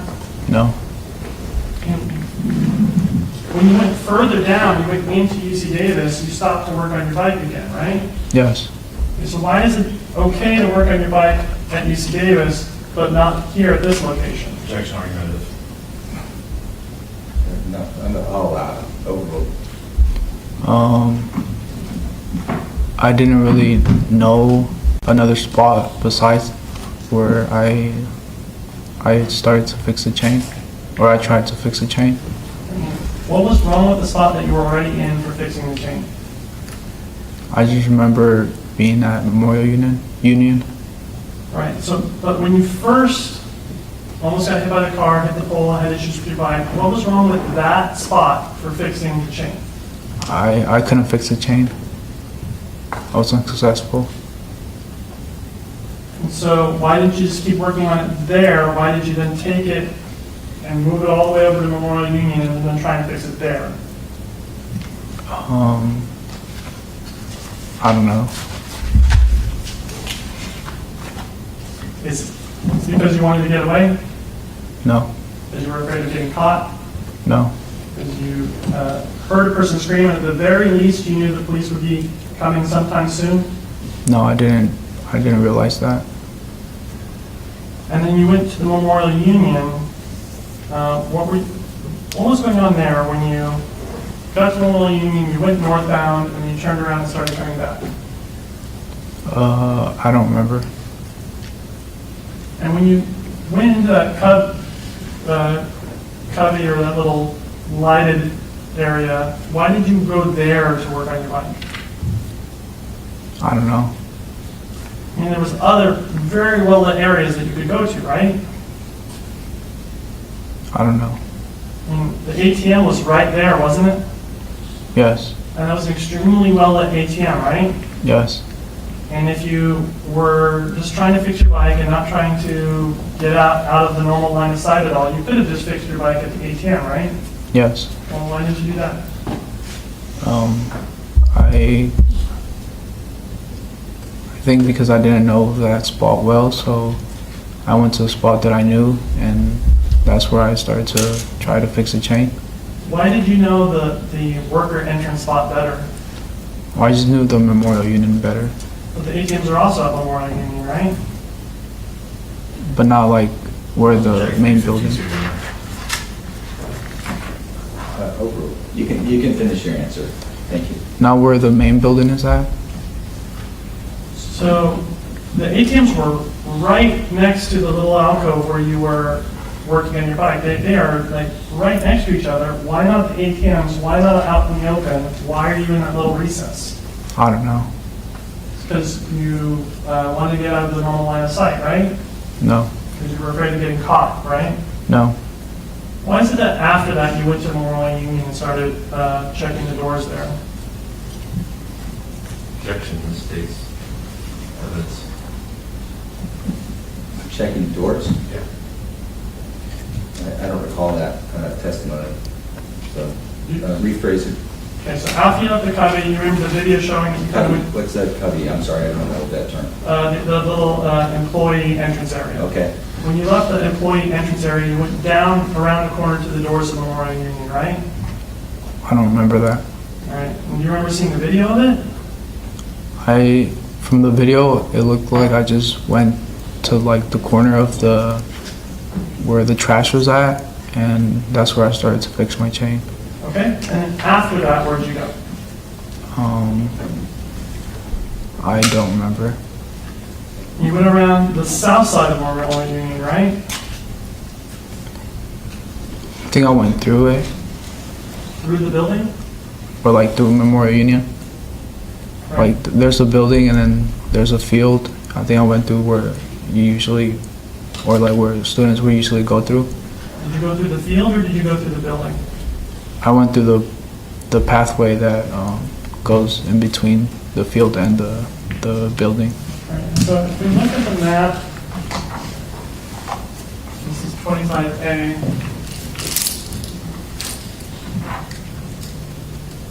When we look at Memorial Union, when we zoom in here, you came past Dem Hall to East Quad and then northbound past Memorial Union, turned around, came back, went past the ATM, and then went into that little employee area, right? Yes. And from that area, you went down south, you went here, kind of towards the doors, possibly checking these doors, and then out of sight, Actually, right? the state's testimony. Well, we're back to the door checking. I'm sorry, and I apologize, I missed that, so. Well, let me just clarify. Did you check any doors? Not that I remember. All right. So you went by the doors, right? Which doors?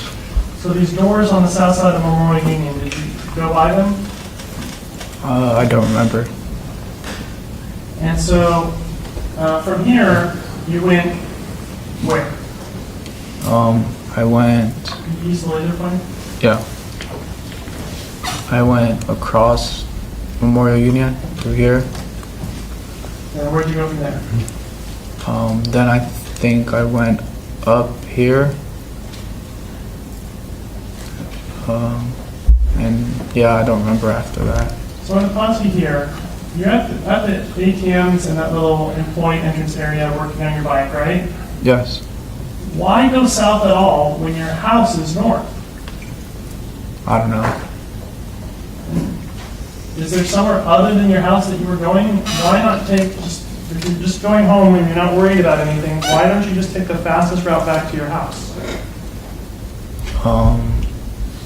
I'm not sure.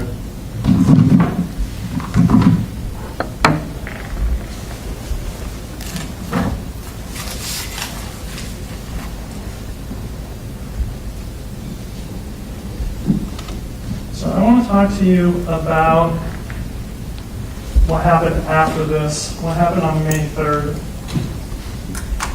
On May 3rd, you went on your computer and you accessed the UC Davis website, correct? I don't remember that. You remember making an advising appointment? No. You remember logging into your student profile? No. You remember going to Schedule Builder? No. Because prior to this point, you weren't aware that you had been kicked out of school, right? No. Because you hadn't read that email, right? Correct. And so having not read this email, this would have been the time where you log into your student profile and see that you're not in your classes anymore, right? I don't know. And the reason you went in the Schedule Builder is to try and add back in the classes, right? I don't remember going checking Schedule Builder. Did you see the testimony from Mr. Chase indicating that you visited Schedule Builder? Yes. Do you have any reason to doubt that you did go to Schedule Builder? No. And so that is on the morning of the 3rd, right? I'm not sure. And so it's after that that you then go to Sycamore Park where you're spotted by Justin Schaefer, right? I don't remember going to Sycamore Park. Say again? I don't remember going to Sycamore Park. Okay, do you remember the testimony about Sycamore Park and Justin Schaefer? Yes. Okay, but you do remember that you wanted to go to the store for bread, right? Yes. And specifically that there was a hole in your bread bag, right? Yes. So, this defense VV.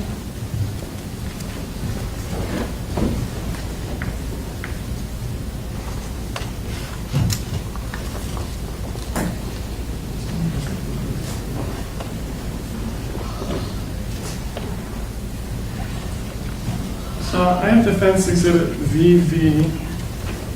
And you remember talking about this on direct? About the bread? Yes. Yeah. Okay, pause for just a second. I'm going to stand up and stretch. Feel free to join me. And while that was fun having the blackouts down, let's take the blackouts up. We'll keep the shades on.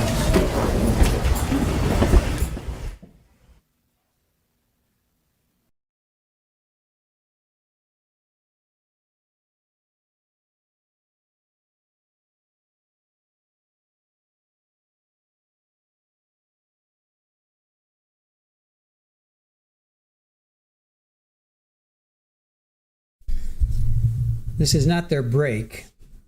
Oh, judge sees juror snoozing, maybe. I think they're moving the blackouts, the shades. So while they're doing that, everybody stretch. Everybody stretch. Stretch. Yeah, they usually take their break at 6 or 3. Everybody's butt's falling asleep. I know, right? Not quite yet. Not quite yet for the the squeegee cap. It usually happens at 6. I think they're just closing the shades. I don't want to get into it and then be right in the middle of a sentence.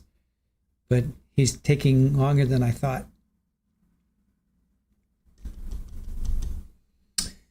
Well, here's the CalCrim, which I guess is California Criminal, number 3450 that Northwest suggested I find and then read. So this insanity and civil commitments, determination, effective verdict.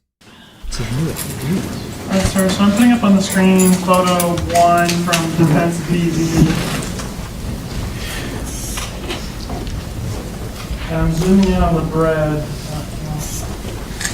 You able to see that, sir? Yes. Using your laser pointer, show us where the hole was. From what I can see, I think it was right here. And On the left side of the photo? Yeah, and then one right here. Well, this one in the center of the bread, that's just the crinkles outside the bread clasp, right? I don't know. Okay. That's what it looks like. But on the left side is where your testimony was that there was holes? Yes. Okay. Where are the holes? There's one right here, Okay. but from what I remember, there was one like a bigger hole on the side of the bread back. Which side? The left side. Okay, so right here? Yeah. Okay. And so from this photo 1, looking at the left is where the holes are. Yes. And this is the reason why you had to go out to the store, right? Or yeah, that's when I thought to myself that I need more bread. Okay. Now, you had already 2 loaves of bread there, right? Yeah. Okay, so I'm going to approach you with the mark for identification purposes, People's 101.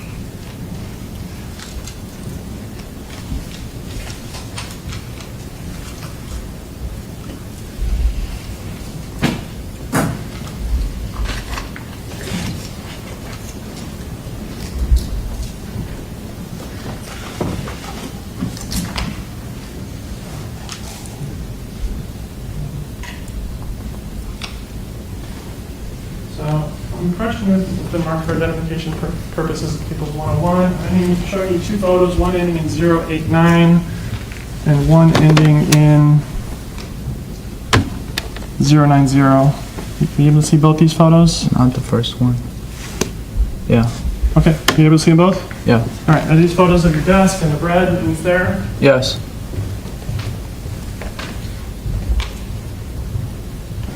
Publish. Okay. We're going to start with photo 89. This is a photo of your desk showing the bread, right? Yes. If we did light space. And this photo was not a photo that was included on Defense BV, right? I don't think so. And so from this photo, we can see that there's the loaf of bread we've been talking about and then like a partially consumed loaf of bread next to it, right? Yes. And if we zoom in here, we can see this entire left side of this loaf of bread, right? Yes. Where are the holes? I don't see them. There is no holes, right? No. And so there is no holes in this loaf of bread. Objection misstates evidence. Okay, you said that the holes were on the left side. We're looking at the left side. Where are the holes? I Objection just misstates testimony. Okay. So, I'm going to go back to BB.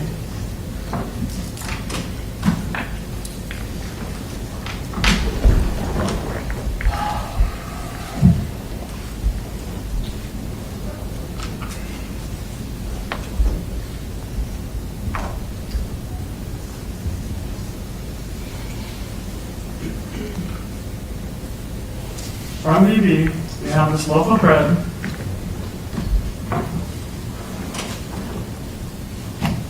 Show us again from BV where these holes are. Objection, compound. He's spraying holes. Right.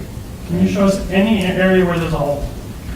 Objection asked and answered. He's already identified that. That's all right. You can do it again. One more time. So I think there's a hole right here. And from what I remember, there were more or there was like a bigger hole towards the left of one of the bread bags. All right, and when you say the left, you're talking about the left side of this photo, right? Yes. Correct. So when we go back to People's 101,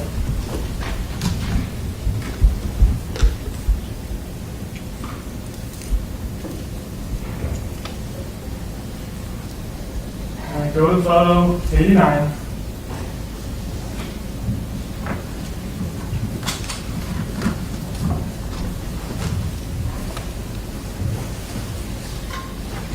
It's the same loaf of bread, correct? Yes. And the side that is facing us in this photo is the same side that you previously referred to as the left side, correct? Yes. And that is the side that should have holes. Or is there some other side? No, I remember it being on the left side. Okay. Okay. Is there any holes in the bread bag in this photo that you can identify for us? Not that I could see. And in fact, you have a full loaf of bread and a partially consumed loaf of bread, correct? Yes. So you didn't actually need bread, correct? I thought I did. And what actually happened was that you'd seen that you got kicked out of UC Davis, and so you got your knife and went back to Sycamore Park, correct? No. Well, why go to Sycamore Park with nothing but a knife? I don't remember that. Because if you were shopping for bread, you would bring things like a wallet to pay for bread, right? Objection, argumentative. Yes. And you didn't bring your phone, right? I don't think so. So it wasn't for listening, you weren't listening to music or anything like that, right? Right. And so, in fact, you had no watch, no phone, no wallet, no keys. Objection, compound. Overruled. Isn't that correct? That I didn't have any of those? Correct. Yeah. You just had the bag and the knife, correct? I remember the bag. And you had the bag so that you could carry the knife because it was sharp and difficult to carry, right? I don't know if it was that specific reason. The knife was in the bag, wasn't it? Yes. And so after visiting the website and going to Schedule Builder, you went to Sycamore Park, correct? I don't remember going to Sycamore Park. And when you were in Sycamore Park, it was there because you were looking for another way to assault someone, correct? No. Because you didn't need bread. This thing about bread is not accurate, correct? I thought I needed bread. There's no holes in the bread. Objection, misstates evidence. We're done with the bread questions. Okay. Yeah, move on. Did you see? Okay, so from the photos we see, we can't see any holes in the bread. Objections, misstates. Sustained. Move off the bread. Come on. All right. So when you were in Sycamore Park, you brought your knife, right? I don't remember being in Sycamore Park. And you weren't carving or throwing knife, right? You were just sitting. I don't remember being there at all. I mean, the reason why you might have your knife there is to carve and throw, correct? Yes. But you weren't engaged in any of that, right? I don't remember. And you didn't leave the park until Justin Schaefer spotted you and you made eye contact, right? I don't remember. When you left the park, what route did you take? I just remember being on Pine, I think it's called Pine Street or Pine Road, and going north on it. And you remember taking kind of a roundabout way to get to the grocery store? What do you mean by roundabout way? You know,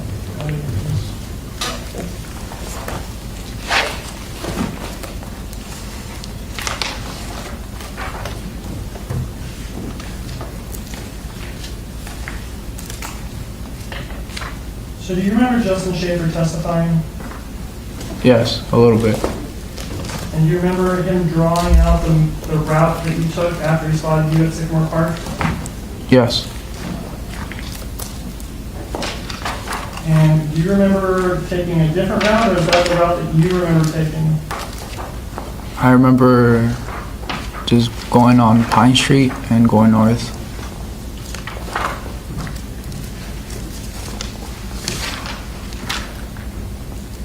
So I have here people's 65 and 66.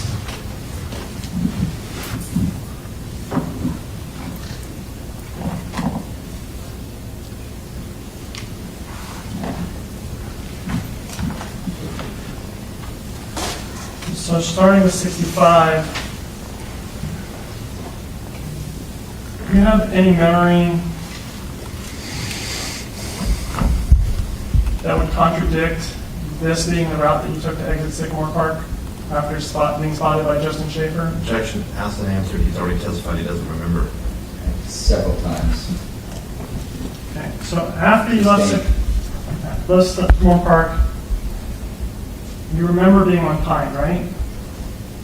Yes, on Pine Road or Pine Street. All right, do you remember taking this particular route when you left Sycamore Park? Or after being in that area? Yes, I think that's the route that I took to go to Safeway. I'm sorry, can you say that again? I think that's the route I took to go to Safeway. Why wouldn't you go out, down, Bucknell, up Pine, and then left on Villanova, and then north on Sycamore? Why would you take kind of three sides around that square instead of just taking the short path? I don't know. Was it because you've been spotted by Justin Schaefer and you're trying to walk away from him? No, I didn't know he was following me. And you went over to Safeway, right? Yes, And you had no money, right?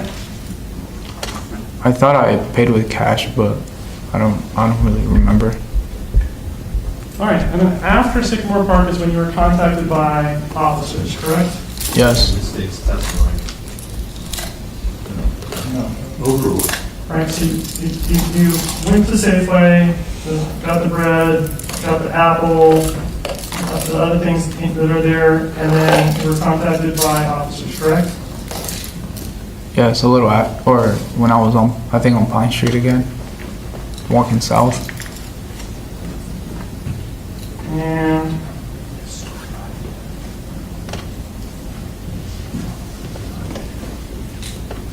do you remember speaking with the officers? Just about them taking me to the police department.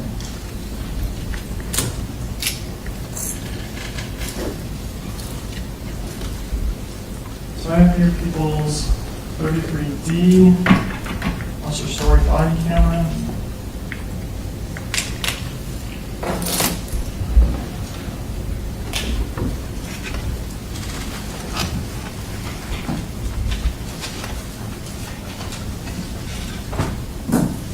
Are you able to see this, sir?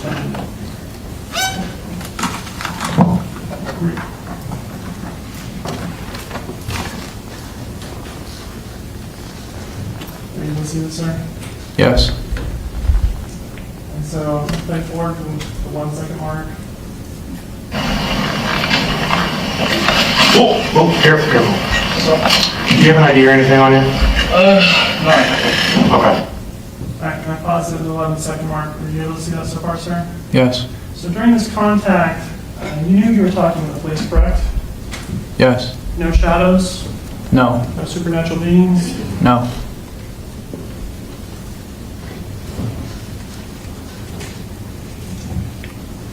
What's your name, bro? John. John?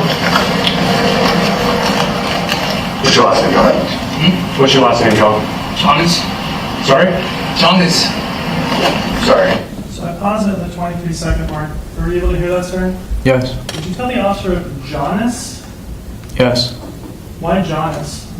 I don't know. You mentioned earlier that you'd used the false name John Joas during a prior police contact. Do you remember that testimony? Yes. In that prior contact, did you use Joas or Jonas? I believe it was Joas. And so why did it say Jonas here? I don't know. And here, you knew you had a knife in this bag, right? I don't know. Okay, play a little forward from here. You got something to write with?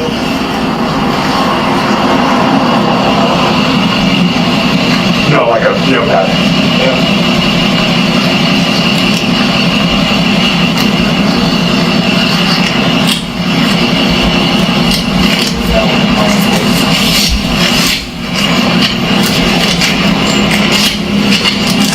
How do you spell your name? J-O-H-N? H-N? Your last name? Uh-huh. J-O-A-S? Yeah. And your... All right, so you've given the officers the false name, correct? Yes. And you knew what your real name was, right? Yes. And why give them the false name? I don't know exactly why, but I think I thought the same thing was gonna happen when I had the first encounter with the police and I gave them John Joas. I thought they would just say that I could go. And so was this paranoia kicking in? I think so. Did you give this false name to the officers because you were paranoid? I'm not fully sure of that. Have you previously stated that you gave the false name to the officers because you were paranoid? I don't remember.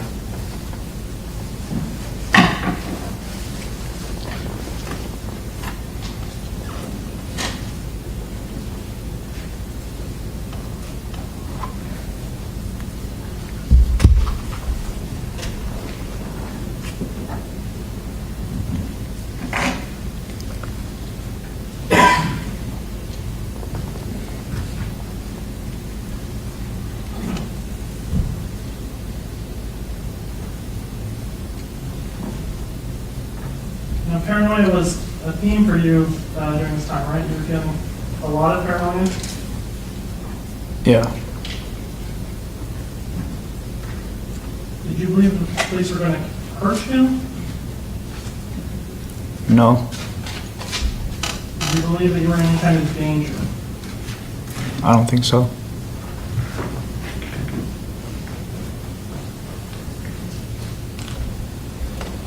If you didn't think that you were in any danger, I mean, what's the source of the paranoia here? It's just like the feeling that I started to get. Just a bad feeling? Yeah.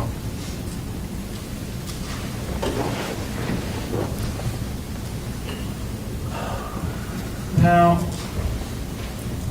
was this a mistake to give the officers the false name, or did you know at the time that you were giving them a false name? I don't think I knew.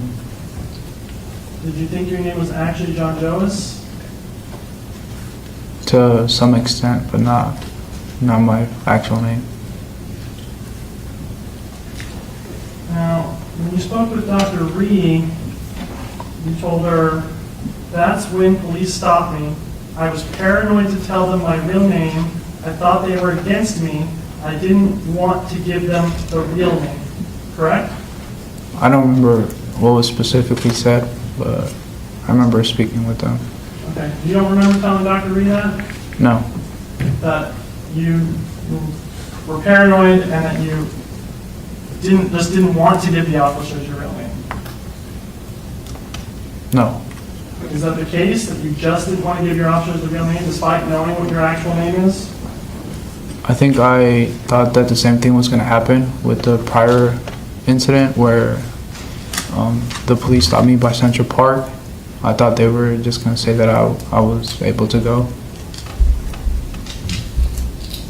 And you wanted to go because you knew you killed 2 people and attempted to kill a 3rd, and that you needed to get out of it, right? No. In fact, during the contact, you talked with the officers about the reason for the stop, right? I don't remember. All right, I'm gonna put it back on the screen. It's 33D. Your date of birth. 1999. Uh-huh. 10. Uh-huh. 10/10 of 99? Okay. Is there a reason you're collecting my information, or? So, the reason we're talking to you right now is, are you aware of what's been going on in the city? The whole, like, Davis? The homicides and stuff? So, Right, so stop at 123. When you were talking with the officers, you told them you knew what was going on about the homicides, right? I think Officer Story said the homicides. Right, and you replied in the affirmative, correct? Yeah, I think I said something about Davis. Go back in 10 seconds. so, the reason we're talking to you right now is, are you aware of what's been going on in the city? The whole, like, Davis? The homicides and stuff? So, people are calling in all kinds. So you said the homicides and stuff, and you replied, yeah, correct? Yes. Okay, so you're acknowledging to Officer Story, you do in fact know that there's been homicides going on in the city of Davis. I was referring to the crime alerts that I had seen. Okay, and what were the crime alerts that you'd seen? It was just a notification that popped up, and I kind of just took a glance at it. All right, and what did they tell you? I just seen the crime alert, or that's what I read. Were the crime alerts specific to homicides? I didn't know. All right, but when Officer Story asked specifically about homicides, you said, yeah, correct? Yes. Objection. This state's video speaks for itself. Yes, it does. The reason we're talking to you right now is, are you aware of what's been going on in the city? The whole, like, Davis? The homicides and stuff? So, people are calling in all kinds of stuff. They're calling in anybody and everybody that... Okay, so pause at 128. Did you see yourself looking down inside the bag during the video? Yeah, I think when I almost dropped it. Okay, and were you, and you had a knife in the bag, right? I think at that point I didn't know. And so you're looking down in the bag to see if the knife is visible in the bag, to see if the knife is going to be detected while it's in the bag, correct? I don't think so. Matches, potentially matches the description of that person. And so, we're not saying that you are that guy or anything. We're responding out, making contact, saying like, hey, this is what's going on. We're having to investigate every possible lead that we have, Do you live nearby here? Yeah. Where at? It's a few blocks. A few blocks? Okay. Are you a university student? Yeah. Okay. What year are you? Graduation? 2024. 2024? Okay. Where are you from originally? Bay Area. Oh, okay.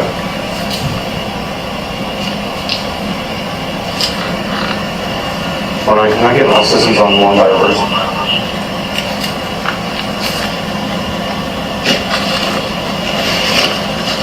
Last of John Ocean, Sam, first of John with an H, 10 of 99.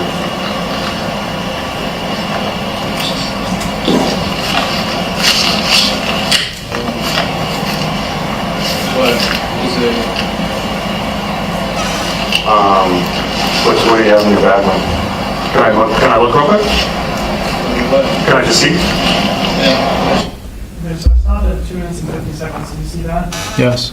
And so you are physically looking down in your bag and moving contents of the bag around with your hand, right? I think I was just looking in my bag. Okay. And you're seeing the knife in the bag, right? I don't think so. And you're acting as if there is no knife in the bag, correct? I think at that point I didn't know there was a knife there. I mean, at some point, did you believe the knife was in your pocket, or where did you think the knife was? I don't know.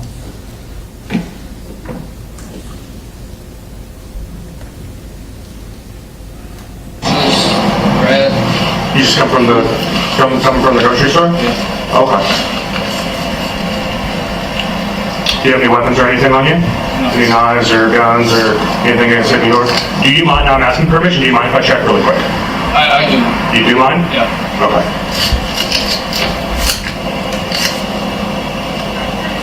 I have some big. Okay, we're not trying to keep you from what you're doing or anything. I'm kind of running late too. Okay. I don't want to like bother you guys or anything. Just Do you have a driver's license or an ID card in the state of California? not a driver's license. Okay. Yeah, and that's the proper spelling of your name? Yeah. Okay. Can I see your hand, it looks like old cuts and scratches. Oh yeah. This has been going over a while. I paused at 3 minutes and 52 seconds. Were you able to see that, sir? Yes. And the officer's asking about cuts and scratches on your hands, correct? Yes. And you almost put the bag down on the ground, right? Yes. Why not put it down on the ground if you don't know that there's a knife in it? I don't know. Because if you hadn't put it on the ground, they'd be able to see the knife in there and you'd be caught, right? I think I did put it down at one point. You're holding onto the bag and showing them your hands with the bag still in your hands because you know that if you put that knife down, you're going to get caught. Or if you put that bag down, they'll see the knife and you'll get caught, right? No. Because you know there's a knife in that bag. I don't think I knew. Stress. A lot of stress. Yeah. How'd you get those? Myself. Yourself? What do you? Okay, so here at 404, you're telling the officers that the injury on your hands were self-inflicted, right? Yes. So we found out the one that was in your room, in the area of your computer. Were the other ones also self-inflicted? I don't remember the other ones being self-inflicted. Where'd you get them Thank you. from? Let's stop there. Hold your question. Okay, thank you, Mr. Dominguez, and you can return to council's table. Thank you for your testimony. Okay, We got thank you. 4 questions on the backside of the break. Okay. Ladies and gentlemen of the jury, we've got our afternoon break, and I'll see you in 15 minutes. Enjoy your break, and remember the 3-part admonition. Thank you, folks.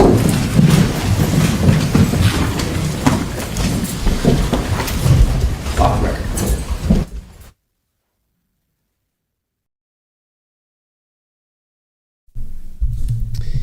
All right, let me get through the recap here.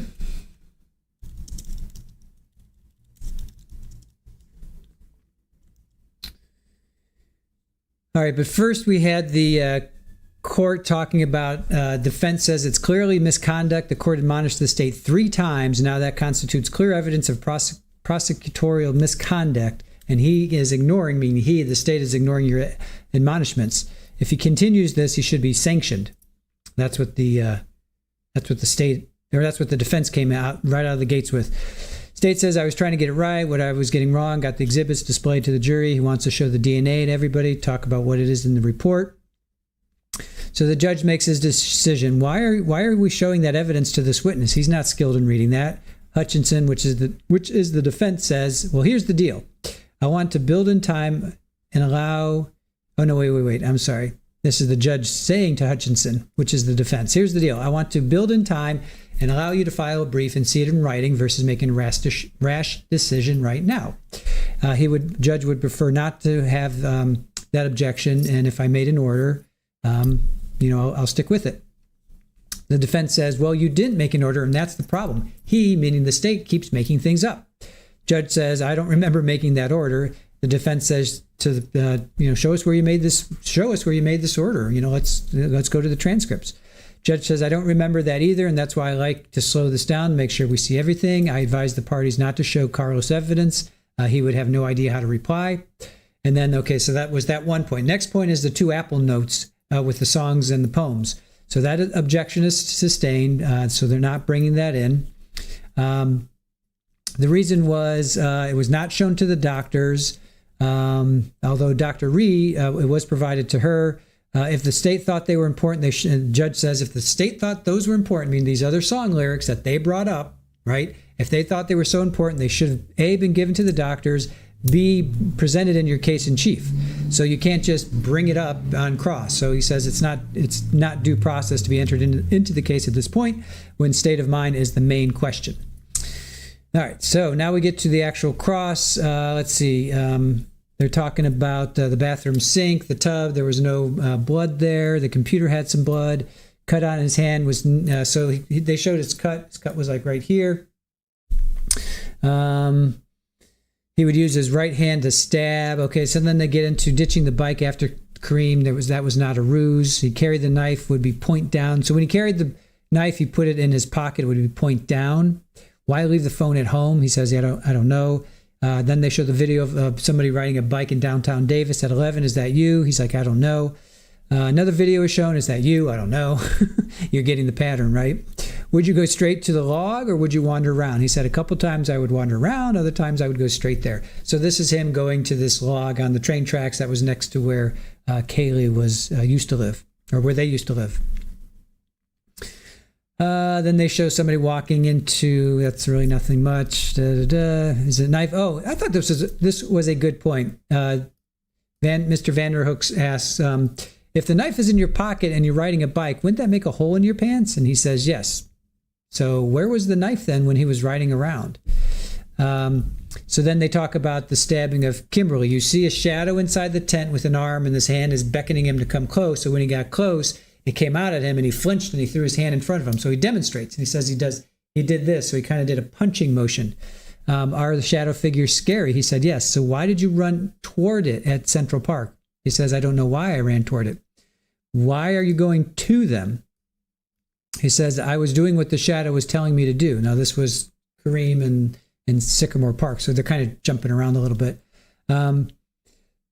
What were you going to do? Okay, I was doing what the shadow was telling me to do, but this one was different. Sycamore was shape-shifting and riding a bike, whereas the tent was telling him to come to it. And why would you go to it? He says, I was just following what it said. So the hand came at me through the tent, and I flinched back. And then this is when he demonstrates. He backs up, puts his right hand in front of him with the knife pointing. So if this is the knife is pointing this way. But Kimberly's stabs are low on her back. They're down here by her kidney and spleen and stuff. So that means, she's on the ground sitting. That means he had to get down on the ground to stab her. Plus, if he's punching at her, that's different. He doesn't remember stabbing Kimberlee twice. He says, but that's what the evidence showed. He remembers it being a punch. Kimberlee remembers it being a punch too. He said next he heard a scream and he got scared and that's when he went to his bike to go home. Do shadows scream? He says, I don't know. Why is it your bike not working and you left that area? He says, I just wanted to get home. Is it because of the sirens? He says, I didn't hear them. He chose the area to work on his bike because he found a place he knew. I guess that was near the university. They talk about checking the doors. He doesn't remember that. He doesn't remember going to Sycamore Park the day after, which would have been May 3rd, or actually 2 days after, sorry. Then they talk about these holes in the loaf of bread and the bag, holes in the bag. I just don't get that. But he was so theoretically he was going to go shopping, but he didn't have a watch, phone, wallet, keys. He just had a knife. He thought he needed bread. Oh, then it was objected to, and the judge is like, "Move off the bread! Come on!" He actually yelled at the state, get off this bread. He spent like a half hour on this freaking hole in the bread. I'm sorry, hole in the bag with the bread. So judge finally literally told him, "Move off the bread! Come on!" He didn't know that that guy Justin was following him. Remember Justin? Did you know you were talking to law enforcement? He said yes. He said they were not shadows or supernatural beings. He said, yep, that's correct. He told law enforcement his last name was Jonas. I'm sorry, Jonas. At first he said Jonas, like Jonas. He says he doesn't know why. He didn't know that he had a knife in his bag. Why give them a false name? He said, I thought the same thing would happen with the first interaction with law enforcement. That's why he said Joas, and that they would let him go. Now, don't forget, he's got immigration, he's undocumented. He tried to get, is he undocumented? He tried to get legal status and they said no. So they denied his legal status. So I guess, is he documented or not? I'm not quite sure where he lands in that. But he tried to get legal status, I think he said when he was 13. So they denied that. So I could definitely see that he would be paranoid about being picked up and sent back to El Salvador. I can definitely see that, especially when authority rolls up.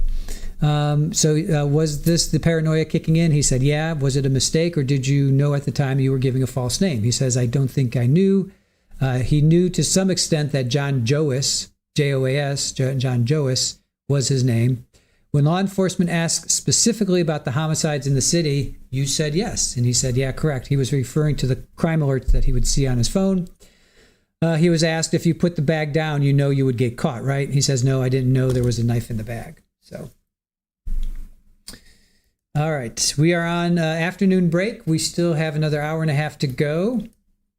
I want to read this that Northwest had me look up. So, okay. You have found the defendant guilty of insert crime. Now you must decide whether he or she was legally insane or he or she committed the crime. The defendant must prove that it is more likely than not that he or she was legally insane when he or she committed the crime. The defendant was legally insane if, when he or she committed the crime, he or she had a mental disease or defect. So that's been proven. That has been proven by 3 psychiatrists and 1 psychologist. And so the defendant was legally insane if he or she committed the crimes. When they committed the crimes, they had a mental disease or defect. And because of that disease or defect, he or she was incapable of knowing or understanding the nature and quality of his or her act, or was incapable of knowing or understanding that his or her act was morally or legally wrong.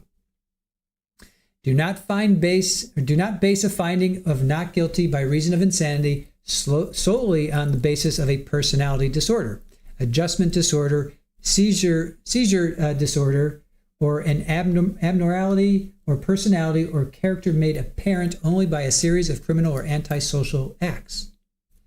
Special rules apply to an insanity defense involving drugs or alcohol. Addiction to or abuse of drugs or intoxicants by itself does not qualify as legal insanity, so we can just throw this out because he was not on drugs. Although they say smoking, the effects, they kept going down this delta 8, delta 9 thing. And that's just more about drugs, intoxicants. You may consider any evidence that the defendant had a mental disease or defect before the commission of the crimes. If you are satisfied that he or she had a mental disease or defect before he or she committed the crimes, you may include that he or she suffered from that same condition when I'll just keep saying when he committed the crime. You must still decide whether that mental disease or defect constitutes legal insanity. If you find the defendant was legally insane at the time of his crime, he will not be released from custody until a court finds he qualifies for release under California law. Until that time, he will remain in a mental hospital or outpatient treatment program if appropriate. He may not generally be kept in a mental hospital or outpatient program longer than the maximum sentence available for his crime. Well, his maximum sentence is going to be life, I'm sure. If the state requests additional confinement beyond the maximum sentence, the defendant will be entitled to a new sanity trial before a new jury. Your job is only to decide whether the defendant was legally sane or insane at the time of the crime.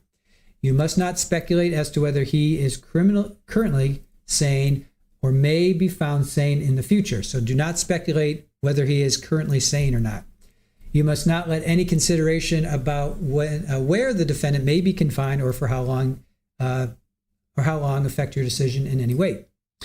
You may find that at times the defendant was legally sane and at other times legally insane. You must determine whether he was legally insane when he committed those crimes. So it's at the point of the stabs. So those 3 days, that's what this is all about. Let's see. If you conclude that the defendant was legally sane at the time committed the crimes, then it is no defense that he committed the crimes as a result of an uncontrollable or irresistible impulse. So if you conclude if he was legally sane, then yep. If after considering all of the evidence, all 12 of you conclude the defendant has proved that it is more likely than not that he was legally insane when he committed the crimes, you must return a verdict of not guilty by reason of insanity. So after considering all the evidence, if you conclude the defense has proved that it is more likely than not. So it's more likely than not. So 3 psychiatrists, 1 psychologist all said he was schizophrenic at the time. That's hard to overcome. That's a that's just a tall hill to overcome. You know, I know a lot of you in the chat think, yeah, no, guilty. And oh, Polly. All right, for those that are new to the channel, where are you, little girl? Come here. Oh, there's Polly. We got a Polly sighting. There's pregnant girl. Oh, I know. There she is. Oh, goodness. Come here. Come here, sweetie. Come here. Oh, come here. Oh, my goodness. Oh, here's Polly. No, I know. Sweet little girl. Hi. I know. There she is. I know. Good girl. That's Polly. That's a good girl. She is so pregnant. She's so pregnant. She wants to go out, and I am not going to. We have to go out with her because we're afraid she'll run away. Here, hold on. Let me see if Aaron can. Hold on a sec. I'll be back.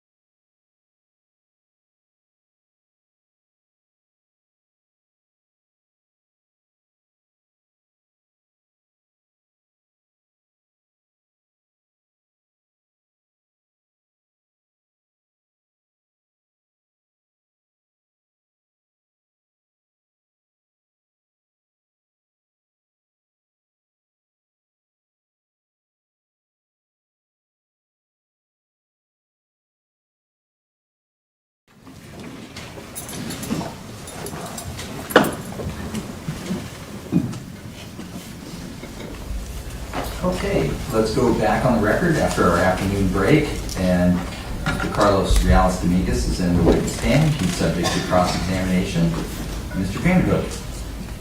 So, sir, I'm going to put on the screen Officer Gonzalez's body camera, looks like people's 33C.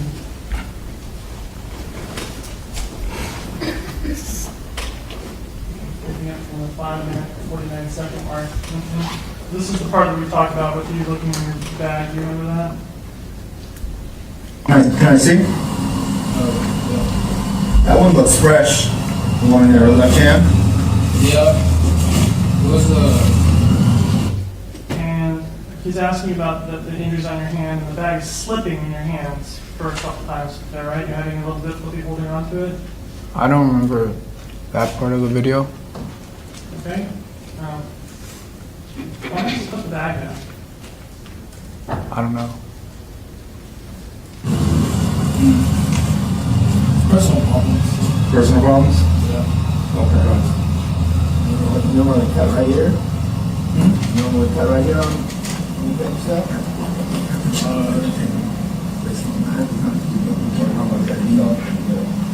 Well, I don't know how we can properly, I mean, maybe he doesn't have a license, You have like a school ID or anything on you?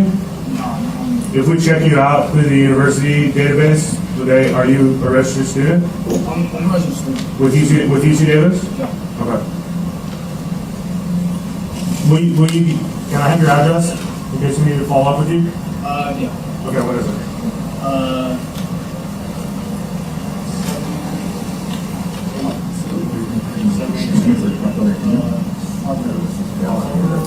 Is it a house or an apartment? Hawthorne? 72 Hawthorne? How long have you been living here? 2 years. Do you live with anyone else? Just you by yourself? The whole house, just all yourself? Yeah, roommates. No, but there's other people in the house. You don't talk to them? Okay.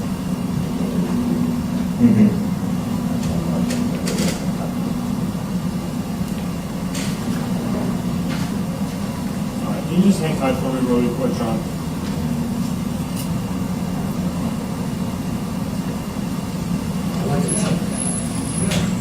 I'd like to get Henry out, you get out here and talk to us. Yes.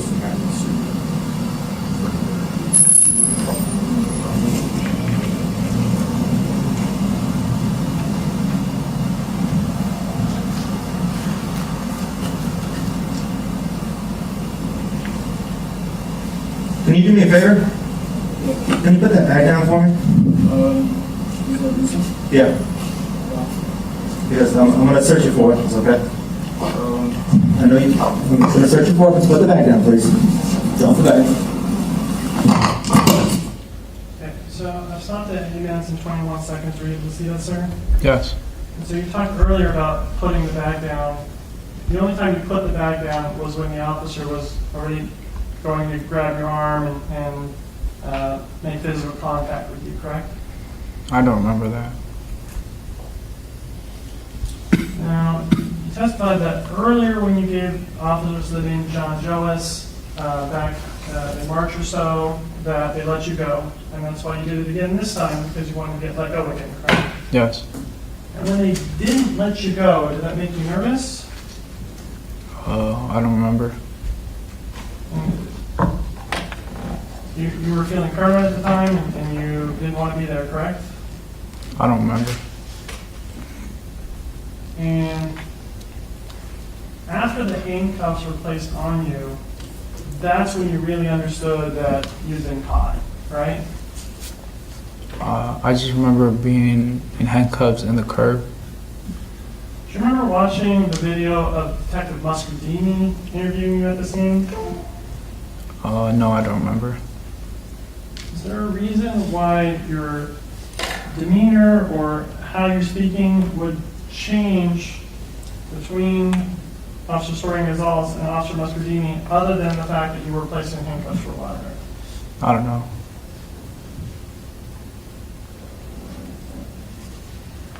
So when they took you down to the station, you asked to have your bag go with you, right? I don't remember. and you wanted the bag with you because you knew there was a knife in there, and you're still holding out that the officers would find the knife, correct? I don't remember. And when you got to the station, why is it that you remember specifically that it was Steve Ramos that was at the station with you? I just remember him having I think he tried having a conversation with me, but then we just walked into the police department. So that part you have a very specific memory of. Just that it was Steve, or I think it was Steve Ramos that walked up to me. And so, do you think it was Steve Ramos, or was it Steve Ramos? I think it was Steve Ramos. And so you have a good memory of that. Yeah. But your memory about everything that happened before that was less clear, or just some parts? I just remember, I think, some parts.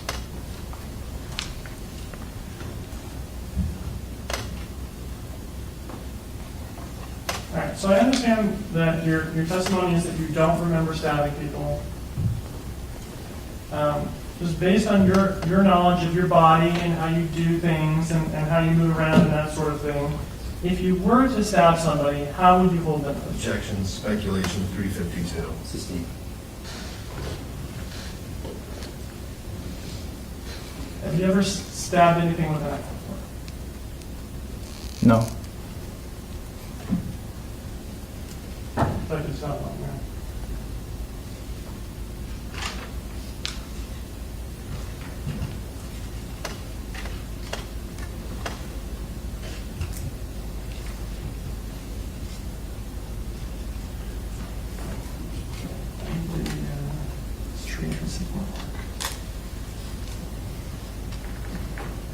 So, sir, you testified on direct about this carving in the tree at Sycamore Park. Do you remember that? Yes. How big was that?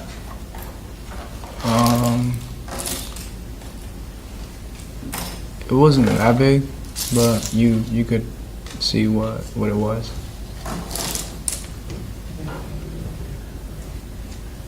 How big is not that big? I think it was like 6 inches of length and 6 inches of width. Understood. So I have here what's been marked for identification purposes, People's Bond 4. It's a USB containing a single photo. Can I approach? Okay.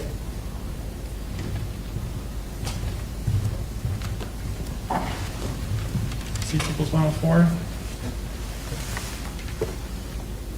Yeah. Is that the tree with the face? Yes.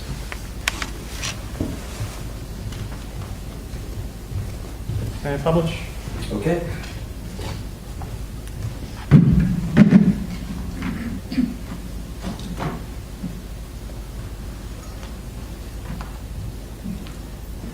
Can you see this, sir? Yes. Can you use the laser pointer to show us where the face is on this? Have to zoom in. Well, are you able to see it without zooming in? Yeah, I can see it a little bit. Where's it at? I think it's right here. Okay, I'm going to zoom in on that area. Is that the face that you're talking about? Yes. And you see these leaves and branches here? Yes. Seeing this photo in this context, do you still think that it's 6 inches big? No, it's probably smaller. Yeah. Based on this photo, how big do you think that is? Like 4 inches maybe. And so this face, what image were you trying to make when you carved that? Just like the features of a face, so the eyes, the nose, and the mouth. Any particular face? No. Were you trying to draw the devil or anything of that nature? No. And this is right at the exit for Sycamore Park? Yes. And this is right before the bridge that you crossed on a bicycle of Kareem's food scene, right? I don't remember crossing it. I just remember leaving it in the bush. Other than this face, Did you carve any other things into the trees in Sycamore Park between December of 2022 and May of 2023? No. No additional questions. Okay, thank you, Mr. Vanderhook. That was cross-examination. Mr. Hutchinson, any redirect? No, Your Honor. Okay, Mr. Dominguez, thank you for your testimony. You can return to counsel's table. All right, thank you. Thank you.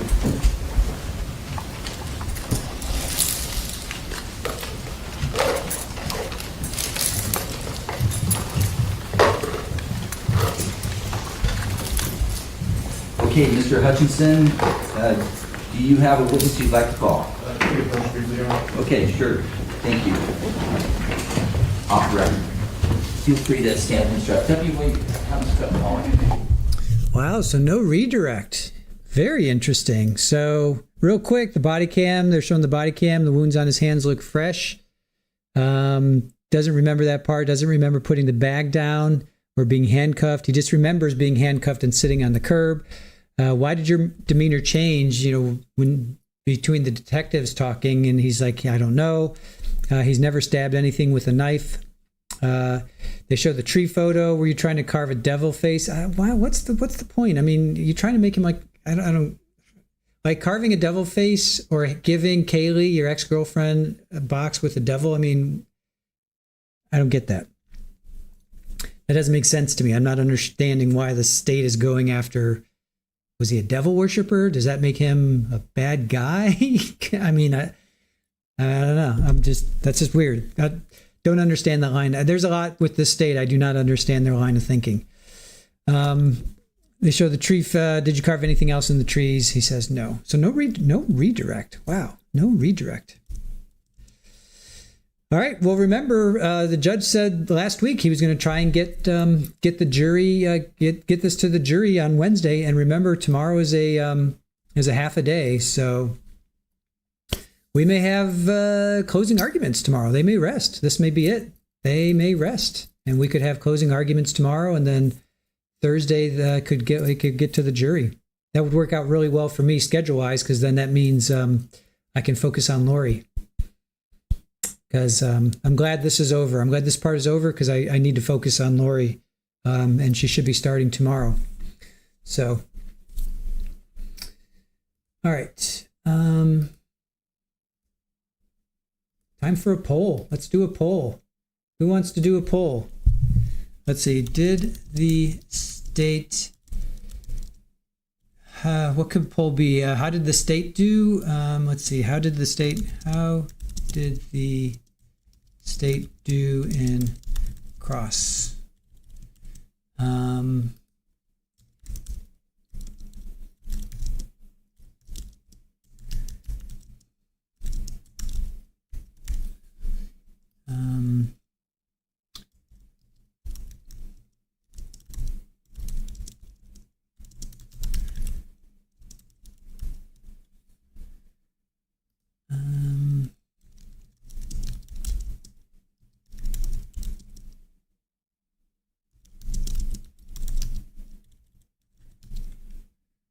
Okay. Let's see.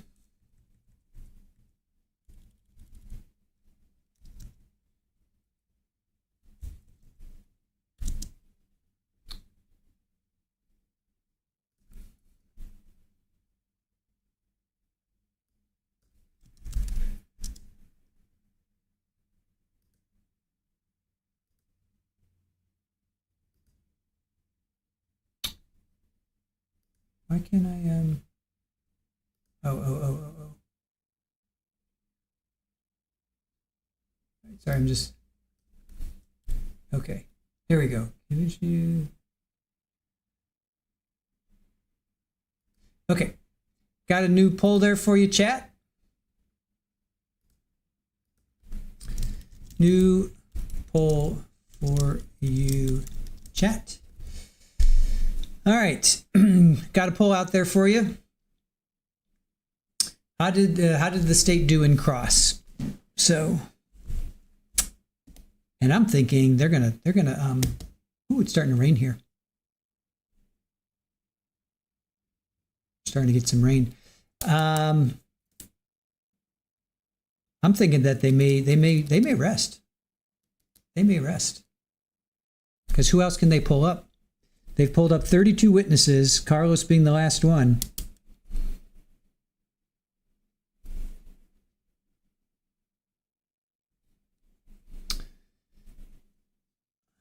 What do you guys think? Talk to me, chat. Talk to me.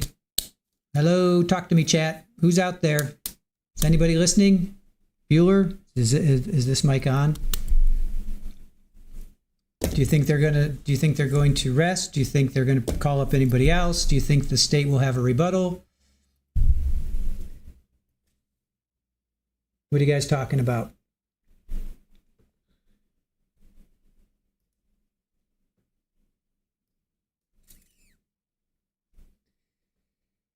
Let's see. We all listen. Rest. What was the question? There you go. Thank you. Finally, an honest answer. Baca thinks they're going to rest. Kathy says we all listen.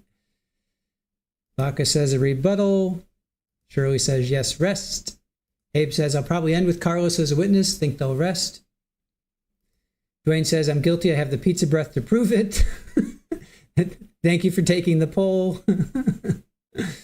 Irish Amy says, I kind of think resting would be a good idea, as who else would be helpful? Nomad, you don't, wait, hold on. Nomad, you don't see the poll? I'm not sure what to tell you. It comes in, it's at the top. It's at the top. So you're always listening, but you choose not to reply. I get it. Lily Wayne, state kind of needs a rebuttal. Irish Amy says, I bet there will be a rebuttal with this prosecutor. Susie, curious who else defense will bring. Missy says, I think they will rest. Sorry, I picked guilty, but was that for if he needs to be in a hospital or regular prison? Yeah, I wasn't clear. I wasn't clear. We'll get to that down the road. I'm just saying, do you think he was guilty or not? Whether he needs prison or institution. I guess it's more just, did they convince you that he was guilty? So I didn't clarify that. Sorry, Missy.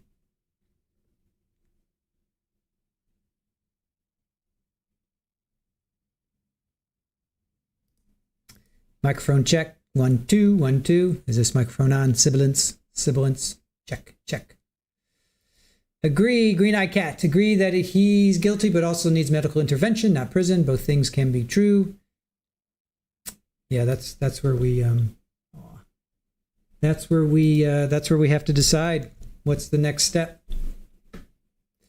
Let me go clear my throat. View Galaxy, rebuttal without a psychiatrist for the prosecution is a choice. I'm leaning towards they have to have if they don't have an expert, how are they going to, I don't know. I think they need an expert, but what do I know? All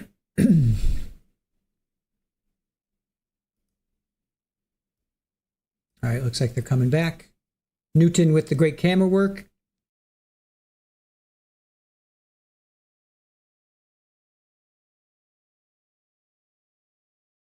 On the record, and we just concluded the testimony of Carlos Dominguez. Mr. Hutchinson, subject to the court's formal ruling on the admissibility of documents, and as such, does the defense rest? Defense rest, right. Okay, so both sides have had a case in chief. And so I am going to meet with the lawyers on some what we call law and motion matters, also on jury instructions and things of that sort, and whether there's any additional evidence that will be produced. So there are a variety of issues that I'm going to work with the lawyers on. As a result of that, and given where we're at, and given that I've already indicated that tomorrow's a half day, I'm going to order you back on Thursday. So and allow the lawyers a date to work on their case, and given the status of this. So I want to get started at, I hesitate because I do need a little bit of time on Thursday with the lawyers. And I think we'll be ready by 9:30. Yeah. So Thursday at 9:30 and plan on Friday at 9:30 for 2 full days this week. So again, tomorrow, no court. That's I should have just led with that. Anyway, you can see this, my brain working, I got to my conclusion there.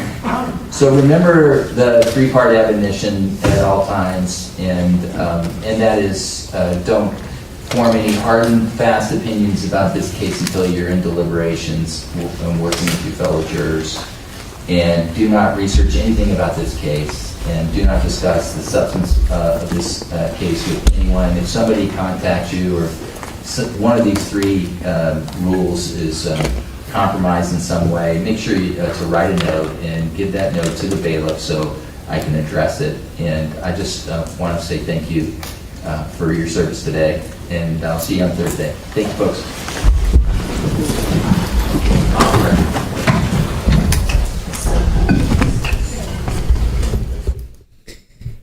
All right, so there we go. No trial tomorrow. Thursday and Friday, full days. So, yes, Irish Amy, Judge McAdam, I love you even more. You are so considerate of my streaming needs. Yeah, this is a verdict watch we'll be glued to. Oy, all right, mods, we're going to be dual streaming. That means dual streaming on Thursday and Friday because Lori's going to be in court too on Friday. We were hoping Lori would be off so that we could focus on whatever we missed for Carlos. So we'll be dual streaming, but I'm going to be paying more attention to Lori. So I may not have the notes. I'm not going to have the recaps that I normally would have because I'm going to be focused. Oh, they're coming back. They always come back. Okay, back on the record outside the presence of the jury. The court acknowledges that I have a pending request by the prosecution for a rebuttal case. Deferring that ruling until 9 o'clock Thursday. I'm inviting any additional requests and or support for the request by the prosecution for a rebuttal case. And then I'm also inviting any opposition to that to be submitted in writing, timely, as soon as you can, whatever it is. And I'll read it if it's submitted. You can submit it by email to the courtroom clerk to ensure that it gets to me timely. Actually, you can submit it directly to me as long as you're copying counsel, of course. So that way I might get it after hours, and we won't bother the clerk after hours. Anyway, I think everyone's got my email. If not, I'll give it to you off the record in a second. Okay, so that's the other point is that the court needs the parties to revisit jury instructions and to meet and confer to determine where the actual disputes are on jury instructions, and then to submit proposed jury instructions on those that are disputed. And we did have a discussion in the hallway, and we have had a discussion earlier about the lesser included offense of involuntary manslaughter. And the court identified some legal authorities to look at and question their applicability and how to sort it through given the facts that we have. The defense indicated an intent to propose a lesser included offense of involuntary manslaughter. So that issue is before the court, and I look forward to reading the briefing on that. So I think those were the issues that I had, in addition to the formal admission of the documentary evidence. I would ask the parties to meet and confer on that, and you can contact the courtroom clerk tomorrow or even here until 4:30 to double check what exhibits have been marked, identified, and foundation has been laid. So just meet and confer regarding that. Again, to give you direction from my standpoint, I'm always trying to find a way for the parties to narrow the issue so I'm not spinning my wheels on matters that are not disputed. That my value added as a trial judge is to resolve disputes in a timely, efficient, and judicious way. So that's what I'm trying to focus on. I think those are the matters that I have on my plate right now, and I'll be working independently on all these issues as well. So we're back to prosecution. Mr. Moore, any other issues you want to flag for the court? Other than the pending motions, which the court's going to rule on Thursday, no other issues. Okay, I appreciate that, counsel. And then for the defense, anything you want to flag? No. Okay. All right. Thank you, folks. Thank you for your hard work. And I'll see you Thursday morning. I'll look for your submissions. Thank you. Thank you, Your Honor. All right. Off the record.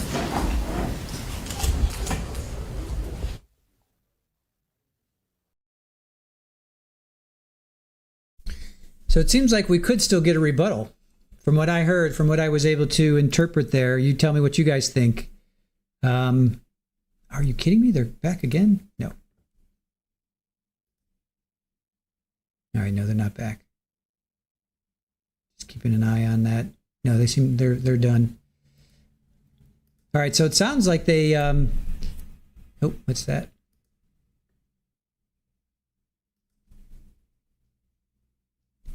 Newton is giving us a shot of the oh my. What was that? For those that are new to the channel, that's Rafa. So you've seen everybody so far. You've seen what's up, buddy? What do you got to say for yourself? Do you want to come say hello? What's up? What? What do you have to say? You want to go out? It's raining.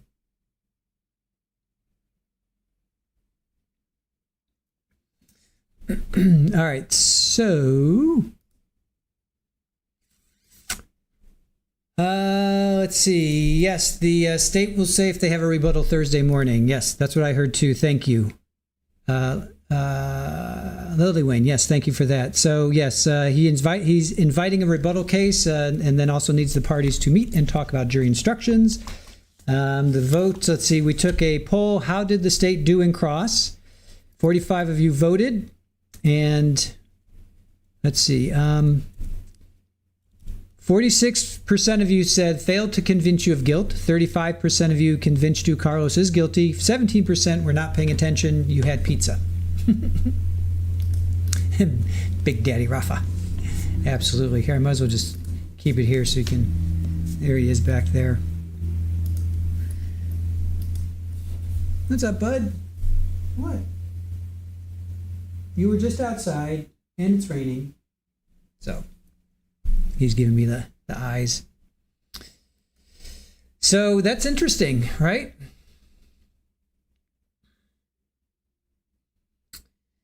Deanna, they are just writing up briefs, going over motions, coming up with their meeting to talk about jury instructions. He's inviting a rebuttal case. If they want to have a rebuttal, they may not have a rebuttal. So it's not written in stone. But this is their opportunity to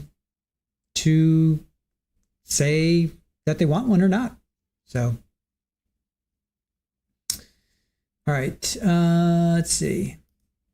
Here, let's see. Baca just received a call from your doc with biopsy results. It's a Warthin's tumor, sorry, and it's benign. I think that's good news. It seems like that's good news. Everybody is all right. Very cool. Congratulations. And furry greeting to Rafa. Angela saying yay. That is great news. All right, good. That is good news. Cool. Well, thank you for letting us know that, Baca. Awesome. All right. Everybody's saying yay. Okay, cool. Deanna saying great news. Kathy saying great news. So basically, I wasn't listening. At least you can admit it. Hey, Carol, how are you? Irish Amy saying that is fantastic. Lily Wayne saying that is fantastic or terrific. Abe is saying it's silly how much that news cheered me up. Aw. Baca, yes, sprinkle Deanna with your good luck. Absolutely. Yes, Deanna, for sure. Dwayne says Lori is just mad because this is her final bow in court. Yes. Okay. So scheduling. We are definitely going to focus on Lori. She's supposed to start tomorrow.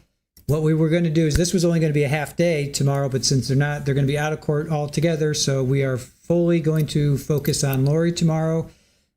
She's scheduled to start at 9:30, I think, their time, 9:30 or 10. And I think there's going to be a half-hour delay. So that will be 12:30, 1 o'clock-ish. You know, I'd say probably 12:45 we'll probably schedule a stream. And then that will go, well, we'll see what happens. Well, wait a minute. No. That's not going to be shown. So they still have to select a jury. So we still have to have a jury selected before they can actually show the stream. So they may not, it may take them from 9:30 to noon, 12:30. Yeah, it may take them like 3 hours to seat a jury, and then they would probably start at like 1 or 2, which will be 3 o'clock our time. So it seems like that's probably what's going to happen. It's going to be in the afternoon. We'll pick up on Lori. And then Thursday, we have to determine what we're going to do for Thursday. Will we dual stream? Or will we just do the next day? I have to talk to Aaron about that. Right now, I'm leaning towards dual streaming because I don't want to miss. I don't want to miss the verdict. Obviously, we'll definitely be on verdict watch. All right, so Aaron and I have some thinking to do. But all right, guys. With that, it's an early evening for us. It's an early evening for us. We appreciate you as always. Oh, big dude! It's raining out there. You really want to go out? All right, I'll let you out. You literally just came in. All right.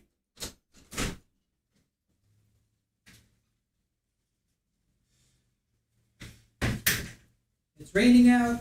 He doesn't care. And then he just sits right there. I let him out and he just sits like right there. He's so funny. All right. It is weird to have an early evening. Yes, but I get to go work on my marketing clients. I have other clients I have to work on, so I definitely will do that. So, all right, guys. Irish Amy, thank you as always. Irish Amy, you had a great point today. I will always remember that. Like if he didn't have this diagnosis, why is he on the meds to treat the diagnosis? That really hit home, Irish. I really appreciate that. That was good. You want to read the document again? All right, I can give you 10 more minutes. All right, we'll read it again. All right. Oh, that's right, opening a package. Aaron wants me to open a package, and then I'll read the document. All right, hold on. We're going to open packages. Hold on, guys.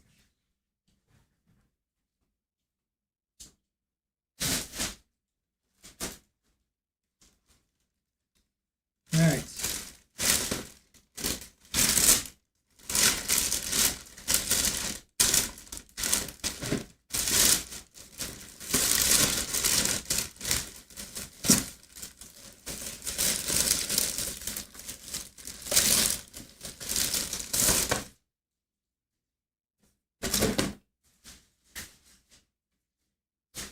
All right. Okay, this is from Fala, or should I just say one of our fantastic mods. Got a little beat up. That wasn't me, but these are little bottles. Little bottles, right? That's cute. Thank you so much, Fala. That's really cool. So, pet nurser bottles. Thank you so much for that. That was very, very sweet. Thank you. And I have one more. One more.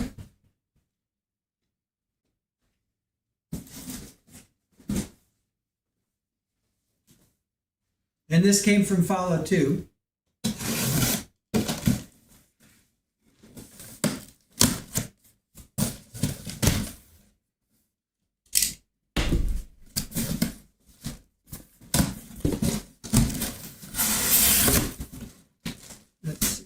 Wow. Oh, wow. Okay. This is a lot of stuff in here. Oh, is this from Pammy? I think this is from Pammy. Okay, this is from Pammy. Oh, she's so sweet. Pammy, thank you so much. Let's see. What did Pam? Wow. So Pammy Pammy sent this. Sorry, that's their cat tunnel. That's pretty cool. Thank you, Pammy. Oh, a heating pack. Hold on, that's... Sorry for the heating pack. Very cool. Miracle nipple. And a self-warming pet mat. This is so important. This is so important because kittens do not regulate their heat. Right? Kittens, I'm probably guessing most kids, most babies, most newborns, I should say, don't regulate their heat. So this is really, really, really important. Thank you so much, Pammy. And Super Ball is, she's not quite sure what to think. She's going to check it out. So thank you, Pammy. Thank you so much, you guys. We really, really, really, really appreciate all of your love and support. You guys you have no idea how much that means to us. So thank you. Thank you so much for that. Really appreciate it. Thank you, guys. So your cats love. Drunky says your cats love the tunnels. Kathy says cats love those tunnels. Is Pammy with us? I don't think, is Pammy with us? Dwayne, so glad that you came in as always. Always so good to see you. Thank you so much. Super Ball, package inspector. Did you guys have a playpen or area to keep the kittens contained at night? Yes, we do. We have a for now we have a pool that Kristen sent to us. It's a pretty big size pool. I mean, it's pretty big. You know, it's a big pool, not that deep. It's like we have wee pads in there. We have towels. We have all kinds of things. So yes, once they're like a week old or whatever, we'll flop them into there. Once they kind of start to move around. So yeah, I haven't seen Pammy either. Yeah, have not seen Pammy at all. I know. Yeah, for sure. All right, let's read through this quickly. I'm going to read through this document one more time. Here, we'll show photos of, let me show photos of Polly.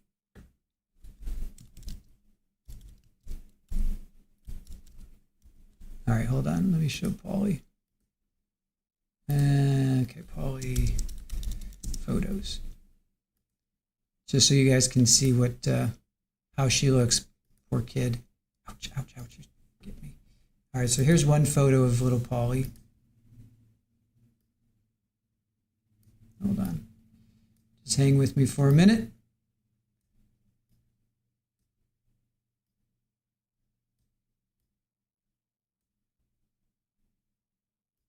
All right, so there's Polly. This was taken today. So that's little Polly there. And trying to show you, there she is. She's so pregnant. You guys, she's just so pregnant. So those were taken today, and I think Aaron took this one today too. There she is too. Poor kid. She's just so pregnant. So those are Polly. Here's another one. Here's another one of her outside. Let's see. And she's not a fat cat, you guys. She is like super, super, just small. She's tiny. Both her and Rafa are just so tiny. So let me see. This is a pretty good photo of her. This was a while ago. Oops. Hold on a sec.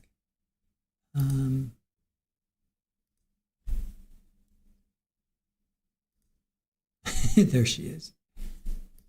No, she looks like your Bilbo. He's big boned. So, yeah, at least 2 babies. I know. I'm hoping only 2. Do we need anything else?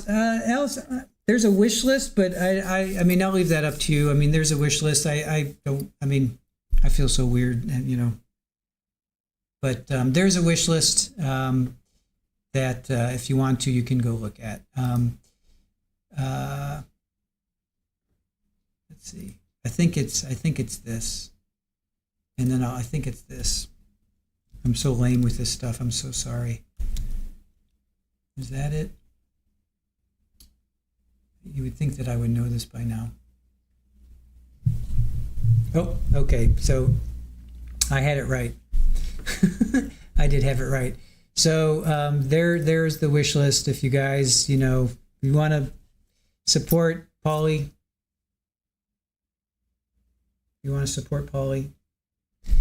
It is a kiddie shower instead of a baby shower. Yes. It does feel weird, but you're allowed to accept what's freely offered. It's not like you're coercing them or something. I know. Well, I appreciate you guys. What you guys are following us on this journey of our little girl, and we promise she will be fixed after this. We are not going to go through this again. So we're just going to let one round go through, and then that's it. So there's the wish list I just put there. Okay. Therapist, that makes me feel better. Therapist, force the wish list. And yes, it's like a kiddie shower instead of a baby shower. Alice says she's excited for us. Thank you, Alice. Drunky says, I love wish lists. If I won the lottery, I would earth random nonprofit wish lists all day long to buy needed things. I know. It's too hard on the nerves and sleep. Yeah. Are we planning on keeping them or find homes? To be determined. To be determined. We'll see. We'll see how many. We'll see. That's all I can say. I love the kitten shower. You already sent a gift. Oh, all right. I go, let's see. Tomorrow is Wednesday, Thursday or Friday. I will go check our post office. So thank you for that, Green Eyed Cat. I'm checking once a week now. So if you guys have sent gifts, I'm going to check either Thursday or Friday. I haven't determined which day I'll go. So I will check. All right. Let me get to this recap. I'm sorry. This insanity in civil commitments. All right. So you have found the defendant guilty of insert crime. Now you must decide whether he was legally insane or he committed. I'm sorry. When he committed. Let me start over. Now you have found the defendant guilty of these stabbings. Now you must decide whether he was legally insane when he committed the crimes. The defendant must prove that it is more likely than not that he was legally insane when he committed the crimes. The defendant was legally insane if, there's 2. When he committed the crime, he had a mental disease or defect, right? And then 2, because of that disease or defect, he was incapable of knowing or understanding the nature and quality of his act, or was incapable of knowing or understanding that his act was morally or legally wrong. So that's really what it boils down to. He's legally insane if he committed the crimes when he had a mental disease or defect. So that was proven. That was proven by the 3 psychiatrists, 1 psychologist said that. And whether or not you believe them, that's up to you. But 4 experts said that he had a mental disease or defect. And then the other is, because of that disease or defect, he was incapable of knowing or understanding the nature and quality of his act. So that's the other thing, or incapable of knowing or understanding that his act was morally or legally wrong. So that's pretty much what it boils down to. So. All right.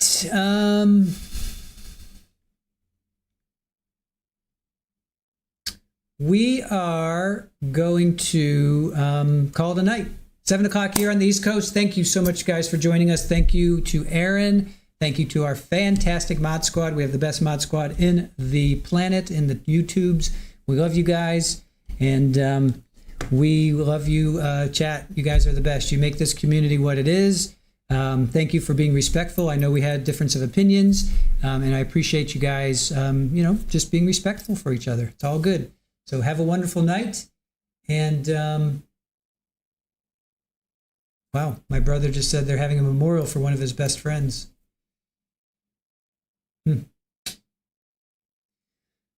Well, on that note, take care of yourselves. I'll leave you with Super Bowl as always. We deal with really heavy stuff. So if you like Super Bowl, sleep with the chicken leg out. If you like Super Bowl, and sleep with the chicken leg out. All right. Thank you guys. Thanks, team. Have a great day. Thank you, Alice. Thank you, Dwayne. Thank you, everybody. Love you guys. And we'll see you tomorrow. Lori, we're not sure when Lori's going to start. So we'll see you probably at 3-ish, I'm thinking. Or we'll see. We'll see what happens with Lori. Either way, we'll be back. We'll be on air. We'll be streaming on Thursday. One way or the other, we'll be streaming on Thursday. So with that, have a great night. See you guys.